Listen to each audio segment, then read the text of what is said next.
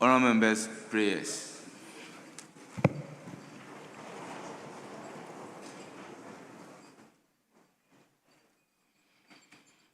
Almighty God, we humbly beseech thee to look with favor upon this Parliament of the Republic of Ghana.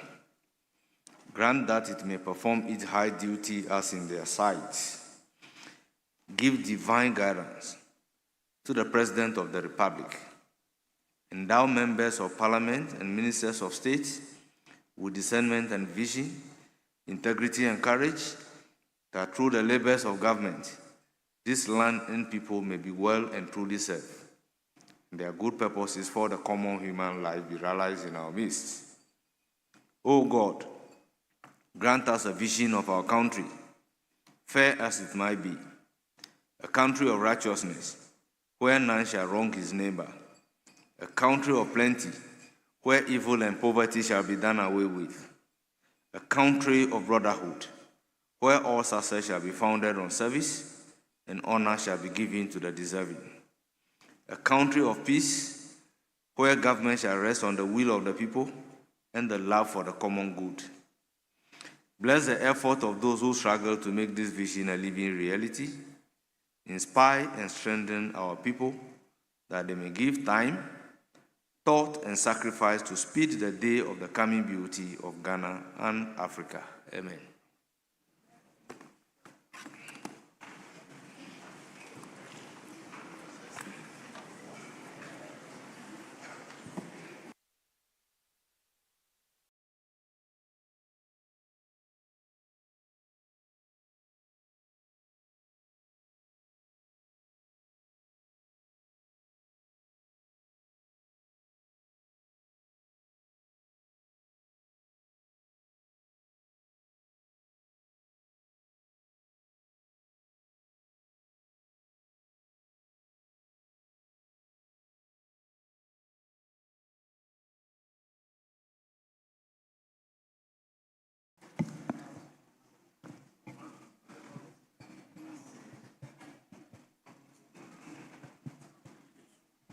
Honorable members, we are all invited to the festival of the 9 lessons and carols. The Speaker of Parliament will be hosting the President of the Republic of Ghana, His Excellency John Dramani Mahama. The time is 6 p.m. and we are all cordially invited. We should be there in our numbers. Yes, it's tomorrow, 6 p.m. at the forecourt of Parliament of the Republic of Ghana. Honourable members, that being the communication by the Speaker, we then take item numbered 5, correction of vote and proceedings. And all members are holding in my hand the vote and proceedings of Tuesday, 16th December 2025 for corrections.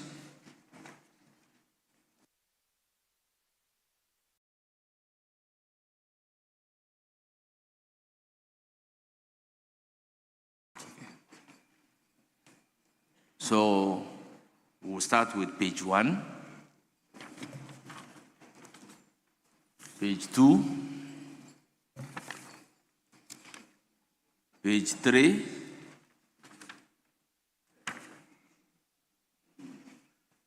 page 4, page 5, page 6, page 7, page 8, page 9. Yes, Honorable Asafo, page 9. Thank you very much, Right Honorable Speaker. Page 9, item number 8. Second paragraph to clause A.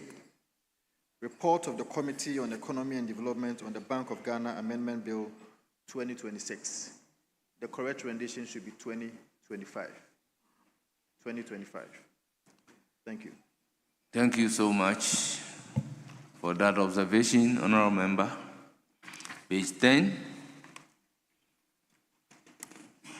Table office, take note of it. Page 11. Page 12. Page 13. Page 14. Page 15. Yes. Honorable Minority Leader. Speaker, with respect, on this rising, I want to address an issue at paragraph 21 on page 15. Mr. Speaker, I think we spent some time on this matter, and when we finally adjourned, it came to light that the figure there was not the accurate figure. In fact, we were duly assisted by the member for Okere, who was very dutiful and very vigilant in putting the numbers together. The indication I got from colleagues on the other side was that same will be addressed. I've not seen the Interior Minister, neither do I see the chair of the committee in the... Yes. So, Mr. Speaker, I would, in the circumstances, pray that the majority leader takes this matter up so that the right numbers are provided. Mr. Speaker, I want to proceed to say, and it shouldn't be taken lightly, that there are major errors in the budget. We raise them. We don't want the majority side to overlook it.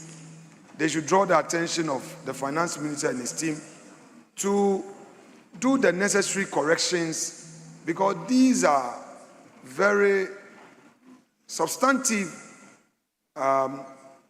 matters. If you don't have a ministry for works and housing, and you write ministry for works and housing, and then you bring the 2024 budget narrative, it is cut and paste. We all understand that there can be some errors, but since we raised Honorable these Minority matters, Leader, respectfully, what are you seeking to correct? what I am seeking to correct is the 3.758088 figure that we approved yesterday in the budget. This figure is in error, and then we pointed it out to them. You recall, Mr. Speaker, that when we raised it, there was some intervention, but later, the Honorable Member for Okere, through his vigilance, we all sat together and looked at the numbers, and it was in error. What is the correction Mr. Speaker, that is what, effect Mr. Speaker, with respect, on the proceedings? the understanding was that members on government side will raise it and then move for the correct figure to be considered. That is not my place. I am drawing attention to the House that this was in error. In fact, there was a long debate. You were in the chair. So, yes, I was here exactly. And this was the figure that we put the motion on. That is so. And this was what the House approved. That is so. So if you feel strong that this one is not correct, then the correction doesn't lie in vote and proceedings, since this was the correct figure. Mr. Speaker, I concede so you can rightly do it so. in the appropriation. Mr. Speaker, that is why I cited the leader of government business. Normally, these things, we ferry them through the leader of government business. So my prayer is that he takes it up, because for the time being, the chair of the committee is not here. We don't also have the Interior Minister here. So that's all the point I'm making. But I needed to bring to the attention of the House a general concern regarding the budget, that I am pleading that they should take steps in ensuring that all the corrections are made. The budget itself has problems. Yes, Majority Leader. Mr. Speaker, I think that what we are doing is correction of votes and proceedings. There's absolutely no mistake in the presentation of the figures. No mistake. The motion taken, which has been captured in the votes and proceedings, and the figure in that motion is exactly what is reported in these votes and proceedings. What you are talking about is not a mistake of figures. What you are talking about is whether the estimates for the National Security Council should be embedded in the global estimates of the Ministry of Interior. Please. The reason why I'm aware of this is that I've had a discussion with the Interior Minister. I raised it the first time. The clerk at table will recall that I raised it the first time because after we took the motion on the Ministry of Interior, then the clerk at table brought me the estimates for the National Security Council. And I then said, I would have preferred that the estimates for National Security Council should have been embedded in the estimates of the Ministry of Interior. So the question then was, do we amend the motion for the estimates of the Ministry of Interior to now include the National Security Council, or we should just leave it as it is and come and lay also the estimates of the National Security Council? And the decision was that, just lay the estimates of the National Security Council. And that was what was done yesterday. And this is what is being reported in the votes and proceedings. So this your struggle and attempt to create an impression that we brought a flawed budget to this house is totally misplaced. No flawed budget was brought to this house. And your attempt to rake in, arguments that you had made at the dispatch table about, the Ministry of Works and Housing and a number of agencies that were mentioned in the budget statement is also misplaced, because in every budget statement, when you now go to sectors, you have to report on last year what happened in that sector, and then this year what you intend to do in that sector. Then you now go to the figures and then you make your allocations. The year before, there was a Ministry of Works and Housing. There was a Ministry of Works and Housing. And so, properly speaking, there were, parts and paragraphs that captured the activities of that Ministry of Works and Housing. And you raised it here. And the Minister for Finance was sitting here. So he himself was a bit surprised the way that you were raising it, that he had continued in existence the Ministry of Works and Housing. But when we went through and read it, we noticed that it was more of a reportage of what the Ministry of Works and Housing had done. But if you say that there are mistakes, can you now go to the figures and show us specifically where the error is in terms of appropriations made for a Ministry of Works and Housing, and which committee considered it and reported on it in this house for us to take it? Show us. So don't keep on that tangent of trying to create an impression that an erroneous budget was presented to this house. In any case, you had the opportunity to debate that erroneous budget and the estimates, and you refused to participate in the debate. You refused.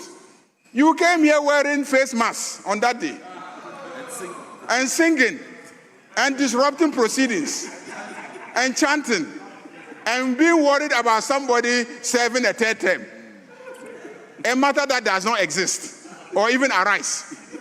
Today you are trying to bring us back and say that we approve erroneous budget. We did not approve any erroneous budget. The figures are accurate, the sectoral allocations are accurate, there's no mistake, and the votes and proceedings captured what happened yesterday. Thank you, Mr. Speaker.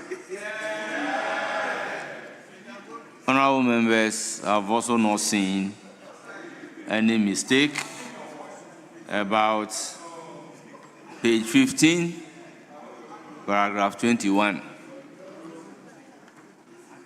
Further, there was nothing also corrected when the issue was raised. So let's make progress. Paragraph 16, page 16, page 17. Yes. Speaker, thank you so much. Speaker, with respect, may I draw attention to item 3V.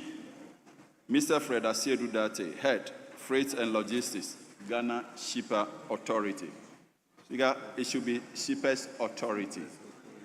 Page 17, item 3V. Table office kindly take And notes. consequentially on VI. Thank you. Page 18. Yes.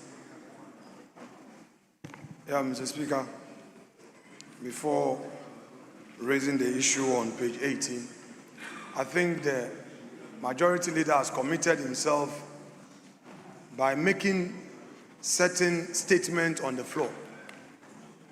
I want to assure him that when we get to appropriation, we would expose all those inaccuracies, the inefficiencies contained therein. Mr. Speaker, I am surprised that he says that everything in the budget was accurate.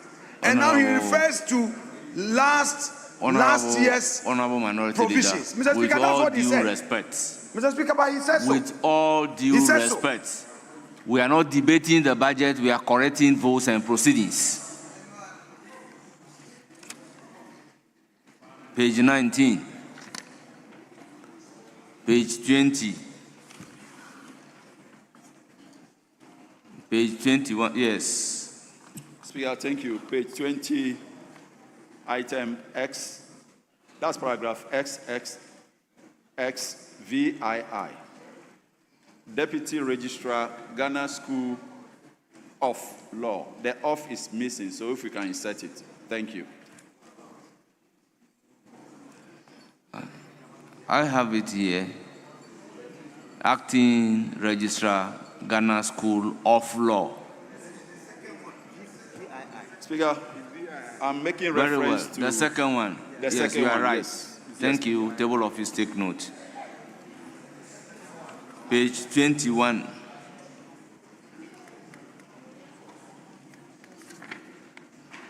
Page 22. 23. Yes. 21, Mr. Speaker.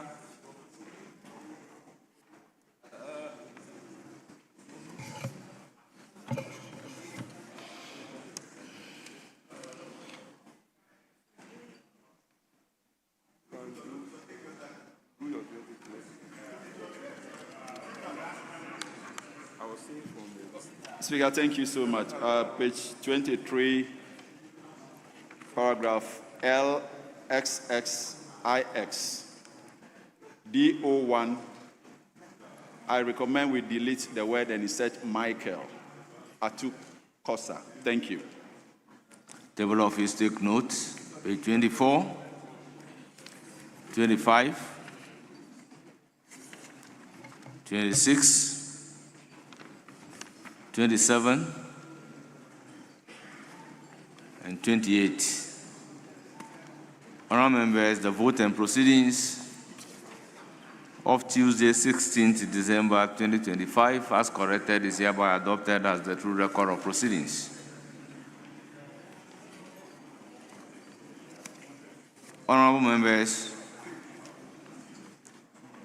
with your indulgence, let me acknowledge the presence of our revered guests, and students visiting Parliament. Honourable members, we have Messiah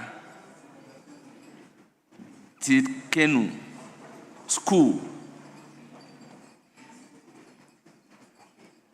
They are led by Dawe Oben Kwame, a teacher, and they are from Kung Kantamanso, the numbered 100.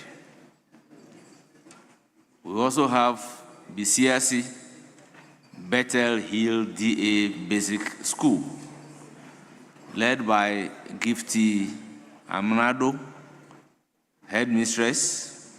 They are from Inyan, ACM, the numbered 60. We have Rosharon Montessori, led by Kwao Davis, a teacher. They are from Tema Central, the numbered 62. Honourable members, on your behalf, I welcome all of them to Parliament and urge them to have a fruitful visit. You may resume your seats. Honourable members, we also have visitors I may want to acknowledge. That's a study visit by officer of the Parliament of Namibia to Parliament of Ghana from Monday 15th to Friday 19th December 2025. Honourable members, I have the pleasure to introduce to you officers from the Parliament of Namibia who are here on a study visit. The objective of the visit is to understudy the operational procedures, operational, procedural, administrative, and communication frameworks of Parliament of Ghana. The visit is also to afford them the opportunity to build networks for future engagements between the two legislatures. Our visitors are Mr. Peter Tijramba, Acting Deputy Director, Security and Risk Management Services. We also have Mr. Joseph Ndinomu Ya, Chief Internal Auditor. We have Mrs. Selma Nangolo, Human Resource Officer. We have Ms. Evodia Mwilma, Senior Accountant. We have Mr. Nicholas Shimbalula, Security Operations Officer. We have Ms. Lizel Rome, Chamber Messenger. We have Mr. Benjamin Kandapara, Chamber Messenger. We have Mr. Alex Lukolwe, Transport Officer. Then we have Mrs. Quinth Totong, Library Services. Honourable members, on your behalf and on behalf of the House, I welcome the delegation to Parliament and I wish them a very fruitful deliberations. Once again, you are warmly welcome.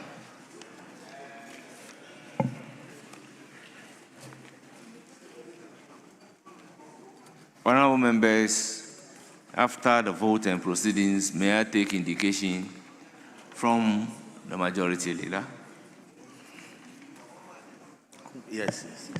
Speaker, we have advertised that we'll do a closed sitting and take the report of the House Committee that considered matters regarding facilities for members. And so the decision is that we'll take that report at closed sitting.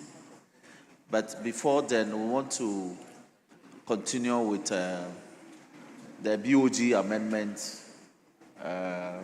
bill so that after some time we can do closed sitting, Mr. Speaker.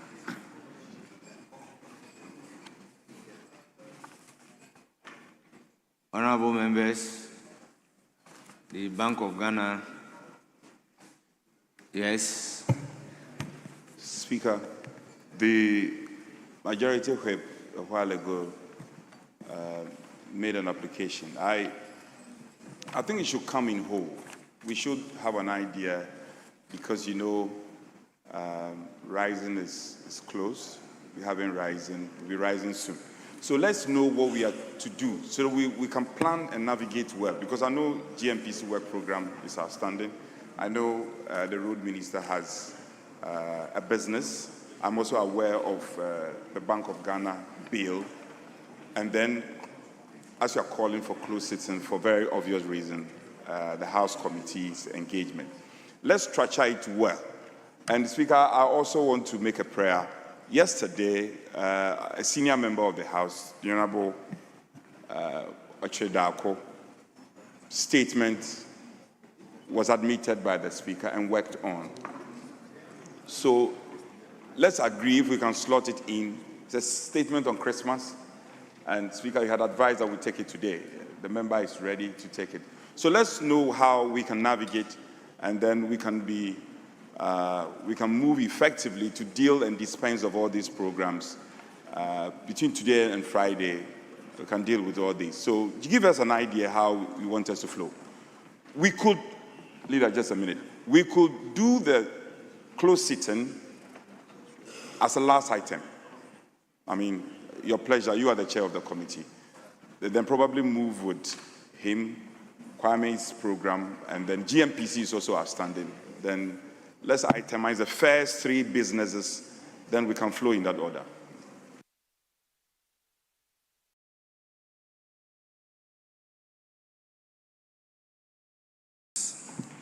Mr. Speaker, yes. When the Chief Whip was drawing attention to the issues, I think there was one thing that he forgot, and that was agreed upon. Mr. Speaker, we are aware that government is shipping some relief items to Jamaica. It's part of our bilaterals. I don't have a problem with it. But Mr. Speaker, in most jurisdictions, such matters come before Parliament, and we are the people's representatives. We haven't been briefed by any minister, be it the Interior Minister or the Foreign Affairs Minister, regarding all these items that are being shipped out of the country. Mr. Speaker, yesterday we read in the news that some relief items were being shipped, and the military high command had gone to inspect these items before shipment. I've checked with my colleague, the ranking on Defense and Interior, as to whether or not the committee on this, the committee has been involved in any of these. He says no. Mr. Speaker, I think that the major policy decision like this must receive at least the blessings of Parliament. We are here as part of the ecosystem in the governance of the country. It cannot be that the members of Parliament would have to be reading this in the news. And when we have ministers who are first to come and signal us of this policy, that look, there is some disaster, the hurricane that struck Jamaica, and Ghana has a bilateral relationship with the good people of Jamaica. As part of that, we are committing $10 million, $5 million in relief items, and list the various items that are going to be delivered. Mr. Speaker, if the ministers decide not to take this house serious, then what other forum would they take serious? So, Mr. Speaker, I am, as a matter of urgency, praying this house to invite the minister responsible, particularly the Minister of Foreign Affairs. He should come and brief this house. And I do so through the majority leader, because it cannot continue this way. The Foreign Affairs Committee in this house was not in any way involved. They were not briefed. There was no special meeting to brief them. And Mr. Speaker, all we hear is some amount of relief is being provided. We don't know how these items were procured, the processes involved in the procurement, which agency is donating these items to central government, how these items came about. Mr. Speaker, no. In this country, we have serious disasters. The recent flooding in the country, we know that people have been calling for relief. NADMO has been telling us that they don't have stock. So we need to understand, we know that the government would have to balance its obligation in foreign relations. But when you do not have enough to feed your own at home, doing international charity will require a curious concern. Mr. Speaker, I am asking, Mr. Speaker, it is very important that we are briefed the extent to which this is being done. Honorable Majority Leader, I believe that the ball is in your court on this matter. Thank you.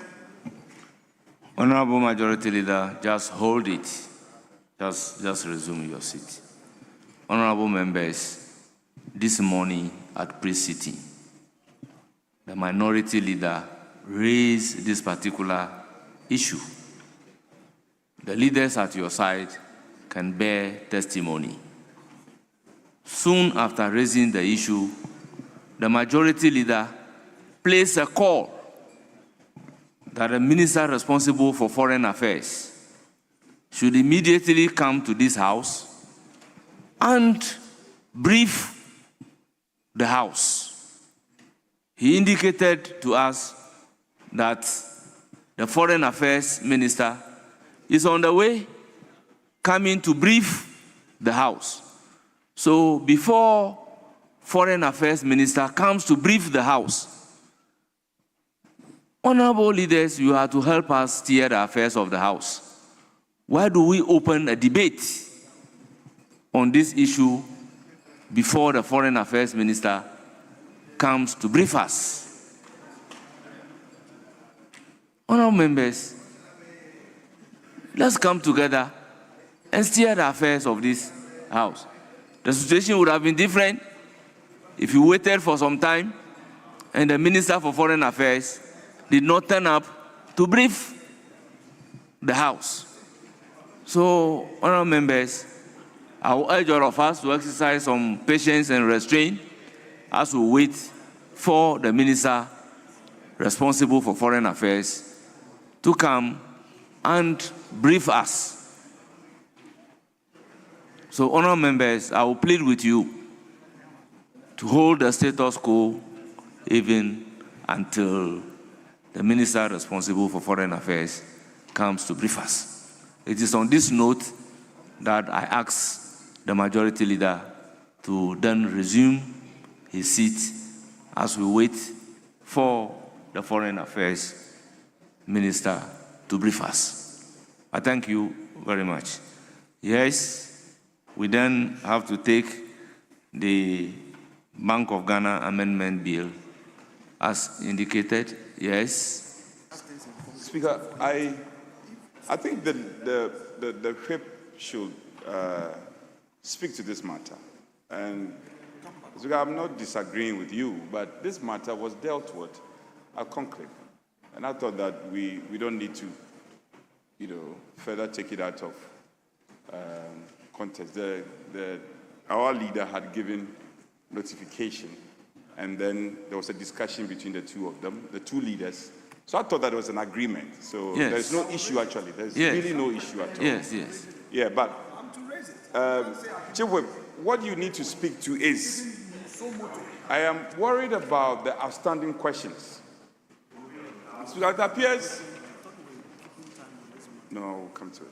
So the questions are still outstanding. I am not objecting to the bill. We'll take it, no problems. We'll do all the business. But we are rising on Friday.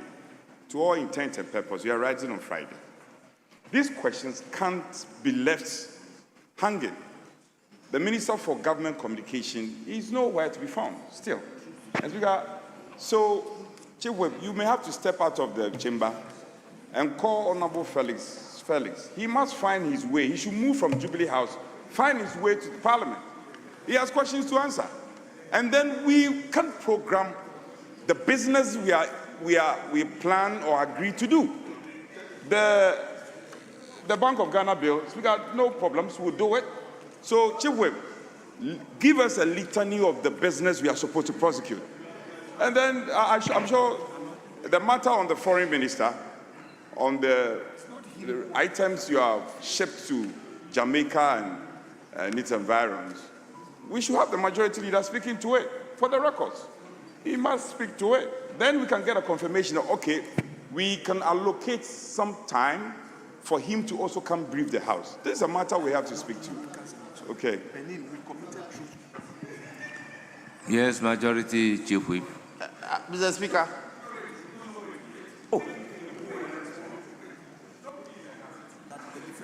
Don't be in a hurry. Because he should be patient. That is why he's the Chief Whip of government. Again, to corroborate what the leader said, we've also committed troops to Benin. These are very important international relation matters. And it's all a stony silence from the Foreign Affairs Minister, the Minister for Defense. We are not hearing anything. Apparently, the Finance Minister is acting as the Minister for Defense, right? So we are aware our Blackwa is coming. He shouldn't come and only speak to Jamaica. He should prepare for Benin too.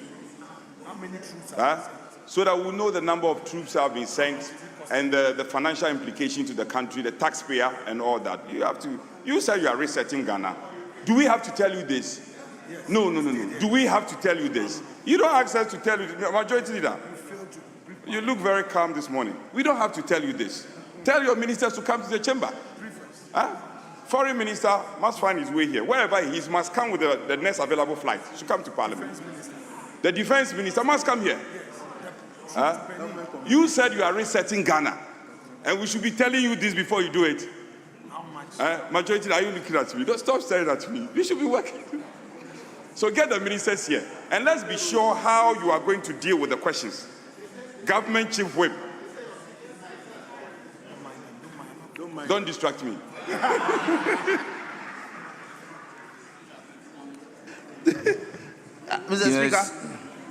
Mr. Speaker, we have a member of this House who serves as the third Deputy Speaker of the ECOWAS Parliament. I believe he should be briefing us regarding the troop situation in Benin. He is the best person to brief us. No, he's holding an official position in ECOWAS. Should be briefing the Parliament of Ghana regarding the situation in Benin. But we'll do the needful, Mr. Speaker. The Foreign Minister will come. Honorable Majority Chief Whip, if you want a member in his capacity as the third Deputy Speaker of ECOWAS to brief this House about the situation in Benin, the rules allow you, and you know what exactly to do. Mr. Speaker, I'm guided. I know what to do.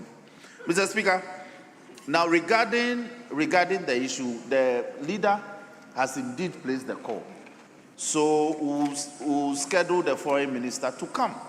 Honorable member, he was called to come today. Yes. So now when we deliberate on this particular issue, what else is the House going to hear from the Foreign Affairs Minister? So all we need to do is to wait for him to come and brief us.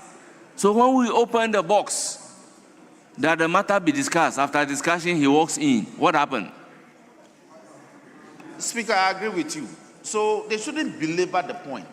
Mr. Speaker, the next point is that the businesses that we've slated for today include the completion, hopefully, of the BOG amendment bill. We'll do that.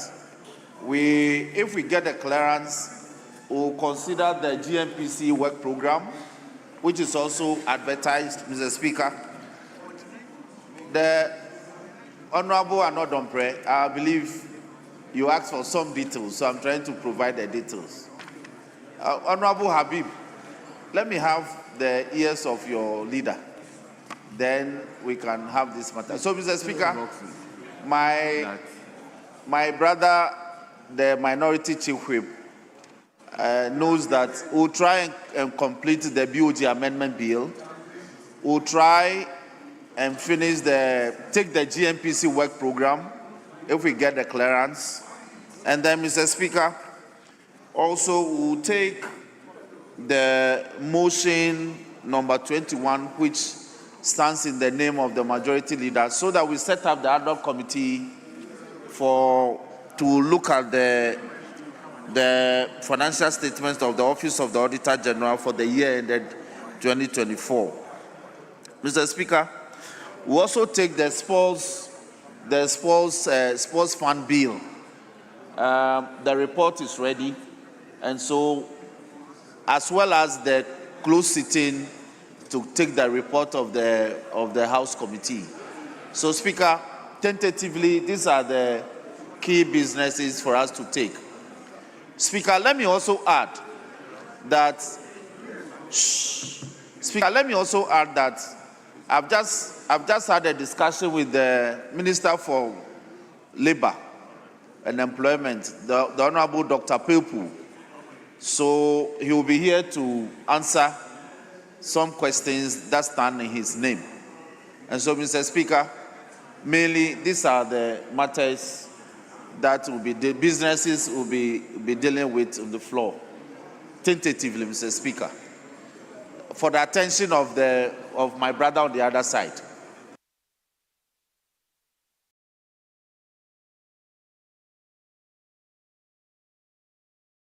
Yes, Honorable Habib.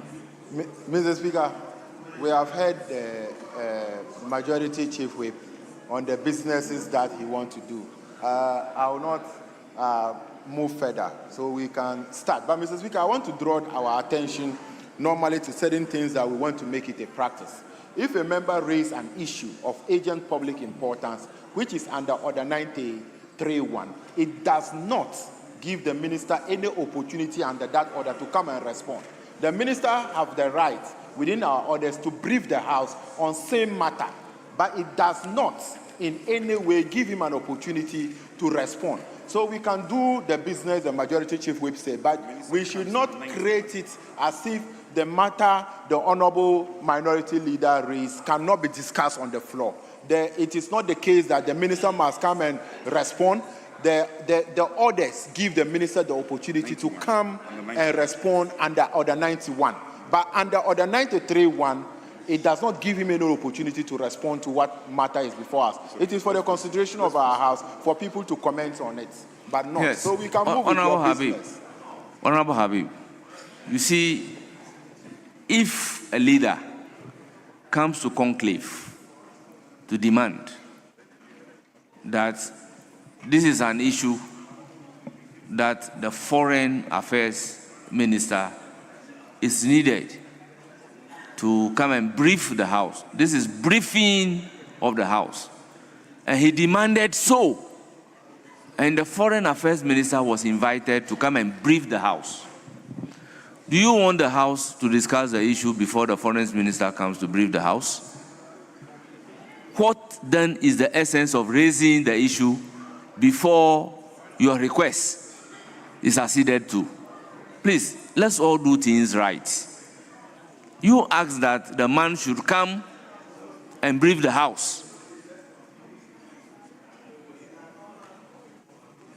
Honourable members, Bank of Ghana Amendment Bill 2025 at consideration stage.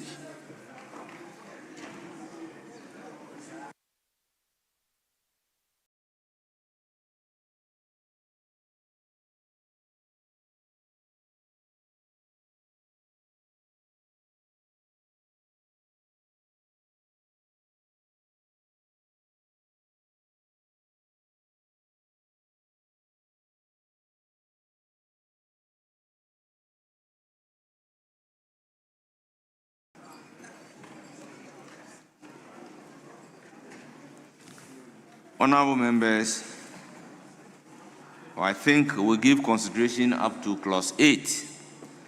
So we'll then move to clause 9. Section 20B of Act 612 amended. Chairman of the committee. Mr. Speaker, thank you. There's no amendment for 9. Thank you. It is for the consideration of the House. Honourable members, any proposed amendments? Honourable members, in the absence of any proposed amendment, I'll put a question. As many as are in favour of clause 9 standing part of the bill, say aye. Those against say no. The ayes have it. Clause 9 is ordered to stand part of the bill. Clause 10. Section 27 of Act 612 amended. Chairman of the committee. Mr. Speaker, there's no amendment for clause 10. Thank you. It is for the consideration of the House. Honourable members, any proposed amendments? In the absence of any proposed amendment, the question is as many as are in favour of clause 10 standing part of the bill, say aye. Aye. Those against say no. The ayes have it. Clause 10 is ordered to stand part of the bill. Clause 11. Section 30 of Act 612 amended. Chairman of the committee. Mr. Speaker, there's an advertised amendment. Please move the advertised amendment. In subclause 8, line 3, after Governor shall delete notify and insert within 7 days, give notice in writing to. Mr. Speaker, the new rendition will read like this. The governor shall within 7 days give notice in writing to the minister of the attainment of the limit under subsection 3. I so move, Mr. Speaker. Yes, Honourable Kwajo Apong-Nkrumah. Thank you, Mr. Speaker. Mr. Speaker, I agree with the chairman, except that there is a proposed further amendment, which would amend his proposal. So it will read as such: within 7 days, give notice in writing to the minister and Parliament, and then the rest of the words continue. Mr. Speaker, the reason is that in the Act 918, the reportage is concurrent. It's both to the minister and to Parliament. In the new standing orders, we even now have made express provisions to allow heads of independent constitutional bodies to appear. And so if we remove Parliament, then we are lowering the bar for reportage.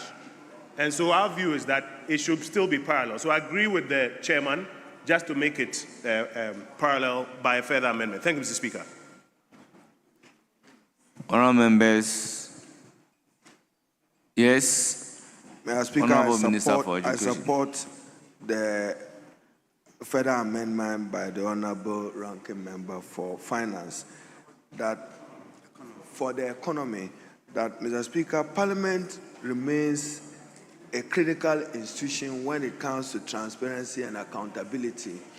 And therefore, if we want the Bank of Ghana to grant such temporary advance to government, it's important that the people's representatives are adequately informed. So beyond the policy at the level of the minister, we can include Parliament. Thank you, Mr. Speaker.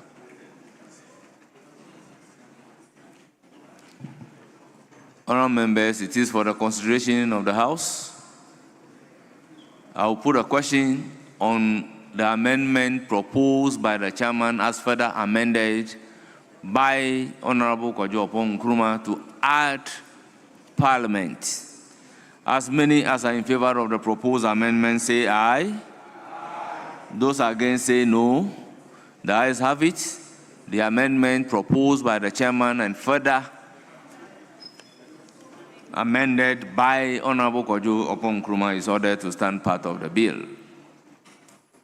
Clause 11 again, Chairman of the Committee. Thank you, Mr. Speaker. Clause 11, amendment proposed, Section 30 of Act 621, amended. 612, sorry, subclause 9, line 1, after subsection 8, insert within 14 days. Insert within 14 days. The new rendition is the minister shall, on receipt of notification under subsection 8, within 14 days, report to Parliament on the remedial measures to be taken. I so move, Mr. Speaker.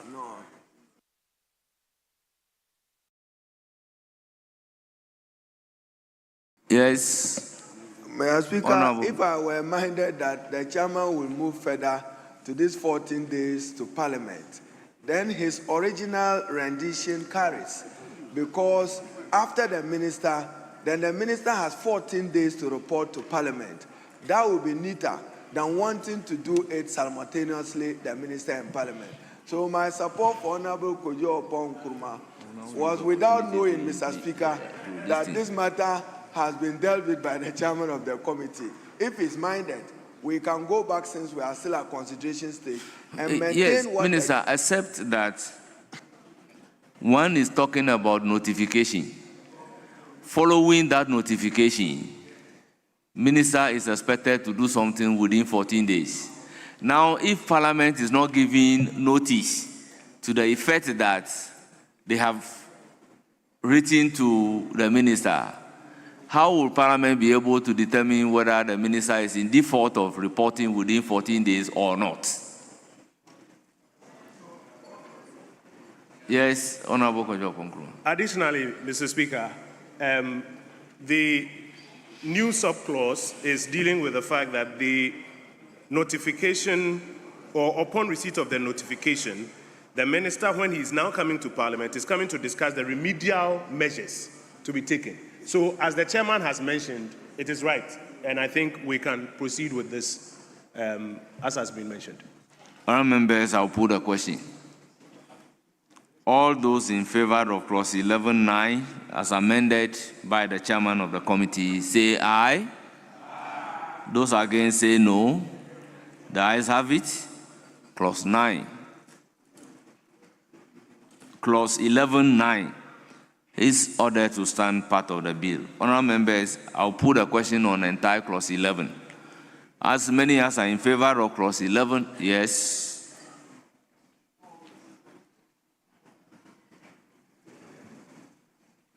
Mr. Speaker, I just want the chair to pay attention to the following observations so that he can help bring clarity. Mr. Speaker, under this new amendment, the prohibition that it introduces, Mr. Speaker, if you pay attention, the words seasonal shortfalls, that the clause 11, Mr. Speaker, what the amendment does is that it is now providing a new framework to govern temporary advances to government and prohibit direct lending and primary market purchases, etc., etc. What I find a bit curious is that the amendment leaves key concepts undefined and grants excessive discretion. And in my view, that could possibly be exploited. Now, if you say seasonal revenue shortfall, I think that we need to properly define it. What do we mean by seasonal revenue shortfall? Because after that, you are having this seasonal shortfall of budgeted revenue of government. Is that what you are seeking to do? That when it comes to shortfall in revenue, as projected by government, as for that one, it is permissible to, borrow from Bank of Ghana or what? Mr. Speaker, I want that clarity, because I'm not moving to propose further amendment, but I want clarity on this from the chair, so then it will guide me on the next step to take.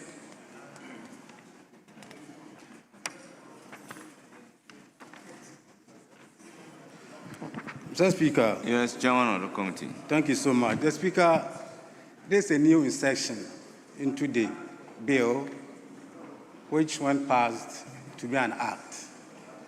Here we are talking about budgetary support.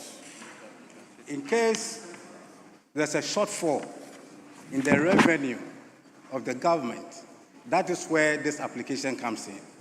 Thank you.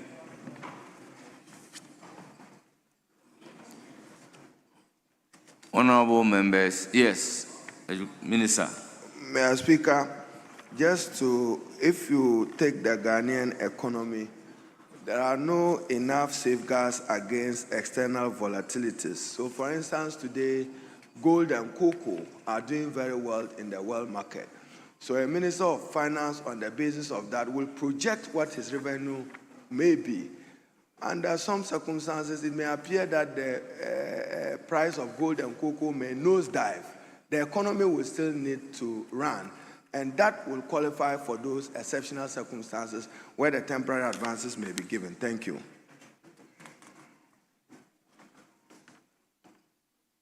Honorable members, I will then put up yes. Speaker, with respect, the issue of seasonal shortfall, I wanted the chair of the committee to guide me on that so that I will know my next step. What exactly do you mean by seasonal shortfall? Mr. Speaker, I want to repeat myself. Seasonal shortfall. Here we are talking about financing the budget. So in case there's a shortfall in the revenue of the budget, you see, that is what we are talking about.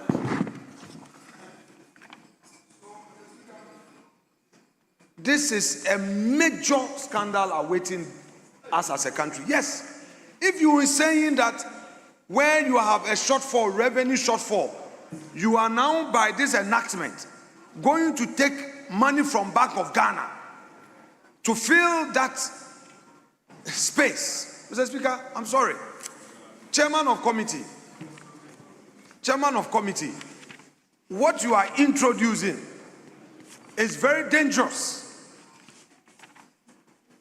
If the efficiencies you seek to introduce with this enactment is to include taking money from Bank of Ghana, when you yourself you are saying that you are no more going to permit borrowing, you are now telling us that, for instance, now that there are billions in shortfall in revenue by GRA, instead of putting in place mechanisms to enable GRA to collect revenue, you are going to use Bank of Ghana reserves to make up for seasonal shortfall. That is what you just said. Colleague, I gave you two opportunities. I wanted clarity. You said the first time, then you came back to repeat yourself that when we have revenue shortfalls contained in the budget, these are your words. So you are going to use money from Bank of Ghana reserve. That's what you are going to do. It's a major scandal awaiting us as a country if we pass this law. A major scandal awaits us. Mr. Chairman, please, no, I'm not saying, understand the language used, the context. You can't say that when there's revenue shortfall, the reserves, the savings made at Bank of Ghana, you just that the minister will direct the central government bank to release the money. Chairman, is that why you brought the bill? No. Clarify.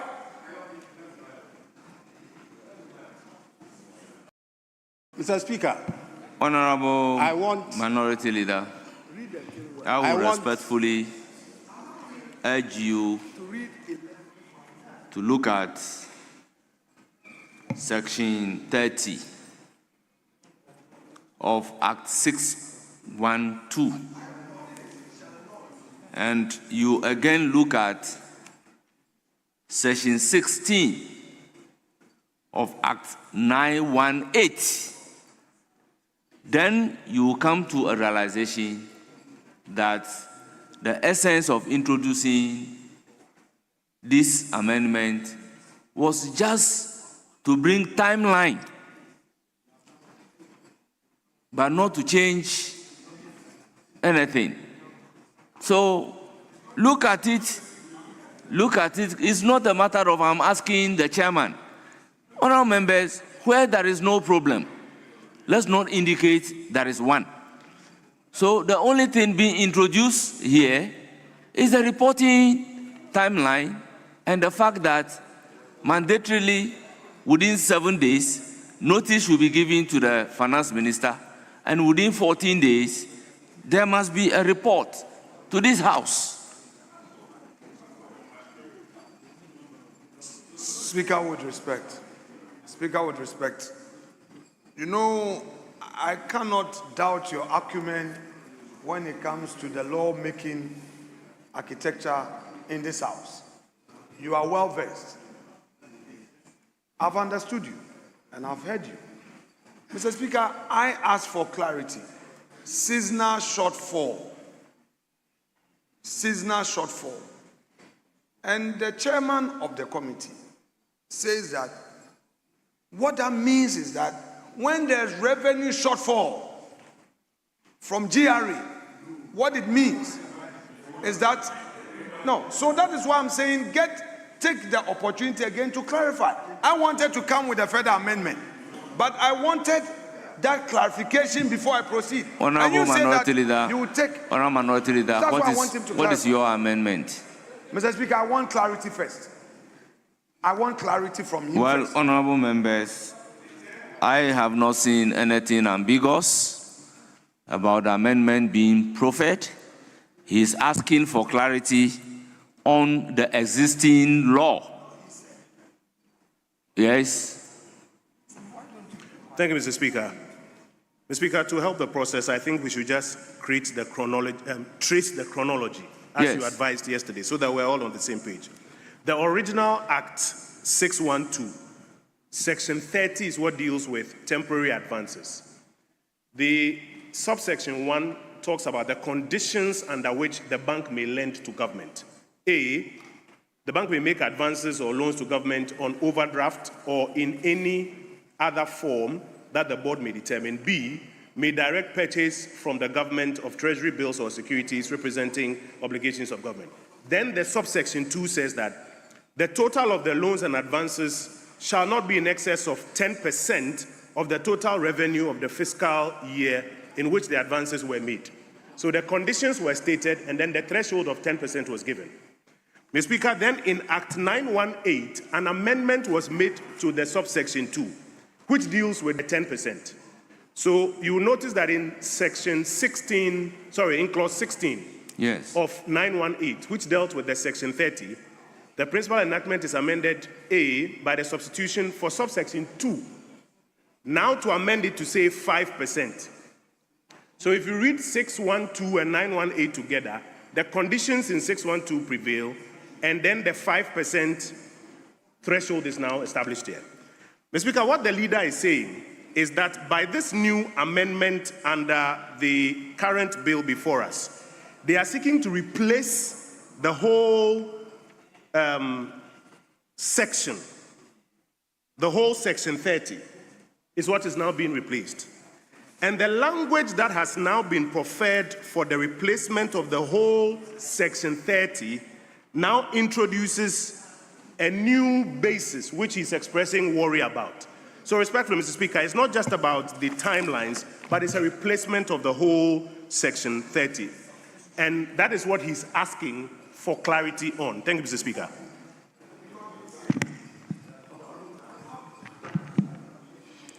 Honorable Kojo Oponkro, yes. Mr. Speaker, thank you very much. Mr. Speaker, our colleagues should read the amendment proposed by the chair of the committee very well.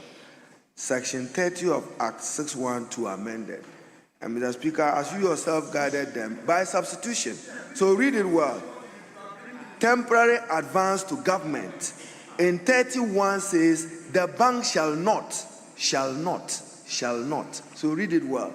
The bank shall not do A, B. Then it comes to the exceptional circumstance of seasonal shortfall. So seasonal is a technical word. It's not the revenue you are talking about. No. So, Mr. Speaker, you can put the question. Then the Minister for Finance and the draft person will provide meaning for seasonal. Yes, but let him proceed. But it's not as you are construing it, Mr. Speaker. It's not as you are construing it. Mr. Speaker, all this is because of what happened in the past about the Bank of Ghana.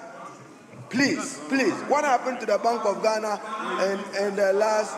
No. Honorable Minority Leader, I have not given you the floor.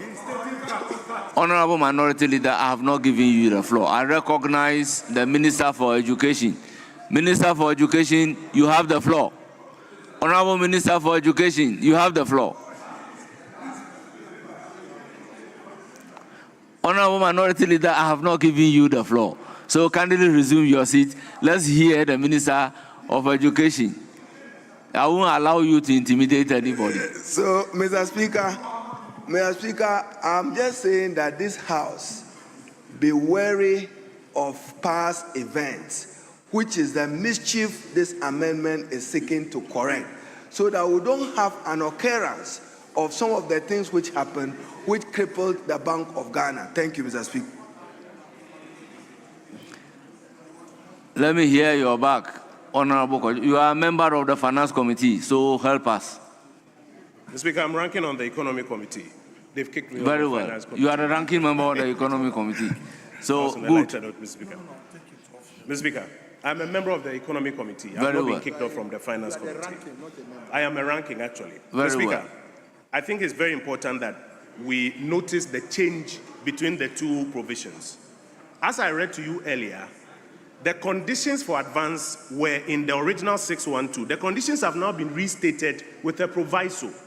The proviso now says that, subject to the provisions of this section, the bank may, for the sole purpose of filling a seasonal shortfall of budgeted revenue, that was not part of the basis under which the Bank of Ghana could lend to the government. If you read the original 612, Mr. Speaker, and I think colleagues, we all may have missed this at committee level. It's important we pay attention to it. In the original one, 31 says that the bank may make advances and loans and then may direct purchase from the government treasury bills. And then the 32 talks about the threshold of 10%. In this new version, the drafters I am agreeing with you. We have the same principle. But the difference is that this one says the bank may, but this one says the bank shall not. With respect, Mr. Speaker, that is not even the point of my submission. I'm talking about the new 32 in the amendment before us. In restating the conditions under which the bank may lend, which originally is that the bank may make advances and loans to the government on overdraft or in any other form, and 2, make direct purchases, treasury bills, etc. In restating it, Mr. Speaker, please pay attention to 32. Chairman and colleagues, 32. A new proviso has now been introduced, which says that despite subsection 1 and subject to the provisions of this section, the bank may, for the sole purpose of filling a seasonal shortfall of budgeted revenue of the government. So now, a proviso has been introduced, which now becomes a preamble to making those advances. It is that preamble that the leader is drawing attention to the fact that it shouldn't be there. That is why I'm asking you, as the ranking member, what is the seasonal shortfall? Well, the government brought its bill. The government brought its bill. The bill that the government brought told us of conditions under which they want to be able to borrow from the Bank of Ghana. And the memo stated clearly that it is to tighten the rules and prevent the problems of the past. And so if you read the sections that follow, two conditions were given. One is a state of emergency. You have not answered my question. As a ranking member, what is the seasonal shortfall? Mr. Speaker, that is up to the government to tell us. The conditions that they gave us are the ones that we are protecting. And we are noticing that a new window has been opened. That's what the leader is drawing attention to, Mr. Speaker. Yes, Minority Leader. Speaker, with respect. Speaker, with respect. Earlier, you submitted that what is in the existing act, that is Act 612, is basically what we find in this new amendment, save that the time lines for notice is what is being amended.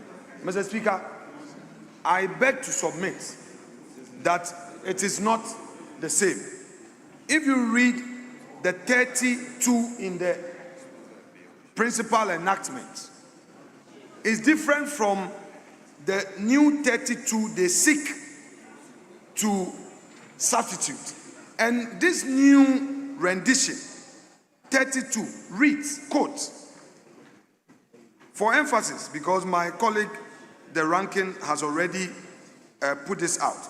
Despite subsection 1, and subject to the provisions of this section, the bank may, for the sole purpose of filling a seasonal shortfall of budgeted revenue of government, make A, an advance to government on overdraft or in any other form that the board may determine, or B, direct purchase from government of treasury bills or securities which represent obligations of the government. Now, Mr. Speaker, this is where the minority takes a view that we may be having serious problems in the future. If you seek to correct the sins of the past, then this is rather introducing a future gargantuan scandal. Yes, because you cannot now enact to tell Bank of Ghana that where you have a shortfall in your revenue, it reserves monies that have been saved, that are in reserve, should be used to fill that gap. You cannot do that. With respect, colleagues, let us pay attention to what is before us. We are not criticizing just for partisan purpose. No, that's not what we're doing. But this new bill is introducing some serious matters. You don't find it in the Parent Act, the law you are seeking to amend. You are telling us that this amendment is to help correct the mistakes or errors or whatever that occurred in the past. But this is worse. You are now opening Bank of Ghana up. You are now opening up the central bank. And that is exactly what the chairman said. What is seasonal shortfall? I asked. And then you are now saying that per the law, if there's a shortfall of budgeted revenue by government, you are responsible for determining your own revenue. It isn't the opposition that forces you to give a projected revenue. You set your own revenue target. You have a duty in ensuring that GRA, that has a responsibility for collecting revenue, does it work. But if you now want to tell us that whenever there is any revenue shortfall, you go to Bank of Ghana and say, Bank of Ghana, we need X amount, give to us. Or you compel Bank of Ghana to buy government treasury bill. Mr. Speaker, that in itself comes at a cost. You cannot go into auction. It's here, colleagues. It is here. Let me read it one more time. I have the bill. It's not coming from me, with respect. It says, an advance to government on overdraft or any other form that the board may determine. 2, direct the purchase of government treasury bill. So, listen, colleagues, this is a serious matter. It's not NDC, MPP. You guys are making mistakes and we are helping you. Honorable Mr. Speaker, Avanyo, let me proceed. if explanation is given to seasonal shortfall, other than what the chairman said, you will be okay.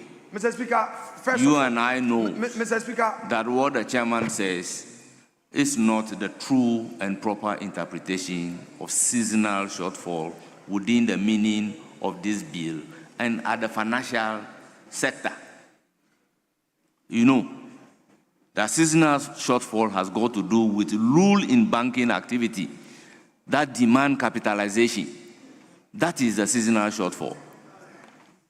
Speaker, with respect, first of all, let the chair give us the correct interpretation or the correct meaning of the phrase seasonal shortfall. That notwithstanding, if we are to take the explanation you just gave as being the correct meaning of seasonal shortfall, then I beg to submit that the introduction of this new clause is very problematic because, Mr. Speaker, you don't find it in the existing law. It is now being introduced as an exception. Mr. Speaker, if you read the 31, it said the bank shall not purchase in the primary market any securities issued by government. Now you say you cannot, but you are telling us that when you set your own revenue target and you are unable to meet it, you are now going to compel the bank to buy your own securities. Mr. Speaker, what are we saying? Approbate and reprobate. You take it with one hand, you give it with one hand and take it back. You have a prohibition clause that the bank is being prohibited from doing ABC. So then you introduce, what Mr. is Speaker, your let me land amendment? with respect. Mr. Speaker, let me land with respect. I would answer your question. Let me land. Or else I would have problem with my third party. If you are prohibiting the central bank from participating in primary markets, in participating in any securities issued by the government, because you claim that in the past there was this practice and it didn't augur well for central bank. We agree. 2, you were saying that the bank shall not grant direct or indirect loan in advance to the government or any state-owned entity. We agree. You are saying that in the past these things happened and it didn't help. We agree. However, you are rendering these provisions odious by introducing the clause 2, that proviso. You are rendering the very good things you are seeking to do. You rendering it nugatory by introducing this provision that says that where there is revenue shortfall, Mr. Speaker, they are only playing on words, playing on language. Collection of revenue is the mandate of GRA.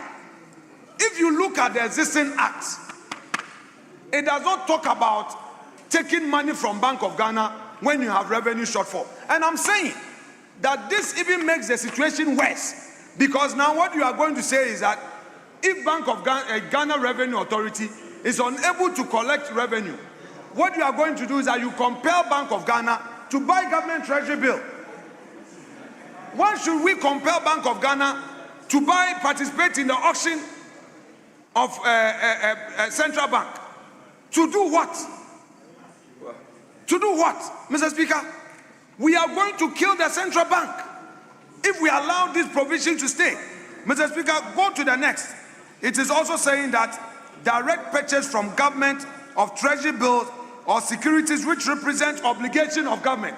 This is even worse. That is what? Obligation of government. I'm saying this is even worse.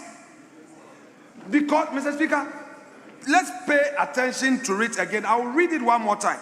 It said, despite subsection 1. So let's curtail the Despite argument. subsection 1. What is your amendment to section Very well, 11? Very well. Mr. Speaker, I am saying that the entire clause 2 be deleted. The entire clause 2 that has been introduced be deleted of 30. The entire clause 2 of 30 being introduced. If they say that this bill is seeking to clean up, we support them. We agree. If you want to clean up, you say that Bank of Ghana should not borrow to government, we agree. But don't introduce it in one and now introduce a condition. That condition is a mischief condition. It is there for the purpose of mischief. GRA must be given the resources, given the space to collect revenue. Don't tell us that when there's a revenue shortfall, you can now go and take money from Bank of Ghana, you compel Bank of Ghana to buy treasury bill. No way. No way, we should not do that. A big scandal awaits this nation. Mr. Speaker, well, let me hear others. Very well, that's let fine. me hear others. Mr. Speaker, you can hear others. Because some of the things that you are saying, I don't see it borne by the bill. It's here, we have the law. You asked me about it, I have all the documents. That they will compel Bank of Ghana to buy treasury bills. They will compel Bank of Ghana to buy treasury bills. Yes, it's here. That is the word. Let's read it.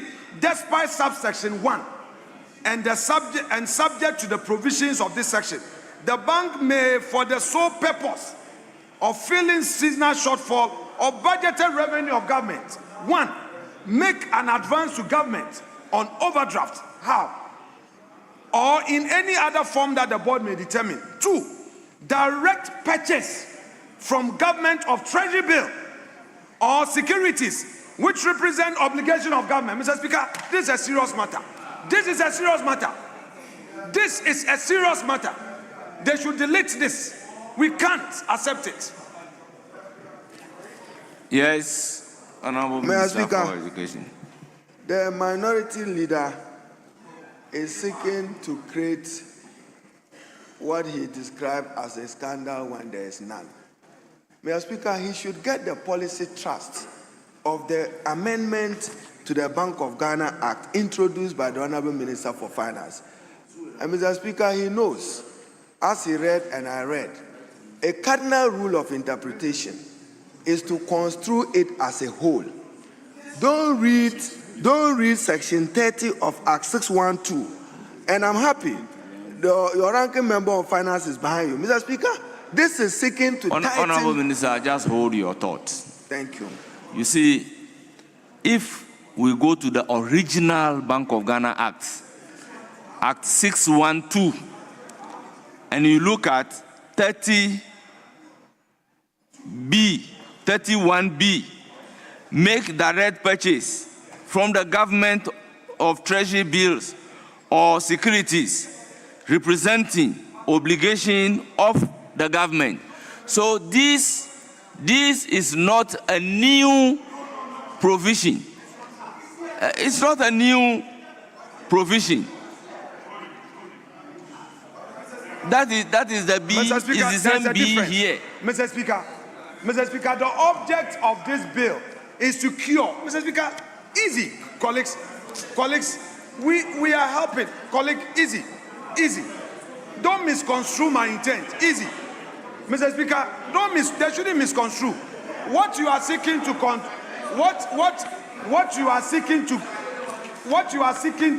cure is what we have in the existing bill, 31A and B. So, Honorable Member. Now you say when you have your revenue shortfall, you are going to take money from Bank of Ghana. Honorable Minority Leader, take the old bill, read 31B, and read the amendment here. Some of the amendment is to reproduce the previous section, and read 11(2)B and tell the general public the difference between the two provisions. I'm asking Minority Leader because he also says he's asking the chairman of the committee. Yes. tell exactly whether there are differences in the old rendition, as in 31B, and reproduction in 11(2)B here. All right, Mr. Speaker, thank you for that important question. The difference here is that in this new bill, I've practiced law for many years, and I've been heckled at the Supreme Court not once but several. So I know how to manage my affairs. Honorable Kofi Adams. Mr. Speaker, in this new bill, we are told that despite subsection 1 and subject to the provisions of this section, the bank may, for the sole purpose of filling a seasonal shortfall of budgeted revenue of government. So the difference between this and the existing law is that whereas the existing law had the provision there as a standalone provision, this one is saying that when there is revenue shortfall by government, then the following will trigger. They will be compelled to buy treasury bill. They will be compelled to participate in any securities issued by government, of which government has an obligation. If you come to the in the old Act 30, under what circumstances would the government make direct purchase from the government of treasury bills or securities representing obligations of the government? Mr. Speaker, if you read the whole of Act 30, Section 30 of the existing enactment. Yes. Mr. Speaker, the condition is not there for government to trigger that liberty when there is revenue shortfall. And in fact, Mr. Speaker, the reason why the finance minister has appeared before us with this bill, per the memorandum accompanying the bill, he is saying that in the existing law, the provisions of Section 30 were abused. Mr. Speaker, the minister was clear that the provisions in Section 30 were abused. So he is coming to do away with those provisions that allowed previous governments to enjoy those liberties. I'm saying, and the minority's position is that if that is what you intend doing, then stay at the clause 1 that you are introducing, where you are saying that government, the bank shall not purchase in the primary market any securities issued by government or grant direct or indirect loan. Stay there, we are happy with that. But you have now introduced a new clause that is saying that when there's revenue shortfall, as for that one, it's allowed. But in the past, what was the condition? It means that you are approbating and reprobating. Mr. Speaker, there's a big problem. You see, that is why I indicated that to get a better understanding of the amendment being proposed, you have to look at the original rendition in Section 30. Now, you look at the amendment as in 918. So you realize that when you look at it critically, the complaint that the government now make a direct purchase of treasury bill is part of the old law because it's here. Or am I not looking at Section 30 of the old law? Section 30 of the old law, as in 61230B. Mr. Speaker, original that is rendition. not the bone of contention. You are right in saying that in the original... Listen, look at what I am dealing with. He is complaining about a direct purchase of treasury bill. And I'm saying that this has been the original rendition. It has been the original practice. No, but Mr. Speaker. No, the Mr. new Speaker. one... No, please hear me out, Mr. Speaker. Mr. Speaker, in the old Act, the Bank of Ghana could purchase treasury bills, but not as an answer to government revenue shortfall. So, under That's what the circumstances will Bank of Ghana purchase treasury bill? Relax. Mr. Speaker, if you see, the government has a budget, and as part of its budget, sometimes it needs liquidity financing. So it will issue treasury bills. It is not a substitute for government revenue. So in the old act, you will find that the Act 612 permits the Bank of Ghana to purchase these treasury bills, but not as a substitute to actual government revenue. You are right in saying that those words are repeated in this new amendment. However, it is predicated this time around on an express provision that it can be done to fill seasonal shortfalls of budget revenue. Simply put, Mr. Speaker, what that will mean is that the Bank of Ghana can, under these new provisions, print cash to support the government budget. So what we are proposing is that that proviso should be taken out so that the original provisions will remain. If you don't, and you create this new window, then you are actually now legislating that when the government has budget revenue shortfalls, the Bank of Ghana can either purchase instrument sales or print money for it. Mr. Speaker, you will recall that this bill is being brought to legislate the conditions under which the Bank of Ghana can finance government. And those conditions are two in 38. Those conditions are a natural disaster or the state of emergency. And what has been agreed is that beyond that, they should not be financing government. What this proviso does is that now when you have revenue shortfalls, they can participate. And that is the proposed amendment, that if you take that one out, we are fine. If you keep that in, then you've opened the window for printing of currency to finance the budget. That is what is being spoken about. Thank you, Mr. Speaker. Well, let me hear the majority chief whip. Then I'll come to you.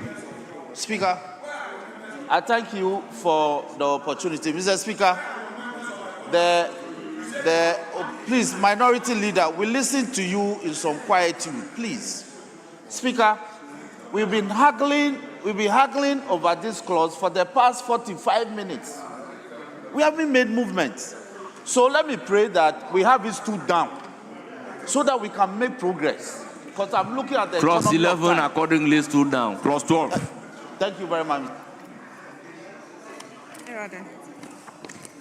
Section 38 inserted. Chairman of the committee. Mr. Speaker, you have advertised amendment. Mr. Speaker, delete subclause 5 and insert the following. The minister shall, within 30 days of the grant of a temporal advance, submit to Parliament a report in terms of conditions of temporal advance granted to the government for A, ratification and setting of the ceiling to any further temporal advance. B, approval for additional advance to be granted where necessary. Mr. Speaker, the rationale of this is that the committee resolved that the minister should not only submit the report on terms and conditions of the temporal advance, but also for ratification and approval for additional advance. Thank you. It is for the consideration of the House. Yes. Honorable Patrick Buama. Mr. Speaker, I think we should also step this provision down. Because, Mr. Speaker, we are dealing with a very contentious amendment on temporary advance under Section 30, which has been stood down. And we are also being asked to take a look at temporary advance by government in an event of force majeure. So, Speaker, I believe there are situations that were embedded in the discussions under seasonal shortfalls. That will find expression in the succeeding provision, Mr. Speaker. So I believe that we must also step this one down and go to the next provision. Yes, honorable member, let me hear you. Thank you, Mr. Speaker. Mr. Speaker, this subclause 5 is about force majeure. And what we are saying is, when there's force majeure, the minister might not have enough time to come to Parliament to seek approval because we might be in a state of emergency. So the proposal was that the minister could start spending. Once he gets the funds from the central bank, he could start spending because we might be in an emergency, but then come to Parliament for ratification of same within 30 days. And when he comes, then Parliament, based on the assessment of the issue, will give a ceiling for the minister to spend within. And as you are hitting the limit of that ceiling, you could come again for that ceiling to be raised. So if you look at A under the subclause 5, that actually addresses that whole issue, that state where we are in an emergency. So the B, Mr. Speaker, I believe should be taken out, should be deleted. We don't need the B because the A actually addresses what the B is trying to achieve. Once we have the ratification, we have a ceiling that has been given. That is an approval. So why would we come to B and ask for a temporary approval again, and then we end the sentence by saying where necessary? The entire B should be taken out, Mr. Speaker, should be deleted. The A addresses what we are trying to achieve. You come for ratification, and then we give you a ceiling. That should be enough to address instances where we are in an emergency. I thank you, Mr. Speaker. Yes, Honorable Kojo Ponkruma. Thank you, Mr. Speaker. So, Mr. Speaker, this is an amendment that we can take. I think the issue in contention is the proposed deletion of the B, but it will not conflict with the one that we've decided to stand down. The issue now is the one that has just been raised by Honorable Foucault, whether or not the B should be deleted. And we'll leave that in your hands, Mr. Speaker. Honorable Sosu. Yeah, thank you, right, Honorable Speaker. Mr. Speaker, I would argue that we accept or approve the proposal by the committee. Mr. Speaker, the reason being that the entire 5A and B provides extra safeguard against the, I would say, the unlawful or discretionary use of the powers granted when it comes to emergency situation. And when you look at it very carefully, the mischief being cured here is that in the past, these measures are taken, and it takes, sometimes a whole year before it appears in reports, before Parliament gets a chance to actually interrogate them. But this time around, the minister is given only 30 days. As soon as those approvals are given, temporary advances are made, within 30 days, you immediately report to Parliament. And not only that, Parliament then has the opportunity to ratify and then set ceiling for any further advances. And not only that, but Parliament then take extra step. That is because when the minister appears, the minister is going to now explain to us the reasons why they may need further approvals. Then Parliament will take further steps to then approve those, further additional temporary advances that they may need. So in my view, I believe that 5A and B satisfy the condition. Thank you, Mr. Speaker. Thank you. Yes, what I want, let me hear the Minister for Education. Then I'll put a question on the chairman's amendment that gives you the room to make a further proposal for the amendment proposed by the chairman of the committee.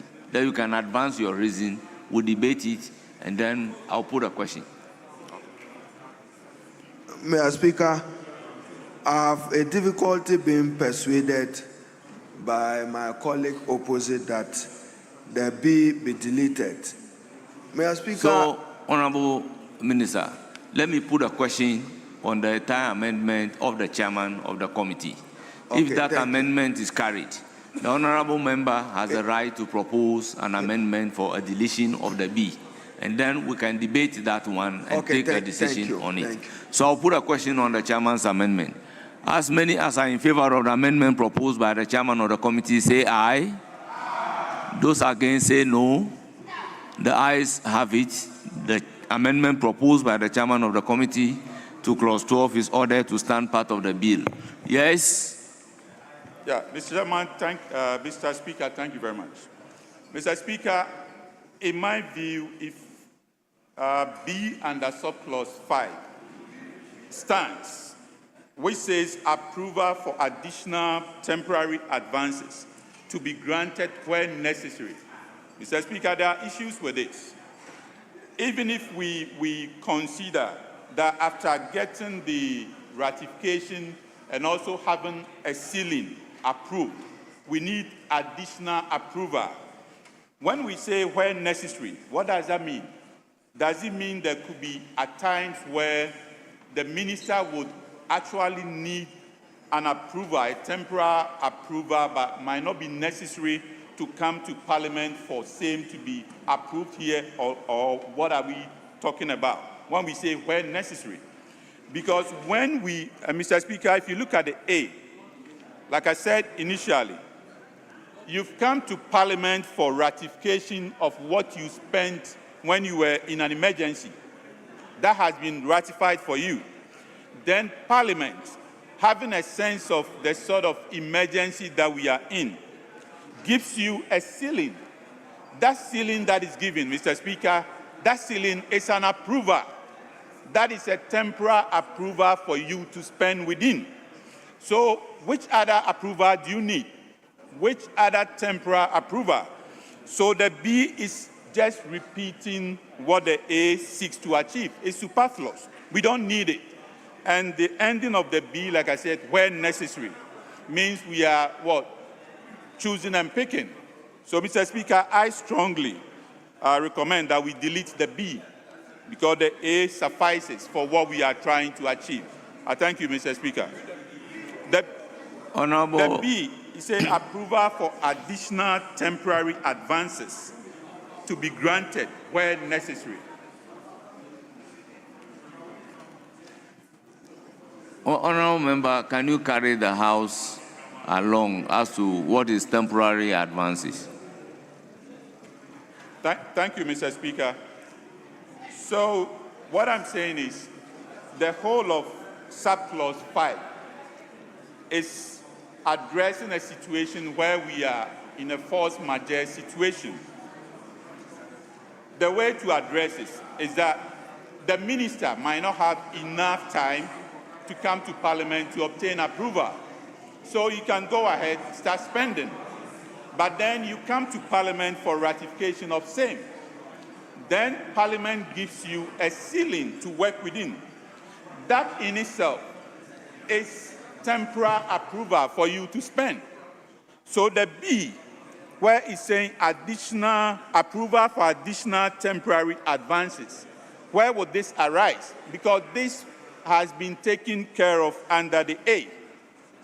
So it's just repetition, Mr. Speaker. So I am saying the B, which says approval for additional temporary advances to be granted where necessary, should be deleted because it's just a repetition of what A seeks to Very achieve. well. It is for the consideration of the House. Honourable Sosu, then I'll come to Minister for Education. Thank you very much, Speaker. Mr. Speaker, I beg to differ from my colleague's argument. The reason is that when there is temporary advancement, what happens is that when you come to Parliament for ratification and Parliament sets a ceiling for further advancement, it means that you cannot go beyond that ceiling unless Parliament approves additional temporary advances. That is what it means. So that what it means is that when the force majeure has occurred and the minister gets further temporary, or the minister receives temporary advances, you are under obligation to report to Parliament within 30 days. when you report to Parliament, Parliament will ratify your further advances and set a ceiling for you. If there is a need for you to go beyond that ceiling, that is going to be approval for additional temporary advances, so that you don't have the space and go and say that because there are challenges, you are always spending and coming back for ratification and coming back for ratification. So that ratification is one, ceiling is one. If you are going to have additional temporary advances, Parliament must approve them. That is what it means. And so I think that the proposal for the deletion, I don't think that meets the essence of yes, the bill. Let me hear you, Gideon Boko. Thank you, Mr. Speaker. Mr. Speaker, I think the suggestion by Honorable Foucault is quite clear. The clause talks about temporary advancements, and that is agreed. What is provided in A is indication of the setting of limits for the temporary advancement. Mr. Speaker, if we introduce B, it's a bit unclear as to exactly what we are talking about, different from what has been granted and ratified or clarified in terms of the setting in A.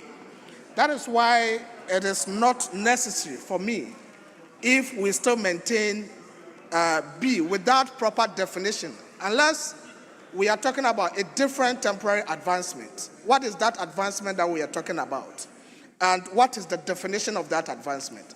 If we leave this space, the minister at any point or the Bank of Ghana can do anything that is not properly defined here. So I think we should just do away with B. If we do away with B and we still maintain A, anytime there's a need for temporary advancement, then Parliament is consulted as to what limit we should set for that. Then we go for that. There's no need to maintain B here because it's not clear.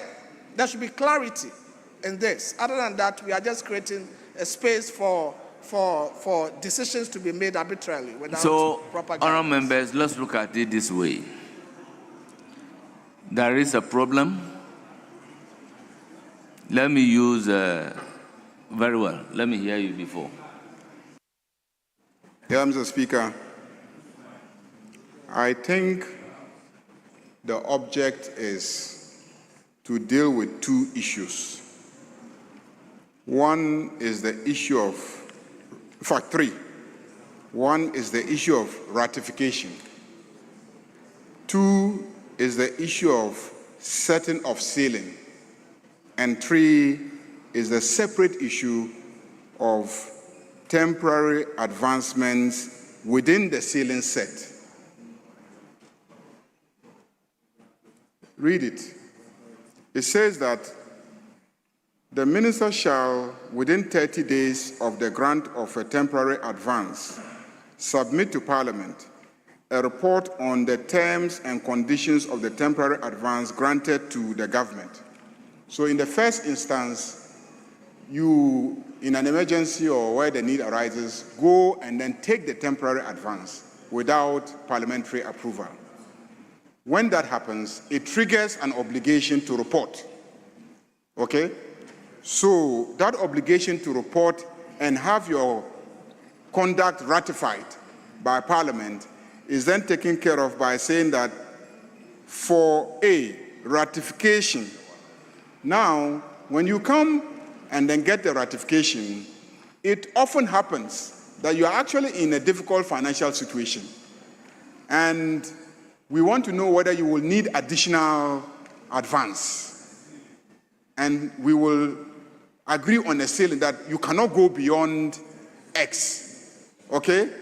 But what B then says is that even though we've set a ceiling that you cannot go beyond X, it is not automatic for you to take X. Within the X window, whatever you are going to take, come and then get approval from us. Oh, no, I'm trying to communicate what I think. I get the situation. Now, if you say that this should not be the structure of things, but that what we should simply do is to say, don't go beyond X. In which case, if you are acting within X, don't even come back to us for approval. Are you getting that? So this is what you are proposing. No, I'm coming. This is what you are proposing, that we should just give the minister the carte blanche, that once we have imposed a ceiling, you can take, but just don't go beyond X. You don't have to come back to us for approval for anything within the X. Okay? Now, what B is saying, in my opinion, is that if you are taking anything within the X ceiling, still get approval from Parliament. So if you don't, listen, and approval for additional temporary advances to be granted where necessary. So what, is that outside the X ceiling? So if you are going outside the X ceiling, you come back to the original status quo. If you are coming back to the original status quo, which is then I'm tempted to agree with them that you don't need B. Because my understanding is that within the ceiling, you must still come for approval. If we leave it in this rendition, if the objective is that anytime you trigger the process, come for ratification, and then come and let's give you a ceiling. Anything within the ceiling does not need any approval, because by giving you a ceiling, we have implicitly approved. Okay? So if you go and then you exhaust the ceiling, if we take B out, it means that if you go and you exhaust the ceiling, we come back to 5, which is that without reference to us, you can go and take the advance. And then when you take the advance, then it triggers the obligation to come to us to report for ratification. Yes, that's what it means if we take out B. If we take out B, it gives you an automatic right to go back again and then without reference to us and start the process again. And that's the implication. Anyway, let me hear, Mr. Speaker, let's hear from him. Thank you, Mr. Speaker. Yes. Actually, Mr. Speaker, this amendment that you see here was proposed by myself at the committee. So let me help the House with the understanding. The problem we are trying to solve is a problem where the Bank of Ghana can be financing the government without much rules around it. And so what the policy proposition that the government brought to Parliament was to define the conditions under which the Bank of Ghana can lend to the government. Those conditions have been defined in the new Section 30A that we have added. There are 2 of them, the new Section 30A.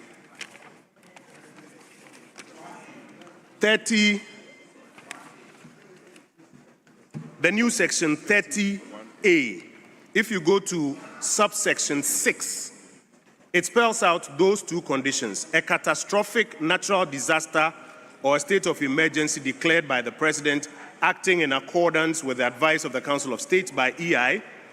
B, a public health emergency declared by the Minister responsible for health under the Public Health Act 2012, Act 851. Those are the 2 conditions under which now the Bank of Ghana can come in and fund the government. Now, when we read the subclause 5, it said that within 30 days, and by the way, this funding is within now a cap of 5% of the previous year's total revenue. When we read clause 5, what it meant was that within 30 days, the minister shall report on the terms and conditions to Parliament. But the history is that the government borrows from the central bank when issues like this occur, and even the government doesn't have clarity on the cost of dealing with the issue. So that 5% may not even be adequate. That is why we now introduced this clause, that when they are reporting on the terms and conditions, they should also come, because when it happens, they can start borrowing. and it may be such that they may have to exceed that 5%. So we introduced this clause that says that they have to, within 30 days of the grant of the temporary advance, submit to Parliament the report on the terms and conditions, and if they need ratification for a limit higher than that 5%, they will request for it. But that, if they need a ceiling to go beyond that 5%, they will request, and Parliament will give a ceiling beyond the legislated 5%. But beyond that ceiling, the nature of the challenge they are dealing with, Mr. Speaker, there have been instances where initially government has put up a figure. Take the financial sector cleanup. Government gave a figure. As the cleanup went on, you realize that they were going to exceed that. Take the post-COVID program for economic recovery. Government gave a figure, 100 billion. As they were going, they realized it will not be adequate. So the B was then added that beyond that ceiling, if they will require further temporary advances, they will come under this new clause for approval. That is the intendment. It is not that within the ceiling, they have to come for approvals when they are good. So it is beyond the ceiling. If beyond the ceiling that Parliament has approved for them, which will go beyond the 5%, they think that they still will need further, they have to come to Parliament for those approvals. That's the context within which this was struck. So, with this, where lies the argument that the B should be deleted? Now, when the B is deleted, and there is the need to go above the ceiling, what happened?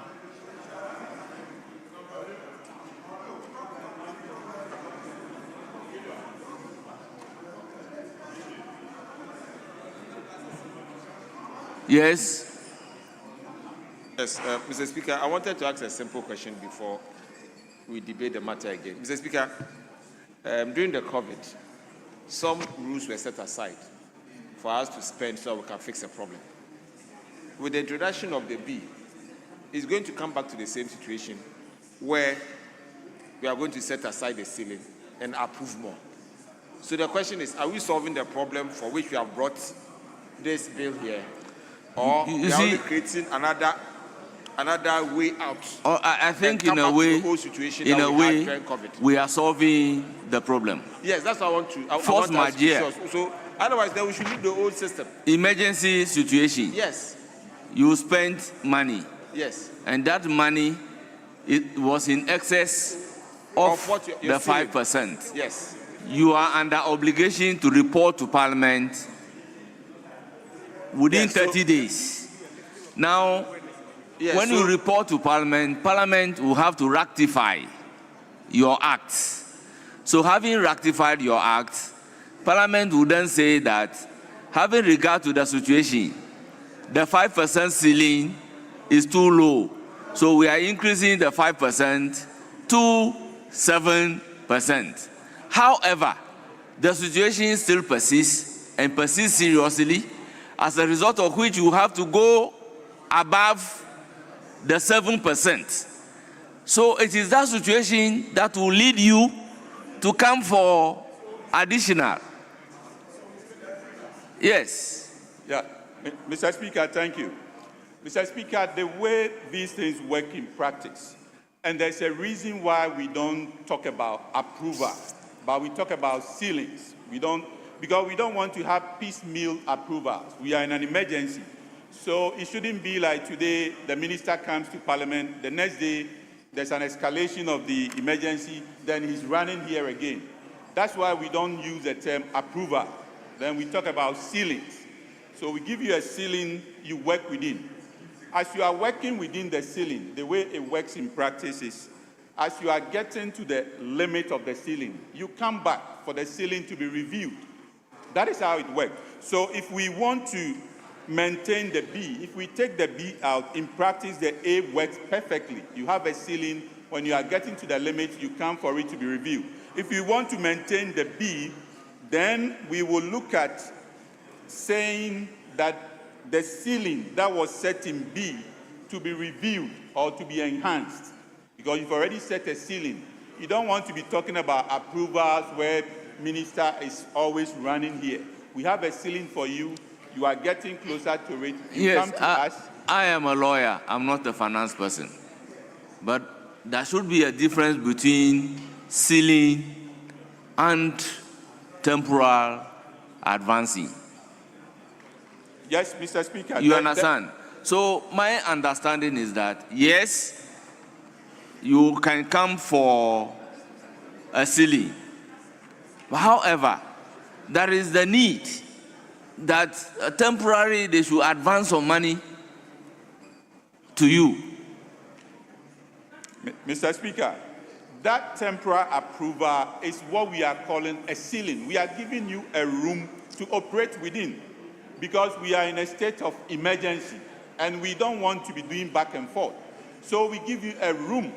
Normally that room or ceiling is bigger than the base of approvals that you would have come for. This is helpful to the country.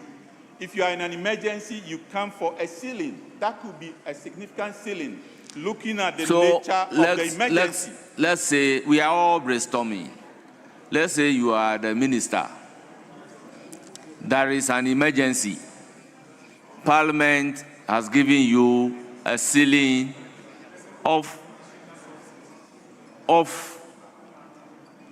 7%, as I indicated, which was accepted. And there was an urgent need before you can again come for a ceiling. Won't there be any advance to you? So, Mr. Speaker, the law as we are passing now is to give the government permission to take up to 5% of the previous year's revenue. Exactly. That's the first ceiling. Yes. That's the first ceiling that we are legislating today. Yes. We are saying, however, that when the force majeure situations have occurred, they may they shall within 30 days then report to Parliament that they have advanced X to the minister or to the government because of this emergency that fits under those two conditions, and that they envisage that they may need to spend this more. And so Parliament will then lift the 5% ceiling and give them like the 7%, like you're saying. His earlier contention was that the use of the word approval in the B for finance persons is inappropriate. So there's a rendition which is aimed at explaining it properly. That is a lifting, a further lifting of the ceiling. And I believe that will solve the problem for us, Mr. Speaker.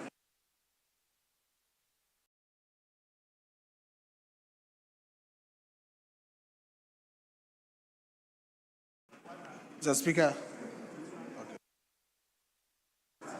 Yes. Yes, Mr. Speaker, I think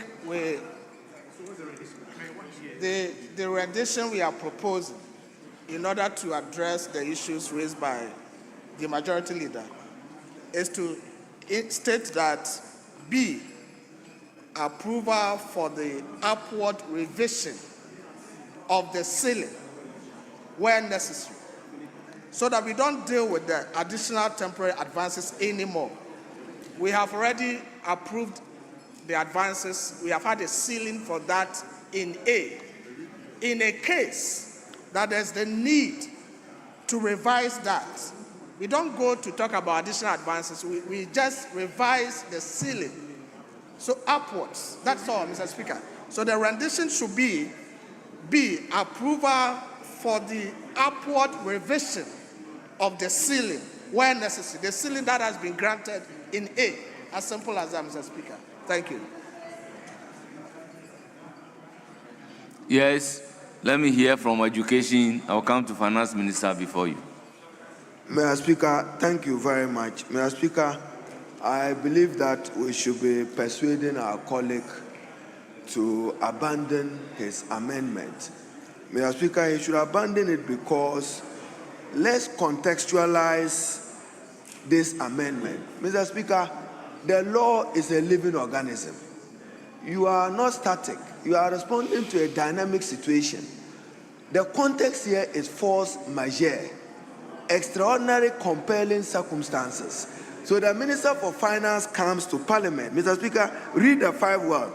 The Minister shall within 30 days of the grant of a temporary advance submit to Parliament a report on the terms and conditions of the temporary advance. So when he appears before Parliament, like in COVID, maybe the first 10 days, you needed 10 billion. But by the time the finance minister is coming to parliament, he now thinks that he needs 50 billion.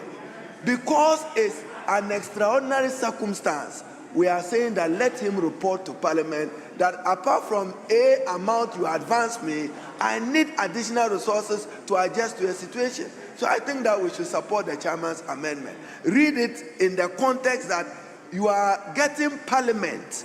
Because, Mr. Speaker, in the past, again, what we're saying, the Bank of Ghana advances. No. Now we are saying that when the Bank of Ghana advances, it must come and tell parliament, I have financed government up to this amount. If parliament, by request of the finance minister, think that I need additional resources, that is what the bill is to do. So construe law as a living organism. You are not responding to a static situation. When COVID happens, Mr. Speaker, currently we should be guided. In the United Kingdom now, they've just finished their COVID inquiry, and it's revealing a lot what probably can happen under such circumstances in the name of force majeure. They have lost almost 40 billion pounds to fraud. This is why we are saying that Parliament must be kept at pace with whatever will be happening under those circumstances. Thank you. You see, honourable members, my understanding of temporal advance is, I may be wrong, I'm not a finance person, I'm a lawyer. Anything in excess of the ceiling that is giving you temporarily. That is my understanding. So initially, you have a ceiling up to 5% of the previous. As for that one, it's as of rights. However, if the force majeure will let you go beyond that particular 5%, whatever is in excess of the 5% will be treated as temporal advancement. For which reason, you must come here within 30 days and then get it ratified. Then Parliament will look at it to say that, okay, so the 5% that we have given you, we realize that it is too small. Going forward, you may go up to 7%. Now, if the force majeure still persists, and you have to go beyond that particular 7%, then Parliament will say that you can be giving some temporal advance.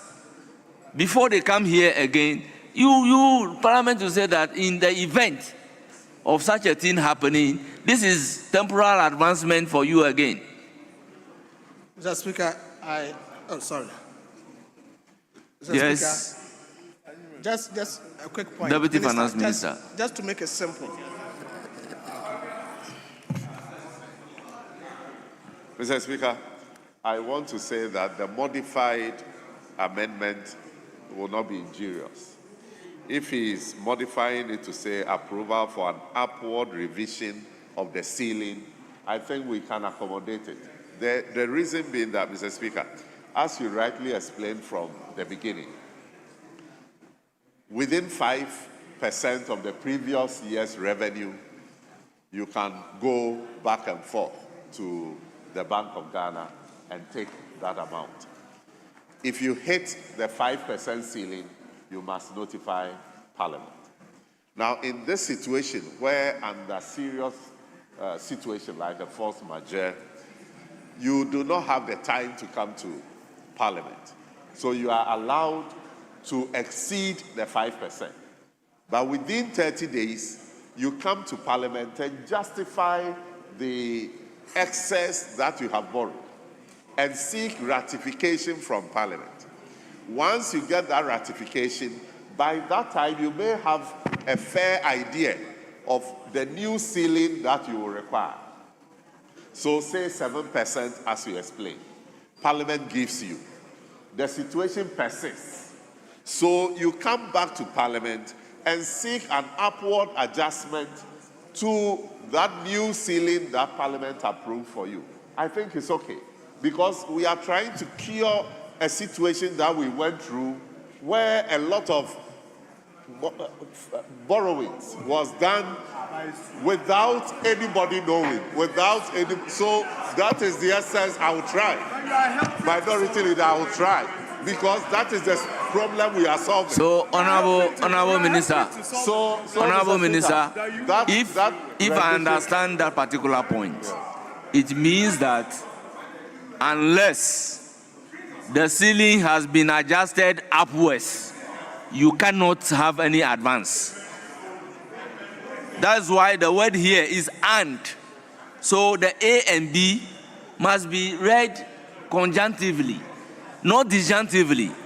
So force majeure, you are giving the 7%. You cannot exceed the 7% unless they come to further increase the 7% to 10%.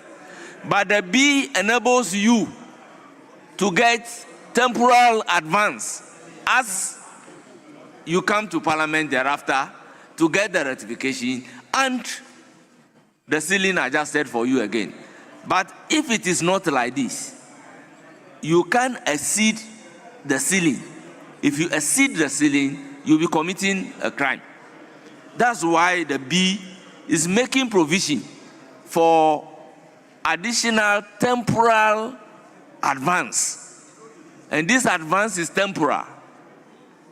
It's after the legitimate one that you can temporarily do something in the interim before coming to Parliament.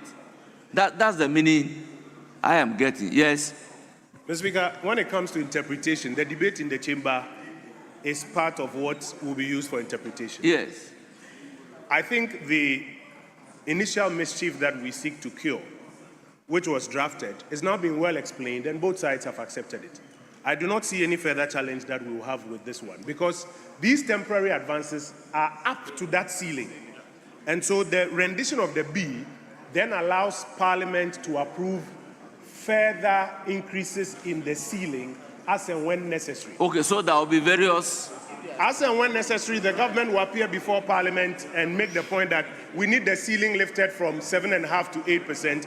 They will make a justification. Parliament, as it finds worthy, will then lift the ceiling. But it is not about approving temporary advances to be made. No, it's a ceiling. And then within that ceiling, they can go for the temporary advances that they require towards that ceiling. They'll work within that ceiling. Thank you, Mr. Speaker.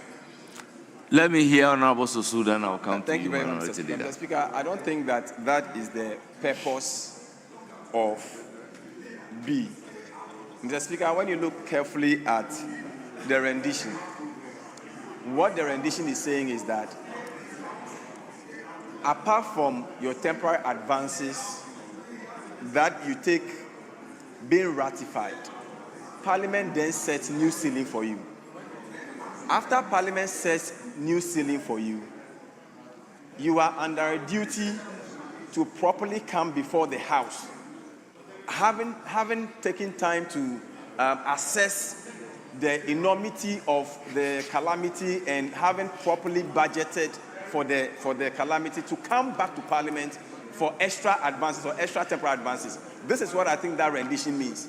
It means that we cannot continue working with ceilings, because I believe that working with ceilings actually opens a space for more, so many discretionary use of money.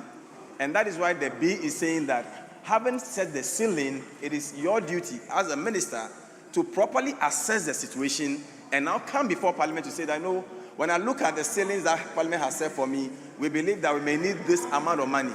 Based on that, then Parliament then approves that additional advancement for you. That is what the rendition means. So when we change that rendition, what it means is that under A we are setting ceiling, under B we are increasing ceiling. So we'll keep increasing the ceiling to when? So anytime we increase ceiling, we increase ceiling, we increase ceiling. When would we assess the enormity of the situation and cost the situation and come to Parliament for approval?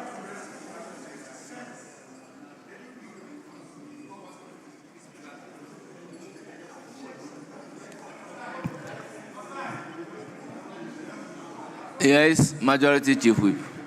I'll come Speaker, to you. Don't worry. Yeah.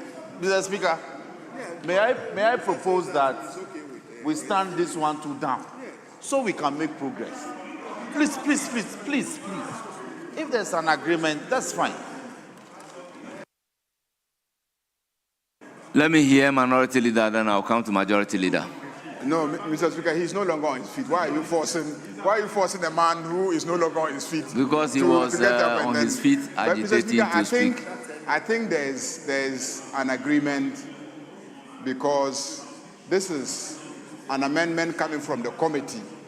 Committee members presented their reasons why they proposed the amendment. Somebody moved for an amendment. Now, we've considered the new rendition, and it seems there is consensus that what they are proposing is an enhancement, and the Minister of Finance is not opposed. Because for us here, we are working for the Minister of Finance. Very well, Honourable Member, move your motion and let me put a question for the further amendment. Yes? Mr. Speaker, I want to address an observation that by giving information, by elucidation. Mr. Speaker, we on this side have observed that the Deputy Finance Minister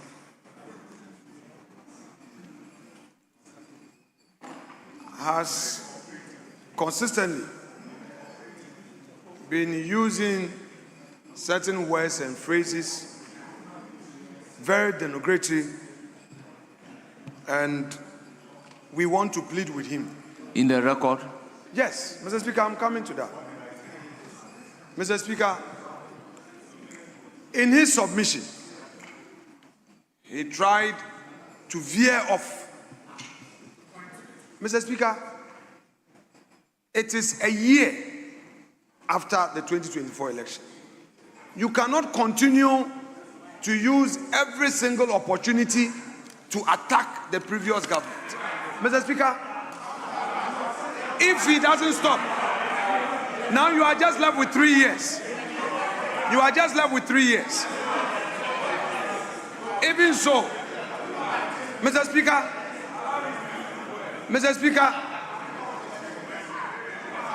he, Honorable Ampim, Mr. Speaker, he knows that even the budget they presented is full of errors. 2, Mr. Speaker, you've just brought this bill. You came in late. We've been doing your government business for you. Then you come and attack the previous government. The Section 30 that you are seeking to amend, we have to stand it down. Look at that controversial provision. So please don't try to introduce that controversy. Look, Honorable Ampim, we take serious objection to certain words that you use in this chamber. If you've come to do your master's business, as in your minister, you are standing in for him, act like him. If you want to always be reducing serious issues into politics, we will respond to you. We will respond to you. We will respond to you. Look at your backbench. Many of them, you are serving on many boards. Your backbench, some are not even on any board. Some have been sent to Siberia committee because you had 189. You've forgotten about some of them. Some come with Uber. You don't care about their welfare. You are Deputy Finance Minister. You're on several boards. Then you come and attack the minority. Do you take care of your backbench?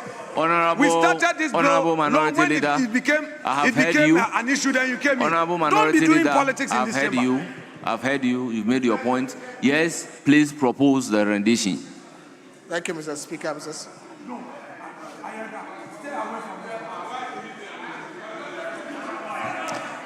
Honorable members, I don't want to digress from the bill. Honorable Yarga, please be brief. No, Mr. Speaker. We joke and laugh in the chamber about certain things. But you see, it's also not right for you to get up and attack the Deputy Finance Minister in those terms. No. Why? Mr. Speaker, the bill is all about correcting past problems in the management of the finances of this country. There was a problem. And if earlier on, Honorable Kojo Opon Nkrumah got up and explained the nature of the problem and made references to COVID-19 expenditure and how COVID-19 expenditure became unpredictable. And therefore, we had to go spending more than we had forecasted or projected. Went again to explain with other issues such as the banking sector cleanup. So now you are attacking the deputy minister because he got up and mentioned that when you were in government, you faced that problem. And we want to prevent this government from following that example, which is not a very good example. To say that it is not a good example is not to be using derogatory or attacking words against your regime or your government. So you don't attack the deputy minister in that manner. And what has that got to do with whether he's on a board or not on a board? And who on our side have complained to you that they are not on board and therefore they have a problem? Who on our side? I said, who on our side?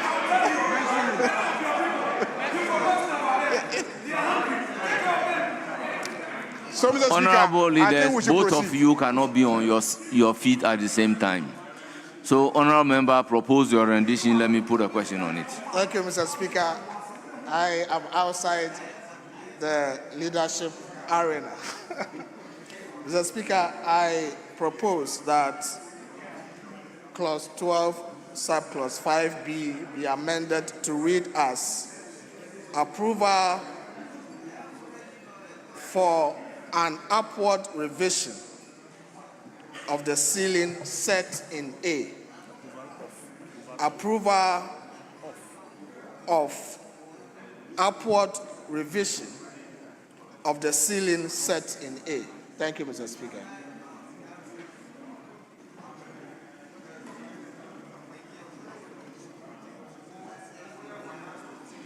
So, honorable members, can we come closer to A to say approval for additional ceiling to any temporary advancement? No, Mr. Speaker, it is not an additional ceiling. The ceiling has been given in the previous. The subclause B, as he has suggested, is just a revision, an upward revision of that ceiling. Okay. So it's an approval for the upward revision of the ceiling granted in A. And that solves the problem. All members, I will put a question. As many as are in favor of the proposed amendment, say aye. Those against, say no. The ayes have it. The amendment is carried. Clause 12, Chairman of the Committee. Thank you, Mr. Speaker. Clause 6 deletes paragraph A and inserts the following. A state of emergency. Are you talking about clause 6 or subclause 6? Subclause 6. Delete paragraph A and insert the following. The state of emergency declared by the President in accordance with Article 31 of the Constitution. Oh, thank you, Mr. Speaker. Honourable members, it is for the consideration of the House. Honourable members, I'll put a question. As many as are in favor of the proposed amendment, say aye. Those against, say no. The ayes have it. The amendment as proposed by the chairman of the committee is ordered to stand part of the bill. Now I'll put a question on the entire clause 12.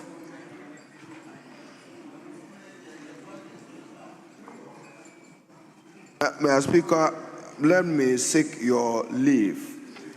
I don't have the power to arrest the question you are putting, but the chairman of the committee referenced Article 31 of the Constitution on the declaration of the state of emergency. Mr. Speaker, we are dealing with the Constitution. 31(1) the President declares Parliament also have a role. So I was asking for my copy of the Constitution so that we tie in the words that we meet the requirement of the Constitution in respect of the declaration of that state of Let me emergency. put the question and then we refer that to drafters. Okay, thank you, Mr. Speaker. So the draft person should take note and use the constitutional language. As many as are in favor of clause 12, say aye. Those against say no. The ayes have it. Clause 12 is ordered to stand part of the bill subject to the constitutional language being used by the draft person. Clause 13. Section 46A of Act 612 amended. Chairman of the committee. Speaker, no advertised amendment here. Thank you. It is for the consideration of the House. All members, I'll put a question. As many as are in favor of clause 13 standing part of the bill, say aye. Those against say no. Clause 13 is ordered to stand part of the bill. Clause 14.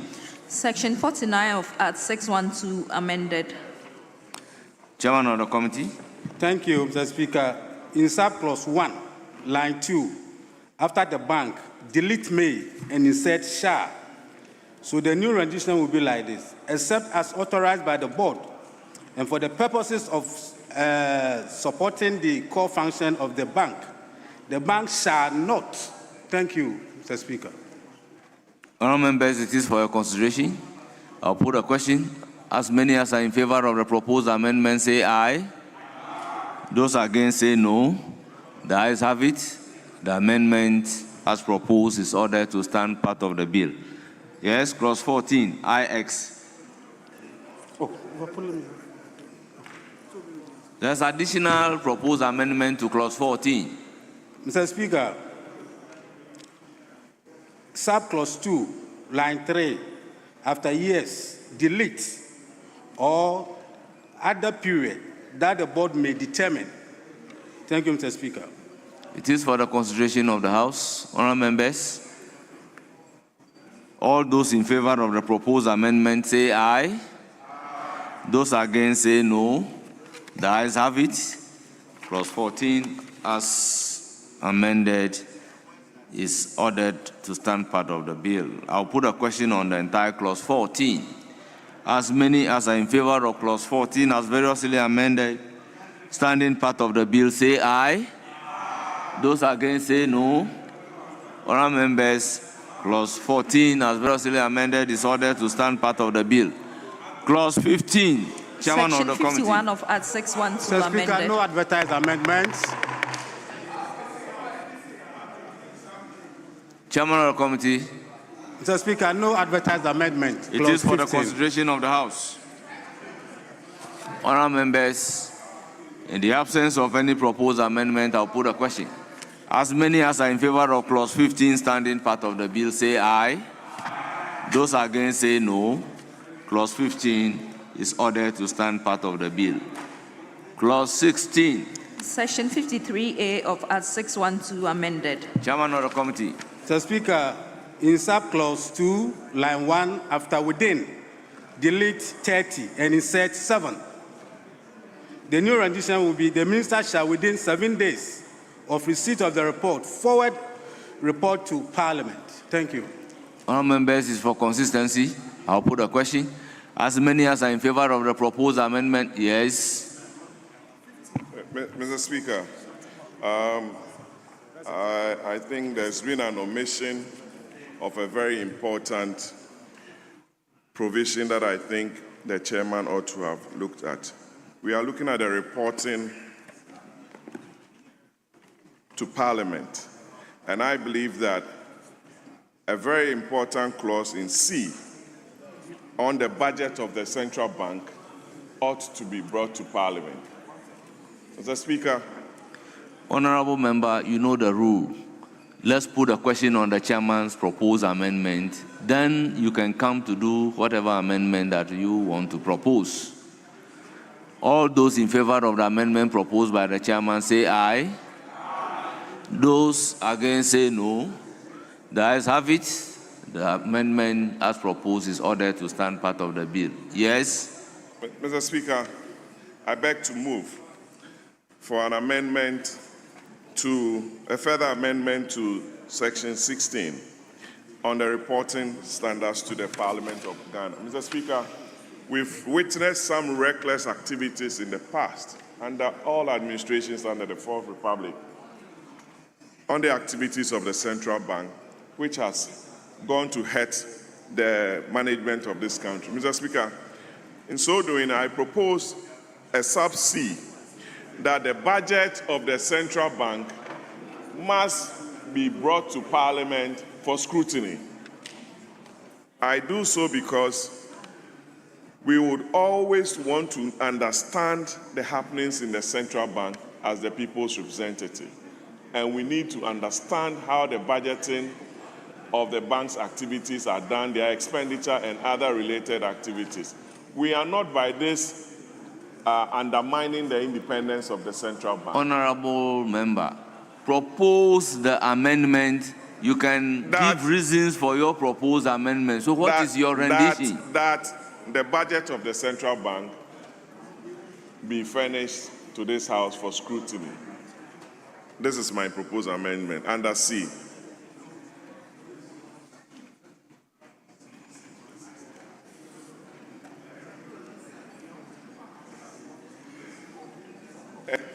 Honorable, because of the word, the report under subsection 1 shall include. So you cannot say that. A new subclause C. Yes, but the new subclause will also have this, the report under subsection 1 shall include. Then you have A, B, and then you will come to your C.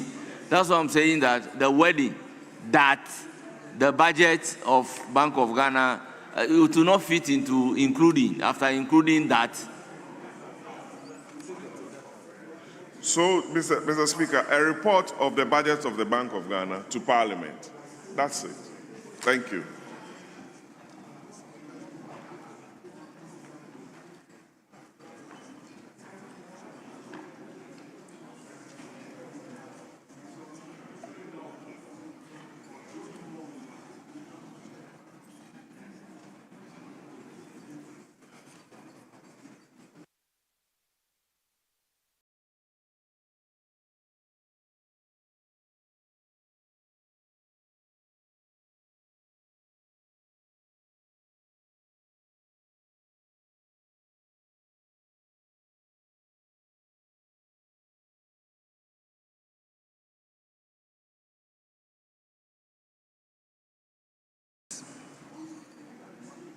Yes. Mr. Speaker, I have a further amendment, but I want us to close this chapter before I come. You've not put a question on this amendment. So if you put a question, then the new C is introduced. Yes. You see, if you look at 1, because this is the report under subsection 1 shall include, and we are saying the bank shall submit a report to the minister once every 6 months. And then we say the report under subsection 1 shall include a report of the budget of Bank of Ghana every 6 months? Yes. Well, Finance Minister, what's your view on this?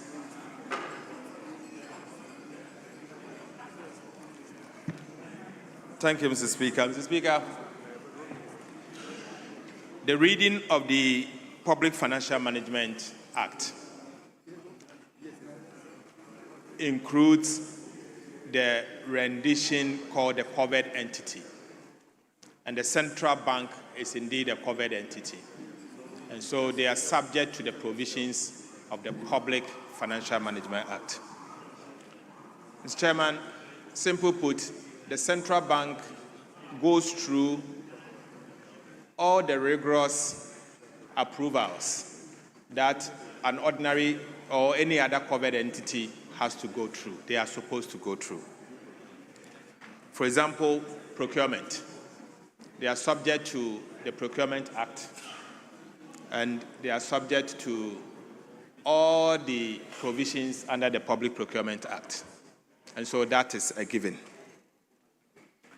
The Chairman, aside, there are best practices of how central banks over the world is being governed. The central bank, per our constitution grants it functional autonomy. Oftentimes, that autonomy has been interpreted to mean that all the activities of the central bank should be independent of the government of the day. But I have always maintained that the autonomy or the independence of the central bank largely deals with the making of monetary policy. And that is why the Monetary Policy Committee of the Central Bank is very, very independent. Mr. Chairman, over the world, there are countries where the central bank's budget is approved by the Treasury. And there are countries where the central bank's budget is not approved by the Treasury. And so the model we have in Ghana is not far away, it's not away from international best practices. It is for Ghana to take a decision. The Chairman, largely, since inception, since the formation of the central bank, their budget is not subject to parliamentary approval. And so, asking that the central bank should bring its budget to Parliament for approval is a big departure, a policy departure. And it's a matter that I think we should be sure before we take that decision. The Chairman, ideally, asking them to bring their budget to Parliament for approval, because the public, whatever they receive constitute public funds. The money doesn't belong to them. It's public funds. And per the Constitution, it's only Parliament that has the power to give people the authority to spend. But my concern is that if you are asking the central bank to come to Parliament for approval for their budget, in which form are they going to come? Part of the annual budget, of which their revenue is not part of the revenue?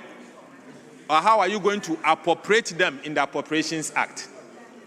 And what about if there is emergency, state of emergency, that Parliament is not sitting? Because, Mr. Speaker, even in times of war, the only state institution that survives is the central bank, because the currency doesn't go. So who approves it at the time? And so there is a lot more that we need to think through it before we make that enactment. It's a major one. It's very major. It's a complete departure from the old. The PFM in me feels things that the central bank must be subject to proper transparency and approval processes. But thinking about the broader good of the country, we should tread cautiously on it. Broader good. Mr. Speaker, let me add that if, for example, the central bank had brought their budget for approval, the variations we saw in the construction of their head office may not be the case, because maybe we could have stopped it from here. But that does not mean that we should use one mistake and kill a bank. I just want us to be careful about it. There are argument for, argument against, argument for or argument against. But largely, if you look at what has happened in the past, you may think they should bring their budget. But, Mr. Speaker, let's be careful about the proposals before us. Thank you very much, Speaker. Honorable Patrick Yabuama. Mr. Speaker, I don't want to abandon my proposal. Mr. Speaker, the minister believes this is a major shift in policy. I agree with him. But he said to this House that the PFMA that is in him believes that there's going to be a major shift. But, Mr. Speaker, for the purposes of public information and scrutiny,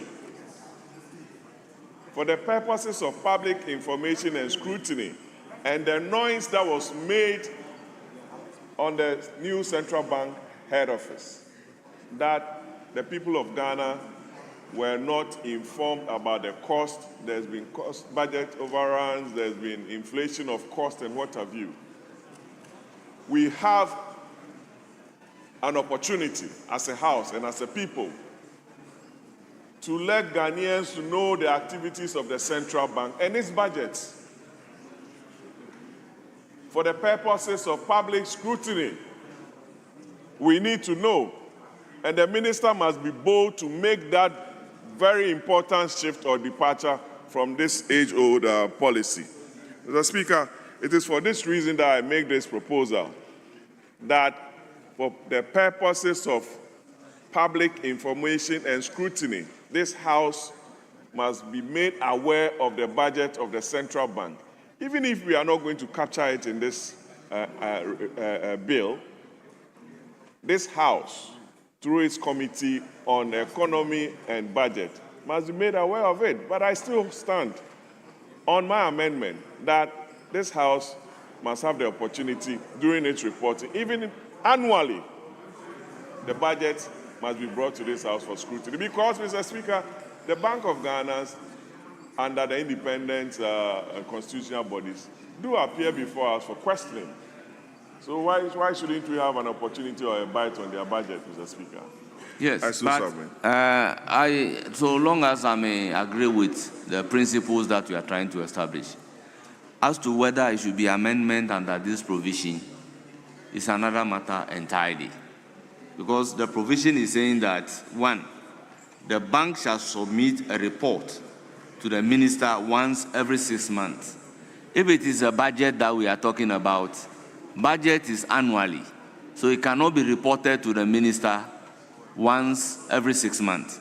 So it may not fit here if it is a budget that we are talking about.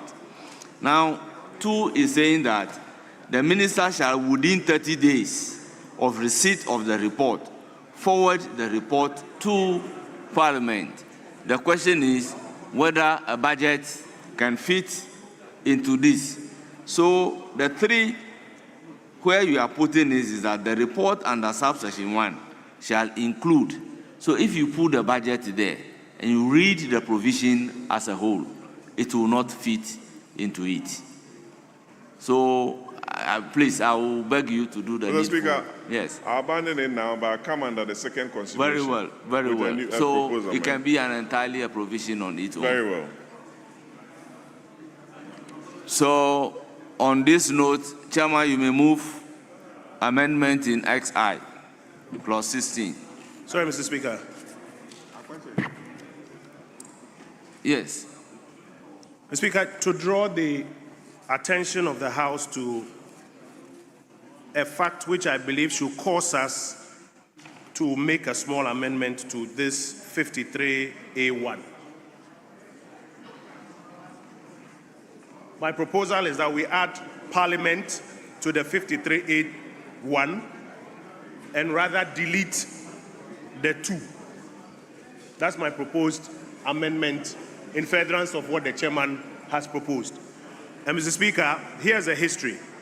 In the original Act 612, there was no provision for reporting to Parliament. In the original Act 612, 53 just dealt with the holding of state foreign exchange. And then in the Act 918, there was a whole section introduced on reporting to Parliament. That provision said that the bank shall submit a report to Parliament once every 6 months, including, and then there was a list. So that may be where, if there's an interest in seeing the financial performance of the central bank, you could insert that. But Mr. Speaker, this new amendment is now seeking, in my view, respectfully, to lower the standards of reporting. Because now it is saying that the Bank of Ghana should not be reporting to Parliament, and that the Bank of Ghana should first report to the minister, and then the minister will report to Parliament. Why, Mr. Speaker? If there's a provision that says that the Bank of Ghana should report to Parliament, I would imagine, because that provision does not include the minister, I would imagine that the amendment will just be rather to add the minister, not to put the minister as a fetter between the Bank of Ghana and Parliament. And so my proposal, Mr. Speaker, is that this be amended to read, the Bank of Ghana shall submit a report to the minister and Parliament once every 6 months. And then we delete the 2, which gives another time frame for reporting to Parliament. And all of the others can follow. Thank you, Mr. Speaker. Very well. Yes, let me hear you, Minister for Education. Then I'll come to Majority Leader. Mr. Speaker. And then Finance Minister will follow. Mr. Speaker, it is to be noted that this Parliament should desist away from wanting to use an act of Parliament to amend the Constitution. Mr. Speaker, may I draw my colleagues' attention to Article 184 of the 1992 Constitution. It provides elaborate provisions on how the Bank of Ghana should relate to the Parliament of Ghana beyond the foreign exchange receipts and payment captured in 1841.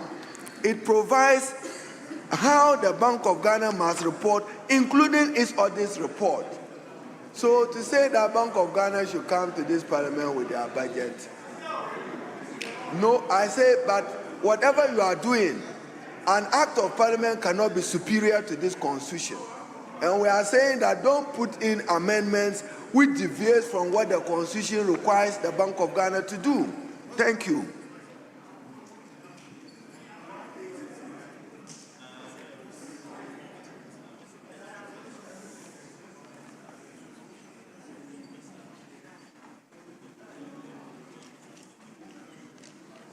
Yes, Honorable Kwajo Ponkruma, what do you say to the issue raised by the Minister for Education?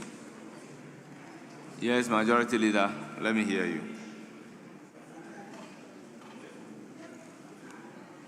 Mr. Speaker,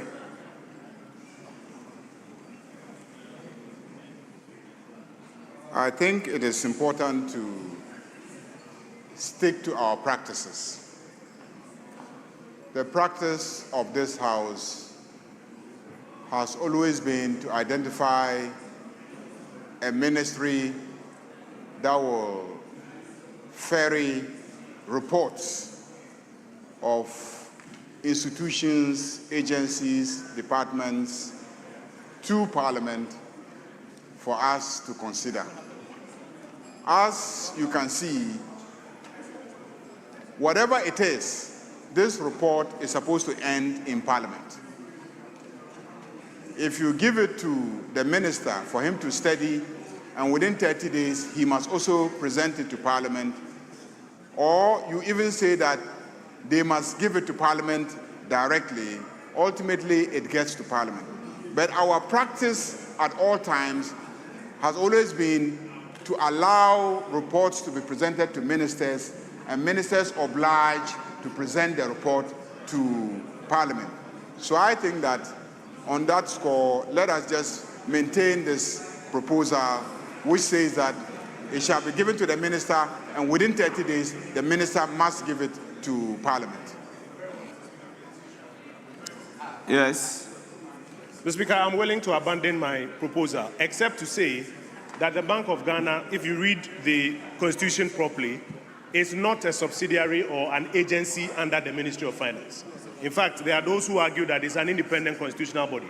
And the provision under Article 184 that was stated by my learned senior is not about their general reporting to Parliament. It's about their audited accounts, which is a different matter. The proposal was about the original provision that was made for the Bank of Ghana to submit their reports to Parliament, which has now been amended. But I'm willing to abandon it so that we can make progress. Thank you, Mr. Speaker. Very well. Yes. The proposed amendment is abandoned. Yeah, that's fine. Mr. Speaker, sorry to take you back to 15, but I noticed something that since the finance minister is here, I would want to bring Honorable Minority Leader, I've stated here severally that if a particular clause is under consideration and we did not finish that particular clause, how do we go back to another clause? We are now looking at clause 16. We haven't finished We didn't put a question on clause 16, and you want us to go back to clause 15. How do we handle the two clauses together? Oh, Mr. Speaker, bear with me. I'm just signaling.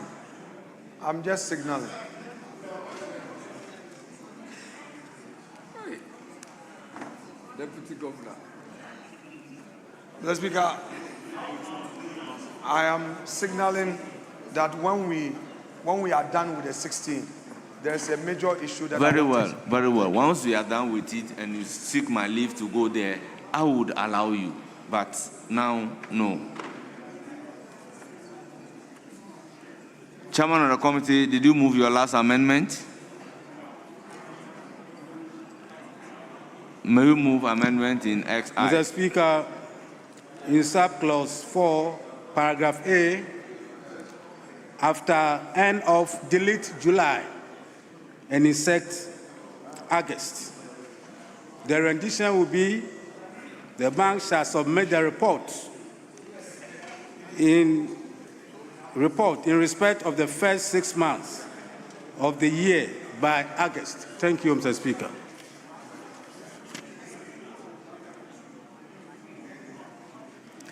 Honourable members, it is for your consideration. Honourable members, I'll put a question. As many as are in favor of the proposed amendment say aye. Those against say no. Honourable members, the ayes have it. The proposed amendment is ordered to stand part of the bill. I will then put a question on the entire clause 16. As many as are in favor of clause 16 as variously amended, standing part of the bill, say aye. Those against say no. The ayes have it. Clause 16, as variously amended, is ordered to stand part of the bill. Yes. Speaker, I'm on my feet on section clause 15. Mr. Speaker, we are being invited to amend the principal enactment. Honorable Minority Leader, you are very much aware that we have put a question on clause 16, clause 15. I am very much aware. Mr. Speaker, we are normally flexible at consideration stage. Please hear me. But you seek the leave Yes, your leave. of the Speaker. And I can decide not to grant you the leave. Mr. Speaker. Yes? Mr. Speaker, yes. I won't chip away your powers. I was one of the few who prophesied that one day you become a speaker. Yes, so seek the leave and the leave will be granted. Mr. Speaker, in fact, if I wasn't one of the few, I was the only one who prophesied. So I wish you well. I won't take away any or part of your powers. But I'm sorry, sir. Mr. Speaker. So leave is hereby granted. Please proceed. Mr. Speaker, I am prophesying further that having granted this leave, which doesn't come easily, God will bless you to rise higher. Amen. Mr. Speaker, if you come to clause 15, we are being invited to amend the principal enactment by substitution of section 51. And if you read 1A, B, and C, it's clear.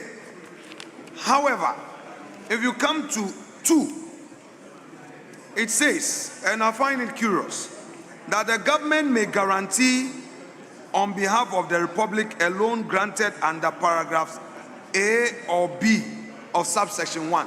Meanwhile, in 1A, the provision is that the bank may, without prior approval of the minister, borrow money from foreign institutions for a period not exceeding 90 days for the day-to-day operations of the bank.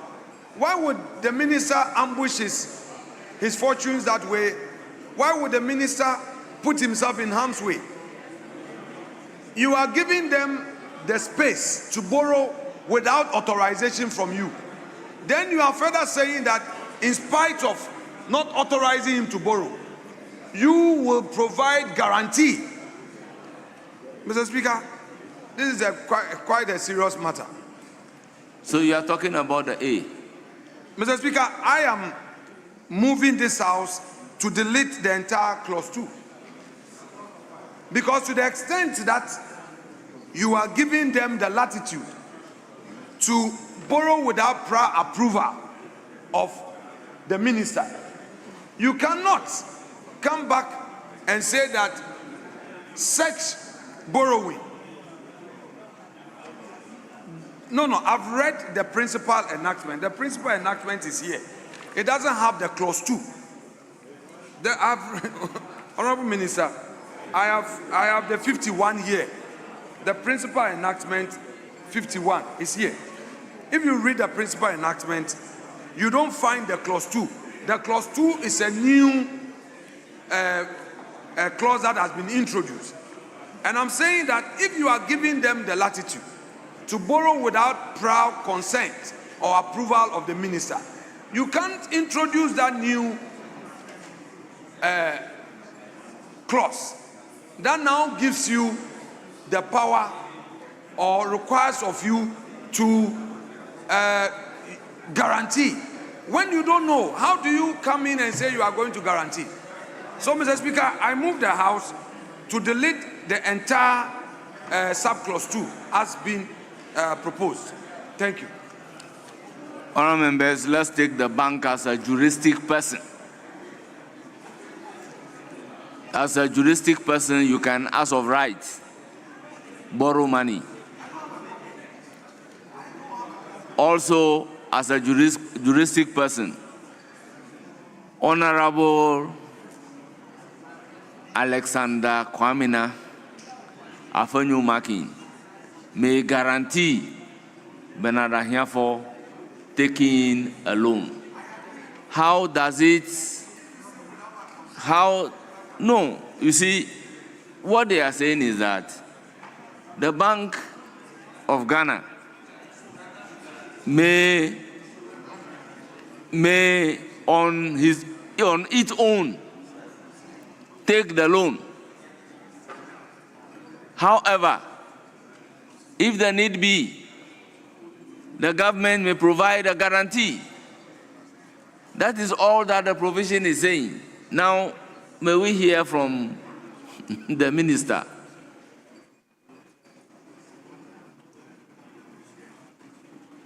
Yes?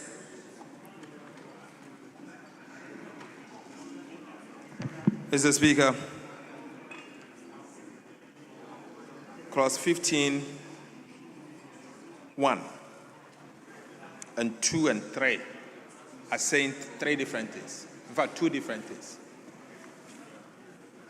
Mr. Speaker, the one talks about the central bank borrowing without prior approval of the minister. And Speaker, obviously the central bank's mandate of monetary policy allows them, price stability mandate, allowed them to undertake monetary policy operations, open market operation, what they call OMO, where they issue the central bank's bill weekly to control inflation. They cannot do that with the approval of the minister. Then it means it is the minister who is controlling monetary policy. Beyond OMO, the central bank also receive deposit and also give what we call send them, deposit to other countries. So all of that cannot be done with the prior approval of the minister. But Mr. Speaker, if you read 2 talks about the government may guarantee on behalf of the Republic a loan granted under paragraph A or B of subsection 1. Mr. Speaker, that means you are moving beyond the normal monetary policy operations. But it says, when you have to do that, then this subsection 2 is subject to Article 181 of the Constitution. And Article 181 of the Constitution talks of Parliament may by a resolution. So that means you now have to come to Parliament and ask Parliament for approval. So it goes beyond their everyday monetary policy mandate. Maybe something bigger that the lender is asking the central bank to ask for government guarantee. Mr. Speaker, so even though we are saying that the central bank can borrow without the approval of the minister, if the lender so insists that a government guarantee is required for that borrowing, you require approval in line with Article 181 of the Constitution. That is what we are seeking to do, to strengthen the hands of the people's representative. Because obviously, the guarantee means the state has guaranteed that particular debt. So beyond the monetary policy operations, loans, or operations activities that are disguised in the form of loans, issuance of debt instrument, this is a caveat that allows the central bank to come to the government to ask for approval in line with Article 181 of the Constitution. So, Mr. Speaker, I oppose the amendment made by the minority leader in this regard, because it strengthens the hands of the government and also helps the central bank. So beyond the everyday OMO, if they require something to keep the operations of the central bank going, it will have to come to Parliament. Thank you. Honourable members, I think we stood a clause down. That was clause 11. Honourable members, may we humbly visit clause 11.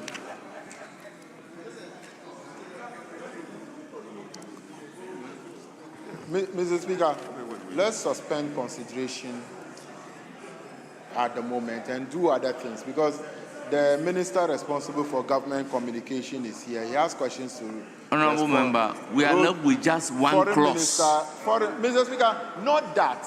Passing that will still come back to second consideration on this bill. There was indication on clause 1 that will come back to second consideration. So doing that will definitely not cure it. So let's suspend consideration. Honourable member, if you don't finish the consideration, how do you come back to second consideration? Yes. Speaker, with respect, we in leadership, we have a role to help you guide the House. I have related to the deputy leader. And earlier on, we set out with a work plan, what we want to do for the day. We've been on this bill the whole day. It can be, there are other businesses we must prosecute. So we are not against. We will help you. Honourable members, I have listened to you, but with all due respect, we defer consideration of this clause to get the finance minister to be here, so that the finance minister can explain certain things to us. Now that he's here, we don't want to take the explanation. Speaker, Speaker, of course we cannot stop him from explaining. But we want the minister to also answer the questions. We are writing on Friday. These questions cannot be left hanging. Who is saying, oh, speaking to the microphone? Who is saying that? We complete what? But the other businesses, if the minister has to speak to it, that's fine. Speaker, maybe you should listen to me in whole. Honourable minority, Speaker, you're not listening to me. on all fours, I agree with you. But on this occasion, the minister was having a meeting.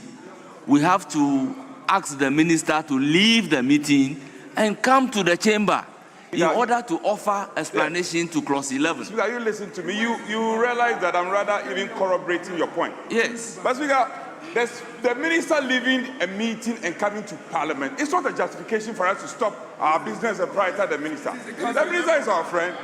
We like him. No. Parliament is important. You are rather asking the business to stop. Speaker, if you say he left the meeting, he should have been here in the first place. He's a member of Parliament. His appropriation has not been passed. That is, he wants his appropriation passed. That's why he left the meeting.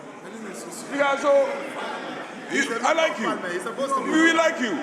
But on this occasion, wait. Speaker, he should wait. He should wait. The whole day he has not been here. He just came 30 minutes. He wants to leave. No. Felix has been sitting here the whole day. Honorable Minister. No. I think we have. No. Speaker, let me conclude. I'm also pleading with you Speaker, on this occasion. If we are going to prioritize him, there should be a condition. Why should we prioritize? Yes, sir. Today when we met our leadership. Very well. So I've heard understood your language. So leadership, you need to engage on this matter. Yes. There are matters. Yes. So that's Why, Speaker, let's suspend. Not to suspend and engage.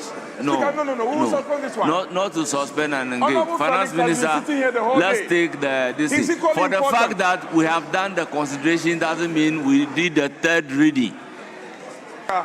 We will allow him Yes. to elucidate on that clause. Yes. But So, then afterwards, Finance Minister, clause Speaker, 11. Afterwards, we will suspend consideration on the bill. We'll take the questions. Honorable Foreign Minister will brief the House. Then the Road Minister, who has been sitting here all day. You see, Honorable Minority Leader, we have a leader of government business. Honorable Minority Leader, you and I, we have been here for some time. The practice that I do not want is as if you are trying to determine the kind of business to be conducted. Please. Yes, Minister. Clause 11. Mr. Speaker, for me, clause 11 is the most important part of the bill before us. Mr. Speaker. In the first place, what is a seasonal shortfall? What is? Seasonal shortfall of a budget. Seasonal shortfall of what? As in clause 11(2).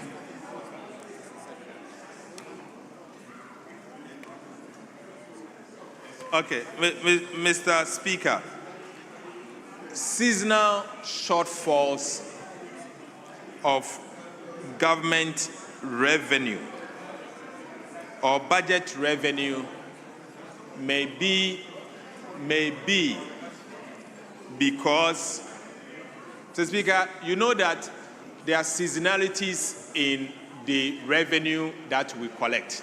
Mr. Speaker, for example, I have an Eurobond that will fall due on the 3rd of January 2026, 3rd of January, $709 million United States dollars. It has to do with interest of Eurobond that we have to pay as a country. Let's say the year has started, the appropriation begins on the 1st of January.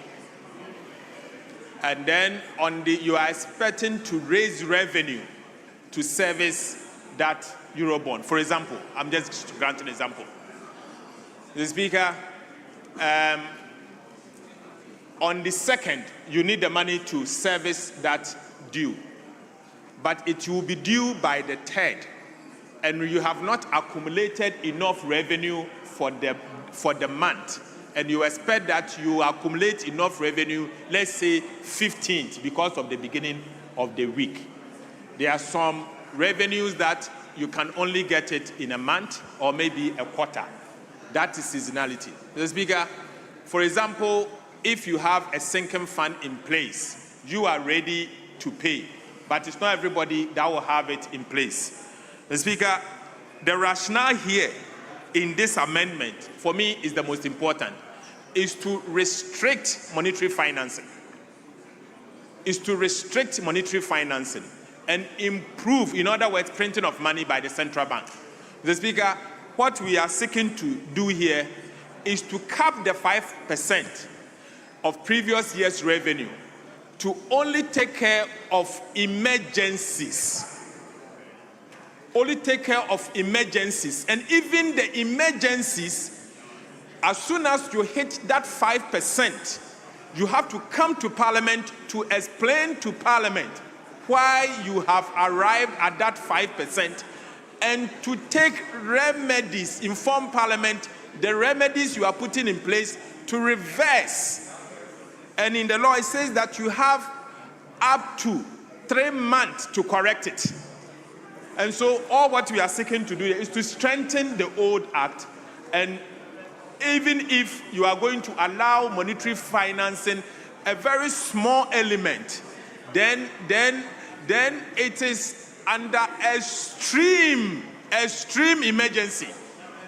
Mr. Speaker, I recall in 2015, I brought a bill here to reduce the monetary financing from the 10% of previous year's revenue to today's 5%. But Mr. Speaker, it did not provide enough safeguards. And so since 2015, particularly in recent past, we saw abuse of that provision, where at a point the central bank supported government by over 30% of previous year's revenue. And so this provision is to strengthen it, even though we are enjoined under the fiscal agency agreement between the Ministry of Finance and Government of Ghana to do zero monetary financing. Emergencies can happen. There can be emergency tomorrow. Tomorrow, God forbid, Ghana, there may be an emergency. And then maybe the central bank will have to come in. But if you reach that 5%, you have to come in. So in as much as we don't want to allow monetary financing, you want to restrict and make sure that monetary financing is only for an extreme emergencies, where in the case of, Mr. Speaker, we have said that one of the reasons why monetary financing can be allowed is during a state of emergency, as declared by the Commander-in-Chief and in line with the Constitution of the Republic of Ghana, or health emergency like what happened under COVID-19. And so these are the only emergencies that you can allow. That's all what this amendment is seeking to do. Yes, Honorable Kojo Nkrumah. Mr. Speaker, so what the minister has done is to resolve the debate that we were having earlier. That the intendment, Minister, if I have your attention, the intendment of this amendment is to legislate the conditions under which monetary financing can take place, which is under the force majeure conditions that have been prescribed. Therefore, Mr. Speaker, we will have to delete under the clause 11, the amendment to section 30, the new proviso. We'll have to delete the words for the sole purpose of filling a seasonal shortfall of budget revenue of government, so that there's no ambiguity there. And then there's clarity that what we intend to do is what the minister has said. But there's no clawback clause that opens up the window for monetary financing beyond these two conditions. I believe that once we do that, the issue that was raised would have been resolved here in the chamber. Thank you, Mr. Speaker.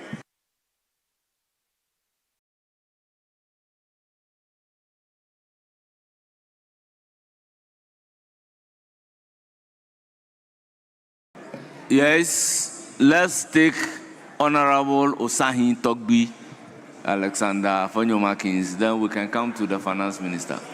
Mr. Speaker, Togbi, let's hear you. The Honorable Finance Minister has resolved the problem for us.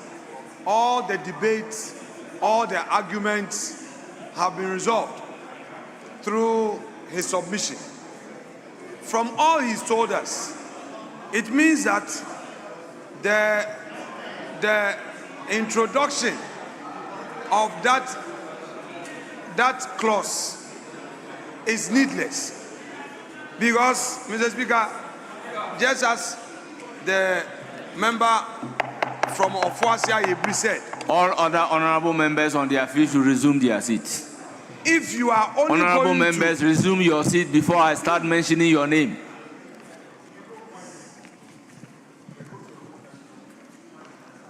If you know you are not an honorable member, please leave the chamber.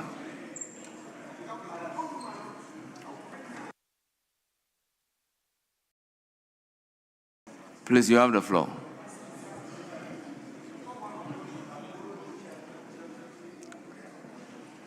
Mr. Speaker. Yes, let him conclude. Mr. Speaker, I think the Minister of Finance has resolved this matter with his lengthy explanation regarding the conditions for taking money from the central bank. It's now clear to us on this side of the house that there is no need to have subclause 2, because the subclause 2, as I've already said, renders the subclause 1 otious. What the minister seeks to achieve is completely negated by the introduction of the subclause 2, because subclause 2 is now using a clawback language. Therefore, we have to delete subclause 2 completely.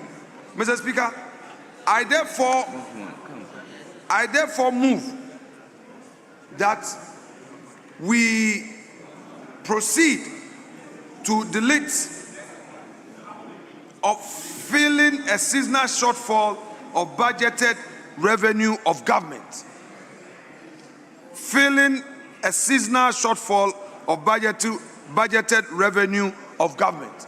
Mr. Speaker, we have engaged the minister on this rendition, the new rendition, and I'm sure he will come back into the chamber. I've whispered something to Rankin, and they are engaging on this matter. Because considering his very principled stand and why he is bringing this amendment, if we maintain the subclause 2, then there's no point. Everything he's doing now falls flat. Everything he's doing now falls flat. So, Mr. Speaker, let's give him some little time so that we see whether he will yield to this, or he would want to offer some further explanation. But, Mr. Speaker, we cannot allow. Very well. This let me hear from Honorable Kojo Opon-Nkrumah first before the minister.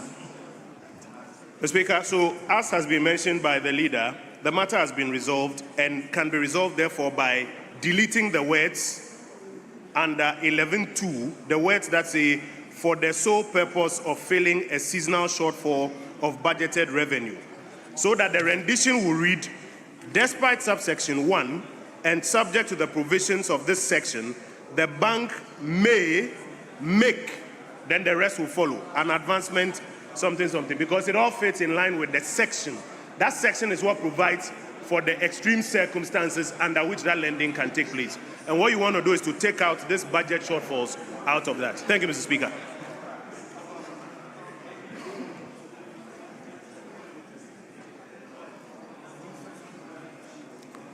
Very well. Yes, Minister, let's hear from you. Mr. Speaker,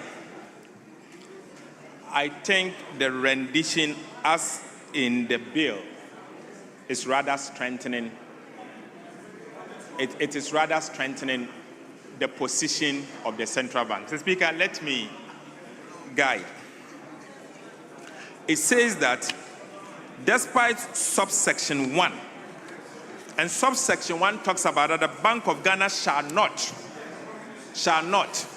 It said, despite subsection 1, and subject to the provisions of this section, the bank may, for the sole purpose of filling a seasonal shortfall of budgeted revenue of government, make an advance to government on overdraft or in any other form that the board may determine, or B, direct purchases from government of treasury bills or securities which represent obligation of the government.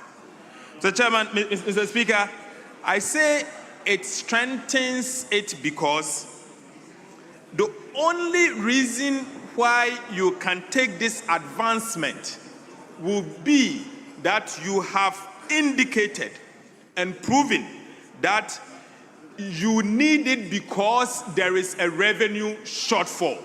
And so if there is no shortfall, you cannot do it. And it means there is no reason why you should do it. Rather, what you seek to do is to open it up for them. Because any reason the minister can go, if there is no shortfall, he can still go and say that, give me 5% of previous year's revenue. But here, in this case, it says that for the sole purpose, you see, for the sole purpose of filling a seasonal shortfall. So if you take the seasonal shortfall, it means it is open-ended. It is open-ended. The minister can ask for it. And so before you ask for it, you have to prove that there was not just a shortfall, but seasonal shortfall. And it means that at the end of the season, you will pay back. So there should be a condition before you can have it. That's my reading. I think it rather strengthens it, not weakens it. That is my view. Mr. Speaker, the minister left out one key part of the provision, which is despite subsection 1 and subject to the provisions of this section. Minister, the provisions of this section. This section is talking about section 30. Now remember that we have now introduced the section 30A, which spells out the conditions under which the Bank of Ghana may lend to the government. And those are in 30A, 6A, and B. A state of emergency and a public health emergency. Those are the only two conditions. Now, if rather you include this, and Minister, let me explain why that is important. You can actually have a scenario where you don't have a budget shortfall. You don't have a revenue shortfall. But we are confronted with war or something that now requires you, please, that now requires you to spend. This is why the provision, Minister, this is why the provision on revenue shortfall should be deleted. It's not about revenue shortfalls. It's not about revenue shortfalls. It is about when those two emergencies have occurred and you have issued the instruments for the occasioning of those emergencies, then you can borrow from the central bank. Now, when you bring this clause into it that revenue shortfalls, it's a clawback clause, which now allows that when you have revenue shortfalls, you can rely on it using those provisions. And so, Mr. Speaker, our proposal is that we take those words out so that the intendment of government is protected and that we don't have a clawback clause at the end. I thank you, Mr. Speaker. Yes, Honorable Majority Leader. Mr. Speaker, when I was on the other side, when at consideration, we were not encouraged to do certain things as a member of the committee. You are the ranking member of the committee. These matters were raised at the committee level. Mr. Speaker, for nearly 45 minutes, we are debating one clause. We've already stood down two. So it appears to be deliberate. Honorable Majority Leader. Honorable Majority. You ought to have done this at the committee level and would have been factored in. Honorable Majority Chief Whip. By practice, we don't do this. Honorable Majority Chief Whip. We don't do this. Do you know what is Bagbin's principle? We don't do this. What we are doing, you ought to have done it at the in committee practice, level. Do you know the principle referred to as Bagbin's principle? Yes.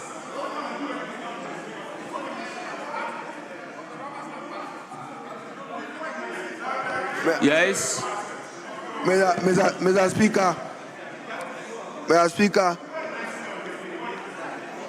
Speaker, as I understand it, the Honorable Minority Leader, in the absence of the Finance Minister, was raising issue in the proposed amendment to 11, subclause 2, and the explanation he demanded at the time, Mr. Speaker, was on seasonal shortfall of budget revenue. That was his beef. That has now been adequately explained by the Finance Minister. But Mr. Speaker, he failed to take a cue from you when you reminded him to go to the original Parent Act, Act 612. In particular, the original 2 reads, the total of the loans advances, purchases of treasury bills, Mr. Speaker, that was not my interest. It goes to say 10%. So what the Honorable Finance Minister is now proposing, if you read the entire 11, he is reducing the 10% to 5%. No, I'm saying this is what he's seeking to do. Now, in the past, if advances were made to the Bank of Ghana, maybe they will not oblige even with repayment. And it was open-ended. What he has further done, if you look at the original Act 612 that Mr. Speaker was guiding us, it says in the additional clause 4, government within 3 months. That is a new introduction. In the original Act of 612, there was no limit. So whether the Bank of Ghana was repaying or not, the government is different from the Bank of Ghana. So when Bank of Ghana does these advances, what this bill is seeking to do is to say that the Bank of Ghana must pay back. If they have capacity to pay back, they must pay back. So, Mr. Speaker, I think that the chairman's amendment is sound. What I thought the Honorable Minority Leader wanted was a technical definition of the word seasonal shortfall, and that we can provide for in it. But what the Minister for Finance is doing, for all intents and purposes, is to improve upon the existing regime under Act 612, to reduce 10 to 5%, and to reduce the open-ended perpetuity to 4 months, which is in subclause 4. So, Honorable Osahini asked for a definition of seasonal revenue shortfall. And maybe, Mr. Speaker, if you put that question, you direct the drafters to define seasonal shortfall as the Minister for Finance and the Bank of Ghana may do. Thank you. Let me hear Honorable Adongo, who was on his feet for some time.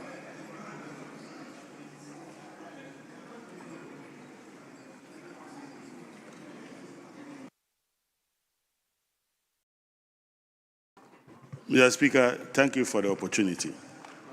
Mr. Speaker, if you read the entire 11,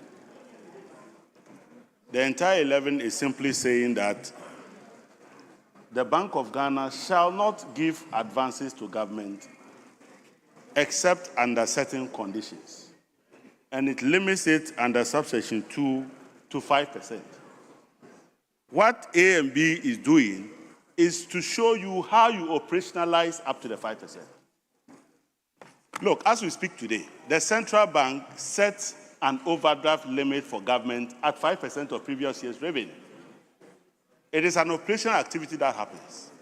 But this time we are saying that whereas in the past, at the end of the year, what they simply do is to convert this overdraft into a medium-term loan and put it on the balance sheet. Now, this law is saying that if you operationalize the 5%, don't carry it forward as a medium-term loan, but the government must come and make sure that it pays off because it's a seasonal activity. So this is rather strengthening the arrangement to make sure that you don't set an overdraft limit for government to accommodate government's own cash flow difficulties, and then it becomes a permanent loan to the government. And that when that happens, you should come back and clean the books so that you start the following year with a zero balance. I think that is good enough in order to protect the monetary financing that is already going on. And I don't see how this is becoming a problem. Thank you, Mr. Speaker. Honorable, I'll come to you. Don't worry. Yes, Honorable Soini, you are on your feet. Thank you very much, Mr. Speaker. Mr. Speaker, I was on my feet earlier, but after listening to the Honorable Education Minister and Chairman of the Finance Committee, I was of the view that they expressed the thoughts that I had, except that I'll just reiterate by making the point that my suggestion to the drafters will be to appropriately define what we mean by seasonal, seasonal shortfalls. It must be defined to be acceptable by all so that we know when it is being abused. Because I think if I listen to the argument from the other side, the concern is government using it as a stopgap for revenue shortfall every now and then. But if we define seasonal shortfall, then we will all be guided moving forward. So, Mr. Speaker, my plea is that if we have that understanding, we can put the question and perhaps get seasonal shortfall defined as we move on. Thank you very much, Mr. Speaker. Yes, Honorable Kojo Oponkruma. Mr. Speaker, to the extent that the Chief Whip on the other side referred to me specifically, I want to draw his attention to something. When we are doing this work in the chamber, it's not out of malice or anything. We have spent hours perusing these bills and making recommendations. He should not on his feet be impugning ill motive. It's contrary to our standing orders. And I take strong exception to that. Thank you, Mr. Speaker. I came in to state that we all understand what is referred to in practice in this House as Honorable Bagbin's principle.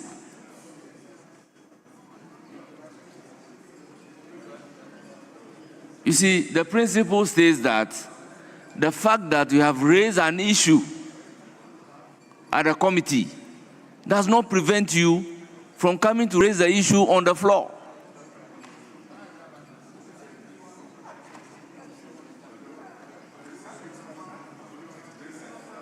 Yes. Mr. Speaker, thank you. Thank you for your guidance thus far. Mr. Speaker, when this bill was introduced, I was not in the country, but I participated in deliberations. The second deputy whip showed interest, and our colleague, the member from Ofuasia Yebi, was our anchorman. He was our arrowhead on this matter. So you are not in the country, but you participated in spirit? Mr. Speaker, you allow me to flow. Mr. Speaker, all of these we did as stakeholders in the governance of our country. Mr. Speaker, in all of these, the majority side knows the role that the minority played in this. Mr. Speaker, I'm not re-echoing the concerns of my respected colleague, but it is completely out of place, and we want it for Hansard to record this. Mr. Speaker, you can help. Sometimes when things get out of control, you would calmly come in and say that submission should be expunged from the record. Mr. Speaker, yesterday, maybe I may have to say this, yesterday, my respected colleague, the Chief Whip, was here. I had to drive from constituency because I did a program. He himself was in his constituency. When I called him that I've spoken to Honorable Anodompre and the BOG bill is to be considered, he drove to the chamber. I came from Winneba. Well, you, Kwame Agboja, Mr. Speaker, Kwame Agboja, you did worse things as a minority chief whip. Today you are enjoying the Rose Ministry. Many of your colleagues are at the backbench. You are not even reachable. They call you, you don't pick your calls. And then you want to intimidate me. You want to mark my grammar. Keep marking, I will get you. Mr. Speaker, Honorable Oponkruma had to drive to Parliament and rush into this chamber. All to make sure, Mr. Speaker, all the brains in this house are not equal. Talents are not equal. We have shepherded this bill through by supporting your chairman. We've supported Honorable Afo. We've supported him. We are saying that all the talents are not equal. The weaker must be supported. We've supported him. And all you come and tell us, we don't know. But we're saying that the strong must support the weak. And that is what we've done. We have not mentioned any name. Mr. Speaker, Kojo is an industrious member of parliament. We have worked together. Mr. Speaker, if I told you when your party won, I told you that stay in leadership. You said you're going to the ministry. Now you want to come into leadership. I don't know why you wanted to go to the ministry. The contractors are chasing you. You've made Atu your best friend, and he's not giving you money. And you come and obstruct your leader. Mr. Speaker, I want to plead with you to kindly get the records expunged. That said, Mr. Speaker, I think that... Honorable Minority Leader, I have no hesitation in asking that order he says should be expunged from the record. Thank you so much. Mr. Speaker, we are grateful. Honorable members, what is the situation on Yes, Mr. Speaker, I'm dealing clause with it. 11? Yes, Mr. Speaker, the Minister of Finance is in the chamber. I would want colleagues on the majority side to lend me their ears. Mr. Speaker, the minister is pursuing this amendment because, according to him, there should be borrowing only for emergency. Only emergency. And other matters that relate to an act of God, which a Latin man will say force majeure. Mr. Speaker, let us read the subclause 2 carefully. It is a proviso. The subclause 2 is departing from the initial prohibition and is now saying that there is a waiver being given for the act being prohibited to be done. You are saying that under this new dispensation, you don't want Bank of Ghana to lend to government. We agree. Under this new dispensation, you're saying that government should not borrow. We agree. But the proviso, which now allows you to leverage, is saying something else. What is it saying? Please, let us hear the rendition carefully. It says, despite subsection 1,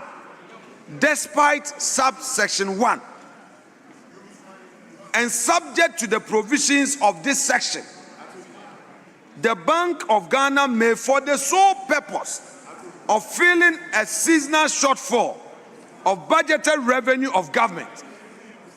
Stay there. You are saying that if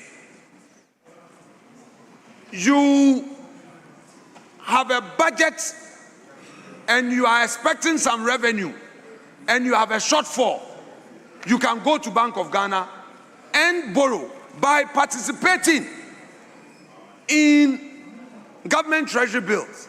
Mr. Speaker, this does not come under emergency.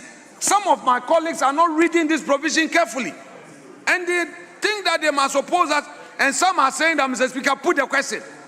Mr. Speaker should put the question. You would have to produce a minimum of 138. Colleagues, this practice must stop. When you want to control the chair, that Mr. Speaker should just proceed to put the question. I've seen you. Don't do this. When we do this, then CSOs and the media will say that MPs are not doing their work, or we just sit here and we do here. No. What you are seeking to cure, you are resurrecting the same thing. You cannot say that you can only borrow for emergency. Then you now turn around and create a proviso. In one breath, you can only borrow for emergency. In another breath, you can borrow to deal with revenue shortfalls. No. And you're now saying that you can even participate in treasury bill for the purposes of achieving that. Ghana Revenue Authority must be made to do its work.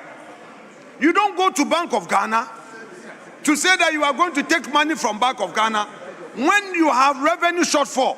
It looks like many people are not reading that provision well. Yes, whichever way you look at it, it is borrowing. You said, no, Honorable Minister for Government Communications, the minister on his feet said that the essence of this bill is to prohibit government from borrowing for other purposes except on emergency. Yes, Honorable. Now, seasonal shortfall does not come under emergency. Honorable Minority Leader. It does not come under that. Honorable Minority Leader. Mr. Speaker. Yes. Let's be careful. Yes. So they should stop calling us this names. Note, we are only helping to enrich the law. Honorable Minority Leader. Honorable Minority Leader, I believe this is one of the clauses that has been thoroughly debated. So once again, before putting the question on entire clause 11, I would ask that you propose your amendment, let the question be taken on your amendment, then we can make progress. So I intend not to take any further debate on the issue. Mr. Speaker, fair point. Fair point. Mr. Speaker, I move this House to delete sub-clause 2. Honorable Minority Leader, kindly address me and then move the amendment.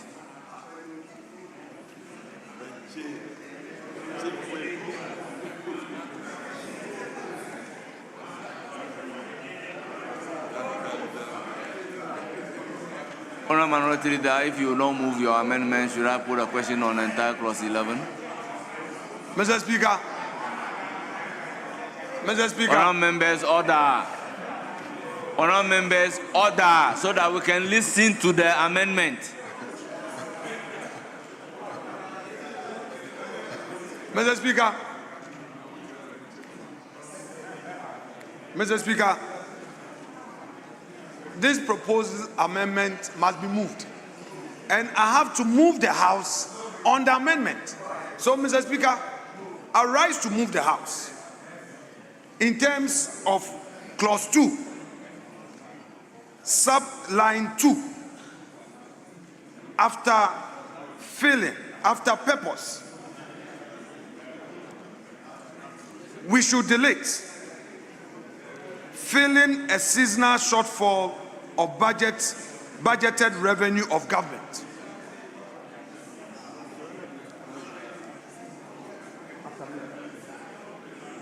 Mr. Speaker, I want to take it again. Line 2, we should delete after bank may for the sole purpose of filling a seasonal shortfall of budgeted revenue of government. We should delete all that. So the new rendition shall now be, despite subsection 1, and subject to the provisions of this section, the bank may, Mr. Speaker, so sorry, we maintain the may. So we are deleting for the sole purpose of filling seasonal shortfall of budgeted revenue of government. To now have a new rendition which would read, despite subsection 1 and subject to the provisions of this section, the bank may then may make, then A, it goes, B, it follows. So, Mr. Speaker, that is the proposed amendment that I have. Mr. Speaker, I've given you the new rendition. Honorable members, the amendment is moved by the Minority Leader. It is for the consideration of the House.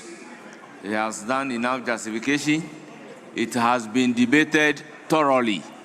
So I will put the question on the proposed amendment moved by the Minority Leader to delete after May the words for the sole purpose of filing a seasonal shortfall of budget revenue of government, so that the new rendition, honorable members, let's observe Standing Order 126.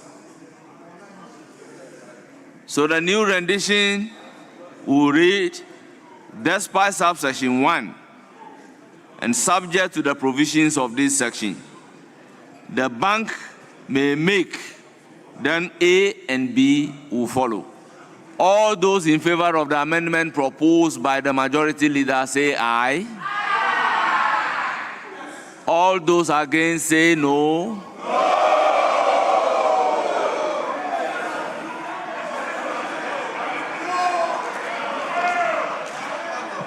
Honourable members, it is obvious the noes have it. I will then put a question on the entire clause 11. All those in favor of clause 11 standing part of the bill say aye. Aye. Those against say no. The ayes have it. Clause 11 is ordered to stand part of the bill. Honourable members, the long title. Honourable members, the long title. Honourable members, sorry. Honourable members, we need to do clause 17 and 18 up to 20. Honourable members, clause 17. Section 62A inserted. Chairman of the committee. Chairman of the committee, clause 17. Speaker, we don't have advertised amendments. It is for the consideration of the House. Honourable members, as many as are in favor of clause 17 standing part of the bill say aye. Aye. Those against say no. The ayes have it. Clause 17 is ordered to stand part of the bill. Clause 18. Section 69 of Act 612 amended. Chairman of the committee. No advertised amendment here. It is for the consideration of the House. Honourable members, as many as are in favor of clause 18 standing part of the bill say aye. Aye. Those against say no. The ayes have it. Clause 18 is ordered to stand part of the bill. Clause 19. Consequential amendment. Chairman of the committee. No amendment, Mr. Speaker. It is for the consideration of the House. Honourable members, any proposed amendment to consequential? Honourable members, I'll put a question. As many as are in favor of the clause 19 standing part of the bill say aye. Aye. Those against say no. The ayes have it. Clause 19 is ordered to stand part of the bill. Clause 20. Transitional provision. Chairman of the committee. No amendment, Mr. Speaker. Honourable members, any amendment to transitional provision? In the absence of any amendment, I'll put a question. As many as are in favor of clause 20 standing part of the bill say aye. Those against say no. The ayes have it.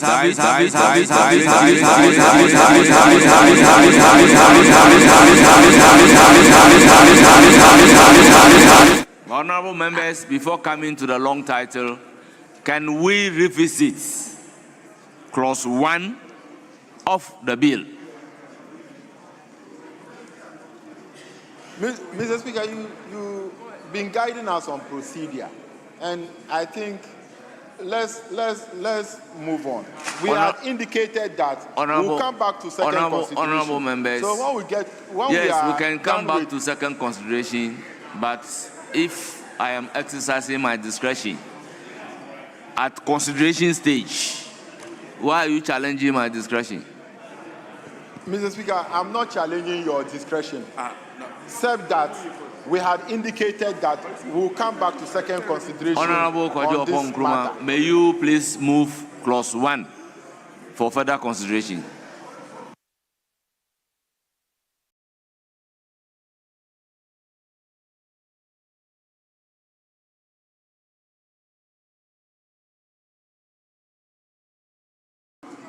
Honourable Kojo Nkrumah. Honourable Kojo Nkrumah, please revisit your proposed amendment to clause 1. Very well. Honourable members, long title.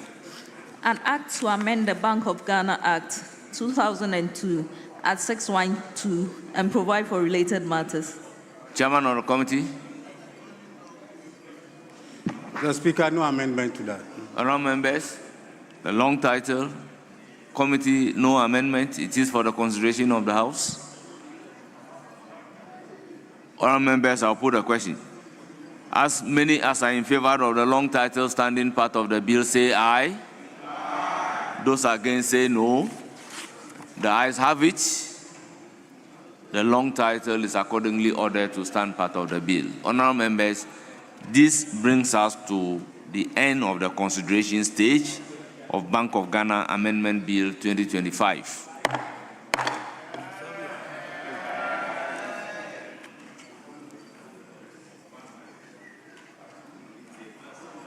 Yes, majority.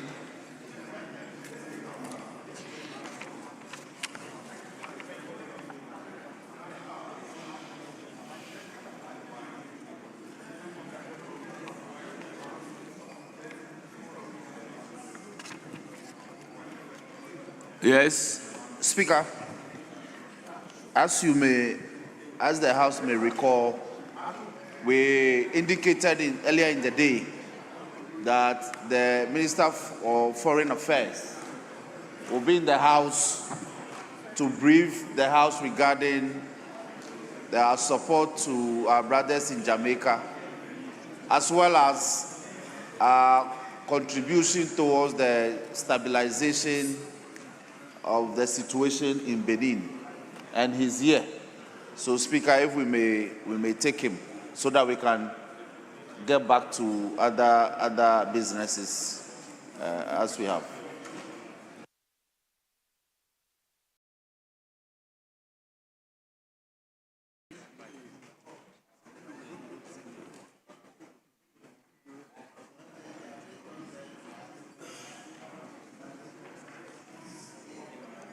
Yes, Minority Chief Whip. Speaker, we are aligned on this side. We are aligned. Very well. Very well.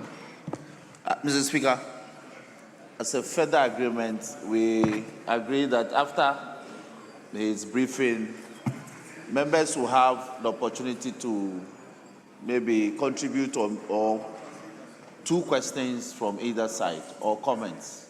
All members, this one, it's a plea.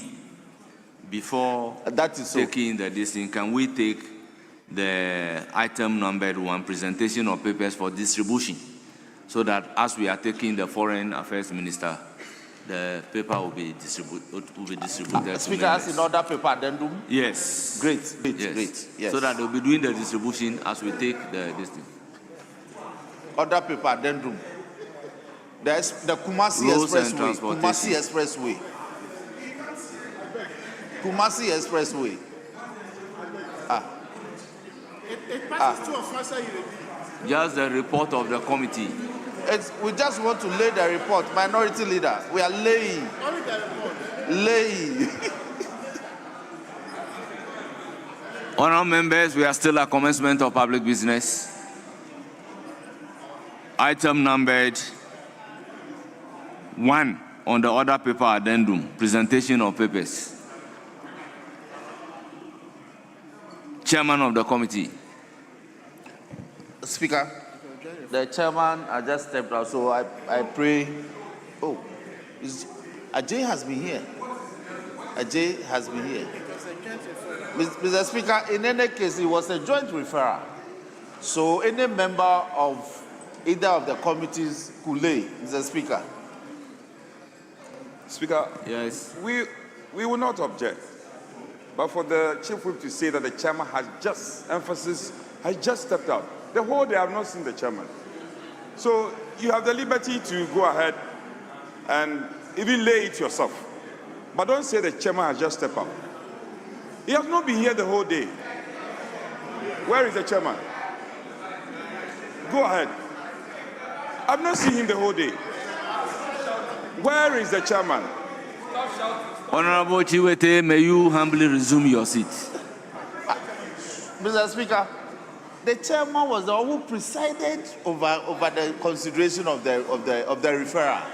So, Mr. Speaker, Honorable Minority Chief Whip, the application is for the Vice Chair to lay. Yes. Jetson. Honorable Vice Because he said the chairman has just stepped out, and I'm going to correct that. Your point is well made. That's not correct. We appreciate it. So let's Honorable Vice Chair. from the records. Honorable Vice Chair, may you lay the paper for the chairman. Report of the Committee on Roads and Transportation on the concessionary contract agreement between the government of the Republic of Ghana, represented by the Ministry of Roads and Highways as the contracting authority, and Accra-Kumasi Expressway Limited as the concessionaire. Honourable members, the reports of the committee has been duly presented, and it is for distribution to honorable members of the House. Yes, honorable members, the Foreign Affairs Minister has taken the designated seat, and I believe his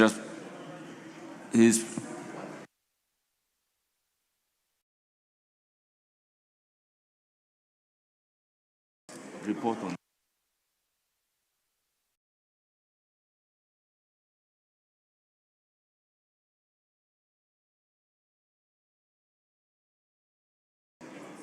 Honorable members, the short report of the Minister responsible for Foreign Affairs is also on the console.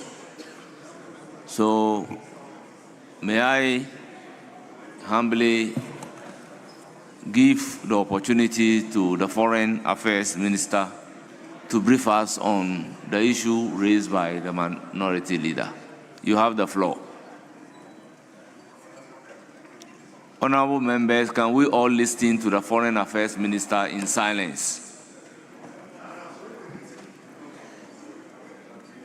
Right Honourable Speaker, honourable members of this august House, I have the honour to appear before you to present a statement on humanitarian assistance extended by the Republic of Ghana to sister nations since 7 January 2025, pursuant to the foreign policy direction of His Excellency President John Dramani Mahama, and in accordance with Ghana's long-standing diplomatic tradition of compassion, solidarity, international responsibility, and South-South cooperation.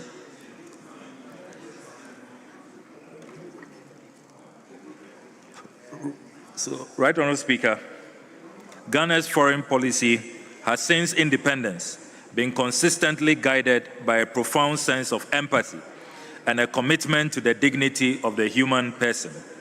Our engagement with the international community has never been limited solely to the pursuit of strategic or economic interests. Rather, it has been informed by the conviction that Ghana's moral standing and credibility in global affairs are strengthened when we act with humanity in times of crisis. This enduring ethos reflects the foundational ideals of our republic and continues to shape our conduct in international relations. Ghana's foreign policy recognizes that humanitarian crises, whether arising from natural disasters, armed conflict, or socioeconomic collapse, demand collective responsibility. In responding to such crises, Ghana affirms the principle that the suffering of any people, irrespective of geography or political alignment, calls for solidarity. It is this principle that has underpinned Ghana's humanitarian engagements over the decades and remains central to our actions since 7 January 2025. Mr. Speaker, Ghana's humanitarian diplomacy is neither recent nor incidental. It is an enduring pillar of our foreign policy tradition that transcends political administrations and historical epochs. From the earliest days of independence, successive Ghanaian leaders have demonstrated a clear and consistent willingness to translate Pan-African ideals and global solidarity into concrete acts of material and moral support for people in distress. A seminal example of this tradition is found in the actions of the Osagefo Dr. Kwame Nkrumah, Ghana's founder and first president, who in 1958, when the Republic of Guinea courageously voted for immediate independence from France at significant political and economic cost, Ghana responded decisively Dr. Kwame Nkrumah extended an emergency financial facility of approximately £10 million, together with strong political backing to support Guinea during its most vulnerable formative period. This gesture, which later evolved into the Ghana-Guinea Union, was one of the earliest and most profound expressions of Pan-African solidarity, demonstrating Ghana's readiness to share its limited resources in defense of African self-determination and dignity. Mr. Speaker, Ghana's humanitarian ethos have also extended well beyond the African continent, following the devastating Great Hanshin Awaji, the Kobe earthquake in Japan in 1995, which claimed thousands of lives and caused extensive destruction. Madame Nana Kunedu Ajiman-Rawlings, then First Lady of the Republic, may her soul rest in perfect peace, mobilized nationwide support on behalf of the people of Ghana through coordinated efforts involving state institutions, civil society, and the private sector. Ghana, led by His Excellency Jerry John Rawlings, donated cocoa and other essential supplies to Japan. This act of solidarity was widely acknowledged as a powerful symbol of friendship between two nations, separated by geography but united by shared human values. In 2010, Mr. Speaker, under the leadership of President John Evans Atta Mills, Ghana again demonstrated its humanitarian resolve in response to the catastrophic earthquake that struck Haiti on 12 January 2010. Recognizing the scale of human suffering and infrastructure collapse, the government of Ghana pledged and delivered $3 million in official financial assistance, presented through a formal government check. This contribution reflected Ghana's commitment to international humanitarian responsibility and reinforced its standing as a country willing to act decisively in moments of global crisis. Similarly, in 2017, following the tragic mudslide in Freetown, Sierra Leone, which resulted in significant loss of life and displacement, the government of Ghana, under President Nana Addo Dankwa Akufo-Addo, extended humanitarian assistance valued at approximately $1 million United States dollars. This support included the airlifting of relief items as well as financial assistance aimed at supporting immediate relief and early recovery efforts. The gesture reaffirmed Ghana's solidarity with a sister West African nation and its responsiveness to humanitarian emergencies within the sub-region. Right Honourable Speaker, honourable members will further recall that Ghana's record in international peacekeeping and humanitarian action has long been notable.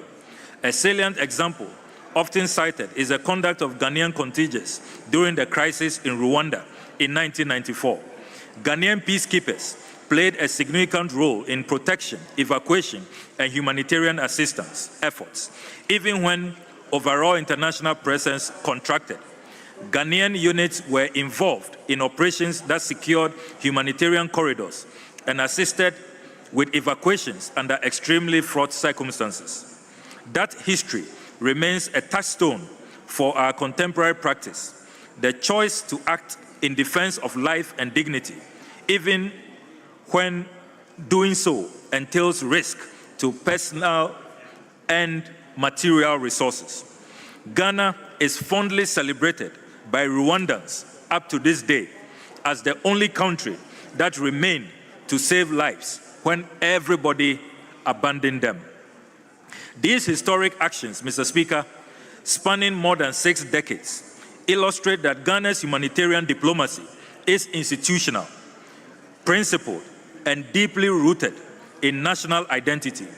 They demonstrate a consistent belief that solidarity is not merely rhetorical, but must be expressed through tangible support, even in circumstances where resources are constrained. Right Honourable Speaker, it is within this proud and unbroken tradition that Ghana's humanitarian assistance and technical support, extended since 7 January 2025, must be understood. Our actions today are not departures from precedent. They are continuations of a legacy of compassion, leadership, and responsibility that has defined Ghana's engagement in the Committee of Nations. Since 7 January 2025, and in particular through the humanitarian initiative launched by His Excellency John Dramani Mahama, the President of the Republic, on 7th November 2025, the government of Ghana extended material assistance to 3 countries that have experienced acute humanitarian need: Jamaica, Cuba, and the Republic of Sudan.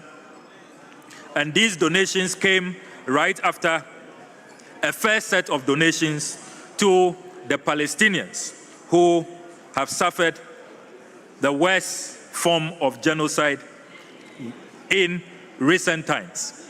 The President presented relief items to representatives of the 3 countries at the presidency, an act that conveyed the solidarity of the Ghanaian people with affected populations and that sought to complement international relief efforts. The donations to Jamaica and Cuba were as a result of the destruction of Hurricane Melissa. And those of you who have followed the devastation of Hurricane Melissa, you found out that over 40 people have died in Jamaica, and analysts say that the devastation is valued at $8.8 billion United States dollars. Mr. Speaker, in Sudan, we have seen that the conflict has gotten out of control and thousands have been displaced. And once again, as a country that believes in reaching out and extending solidarity to our fellow Africans, we decided to make a donation to the good people of Sudan. The aggregate value of relief items presented by the government of Ghana is estimated at 10 million Ghana cedis. This donation was explicitly apportioned for distribution in the ratio of 50% to Jamaica, 30% to Cuba, and 20% to Sudan, reflecting the immediate and pressing needs identified in the respective contexts. The detailed catalogue of donated supplies and partner contributions include foodstuffs and nutritional supplies, 2,400 bags of made-in-Ghana rice produced here, 540 bags of sugar, 100 cartons of fortified Gary mix. These items were selected to address immediate household food needs and to supplement local relief distributions in the early emergency phase.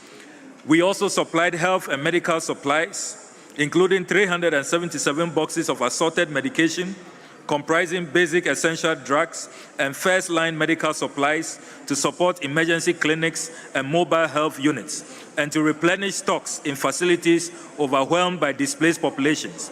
The exact medical items were assembled in consultation with public health experts and our medical donors to ensure suitability for the recipient context.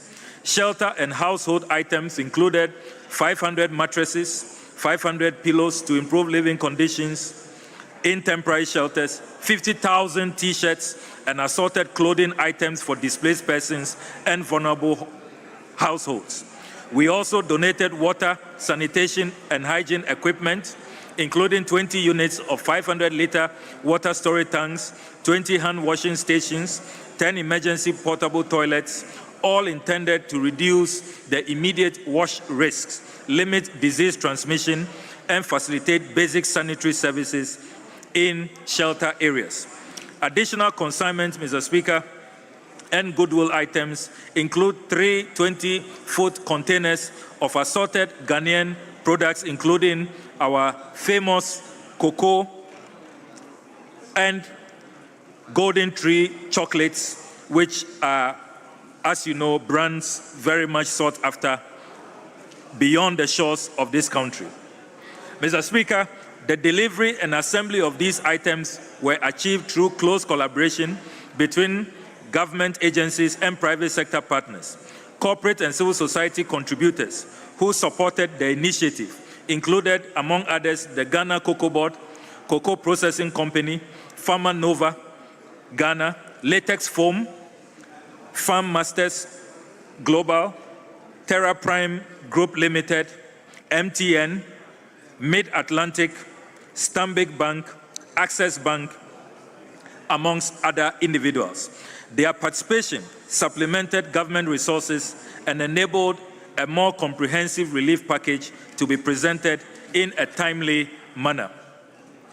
So, Mr. Speaker, the selection of the items reflect rapid needs assessments conducted by the Ministry of Foreign Affairs in consultation with recipient diplomatic missions, multilateral humanitarian agencies, and sector specialists. Priority was given to items that, 1, meet immediate survival and health needs, such as food, water, medicine. 2, support short-term shelter and basic households comfort, such as the mattresses, clothing, and pillows we provided. And 3, reducing public health risks, such as the wash facilities that we supply. The distribution on the ground, Mr. Speaker, was entrusted to the recipient governments and, where appropriate, to recognize humanitarian implementing partners able to manage logistics and ensure that the goods would reach priority groups. The Ministry of Foreign Affairs and the Ghanaian diplomatic missions involved requested distribution plans and periodic utilization reports from recipient authorities to enhance transparency and to ensure that intended beneficiaries receive the assistance. The humanitarian initiative, Mr. Speaker, was coordinated at the highest level. The Presidency and the Ministry of Foreign Affairs initiated a gesture and worked closely to assemble, package, and dispatch the items. Logistical arrangements for collection, packaging, and temporary storage were carried out through a combination of government warehouses and partner facilities, while the ministry ensured that diplomatic clearances, customs documentation, and transport protocols were addressed in advance to minimize delays at ports of exit. The United Nations agencies in Ghana and the International Red Cross Society assisted Ghana in shipping the relief items to their destinations. Right Honourable Speaker, this morning, His Excellency President John Dramani Mahama participated in a historic farewell parade at the Jubilee Lounge at the Kotoka International Airport to deploy a contingent of 54 Army engineers and 5 medical doctors drawn from the 48th Engineers Regiment and affiliated units to Jamaica to assist with the construction and recovery efforts.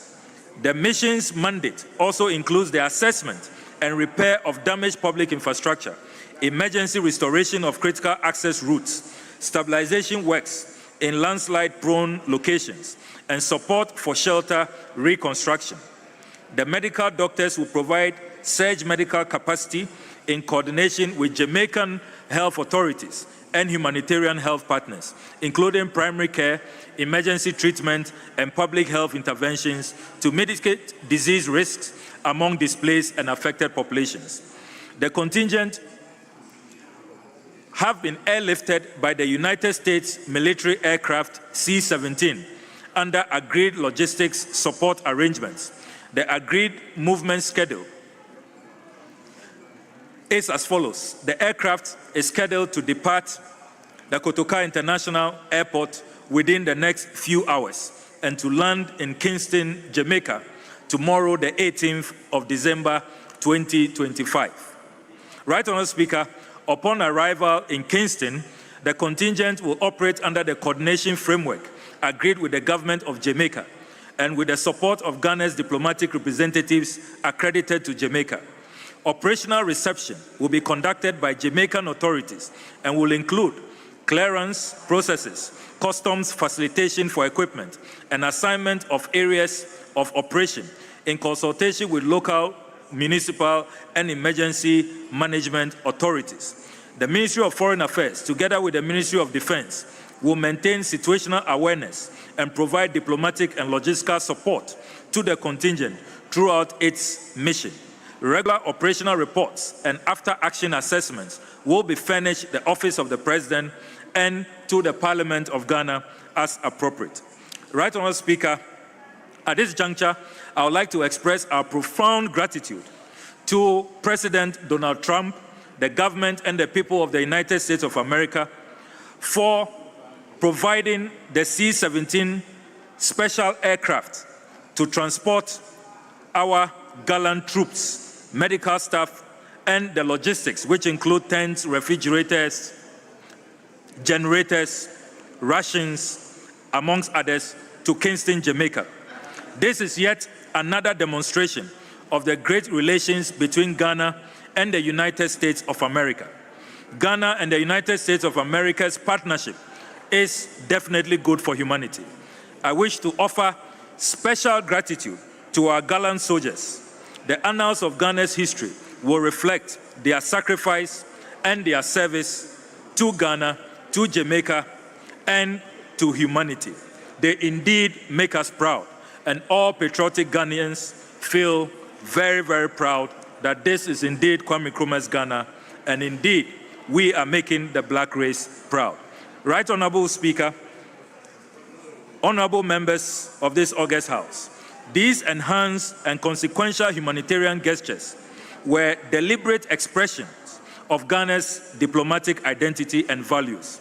In a global environment marked by increasing humanitarian needs and diminishing international attention, Ghana's actions carry significant moral and diplomatic weight.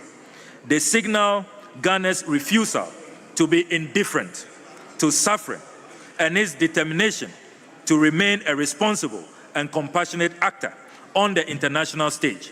Such actions also serve to strengthen our bilateral relations, reinforce mutual trust, and enhance Ghana's standing within multilateral fora. By aligning humanitarian assistance with diplomatic engagement, Ghana demonstrates its foreign policy is both principled and pragmatic. It's rooted in values of empathy, solidarity, brotherhood, and compassion, while being attentive to global realities. Right Honourable Speaker, as humanitarian crises continue to challenge the international community, Ghana remains resolute in its commitment to act where it can to make a meaningful difference.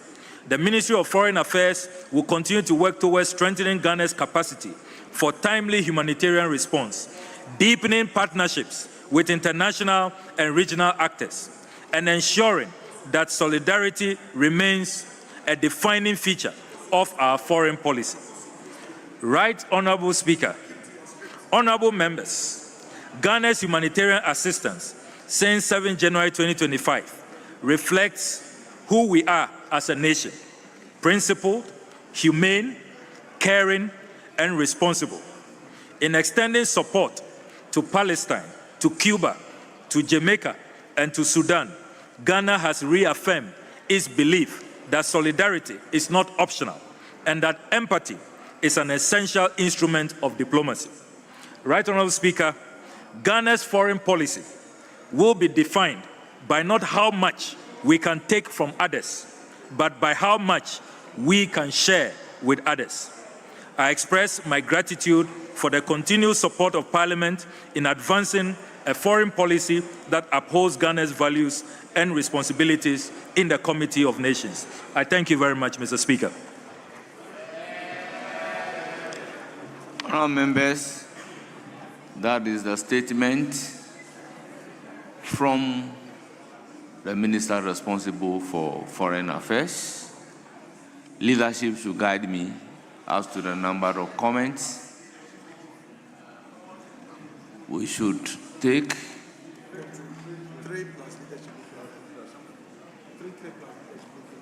Speaker, there's an agreement. So 3 from each side, leadership, in addition, making it 4 on each side. So 4 on each side. 3, leadership.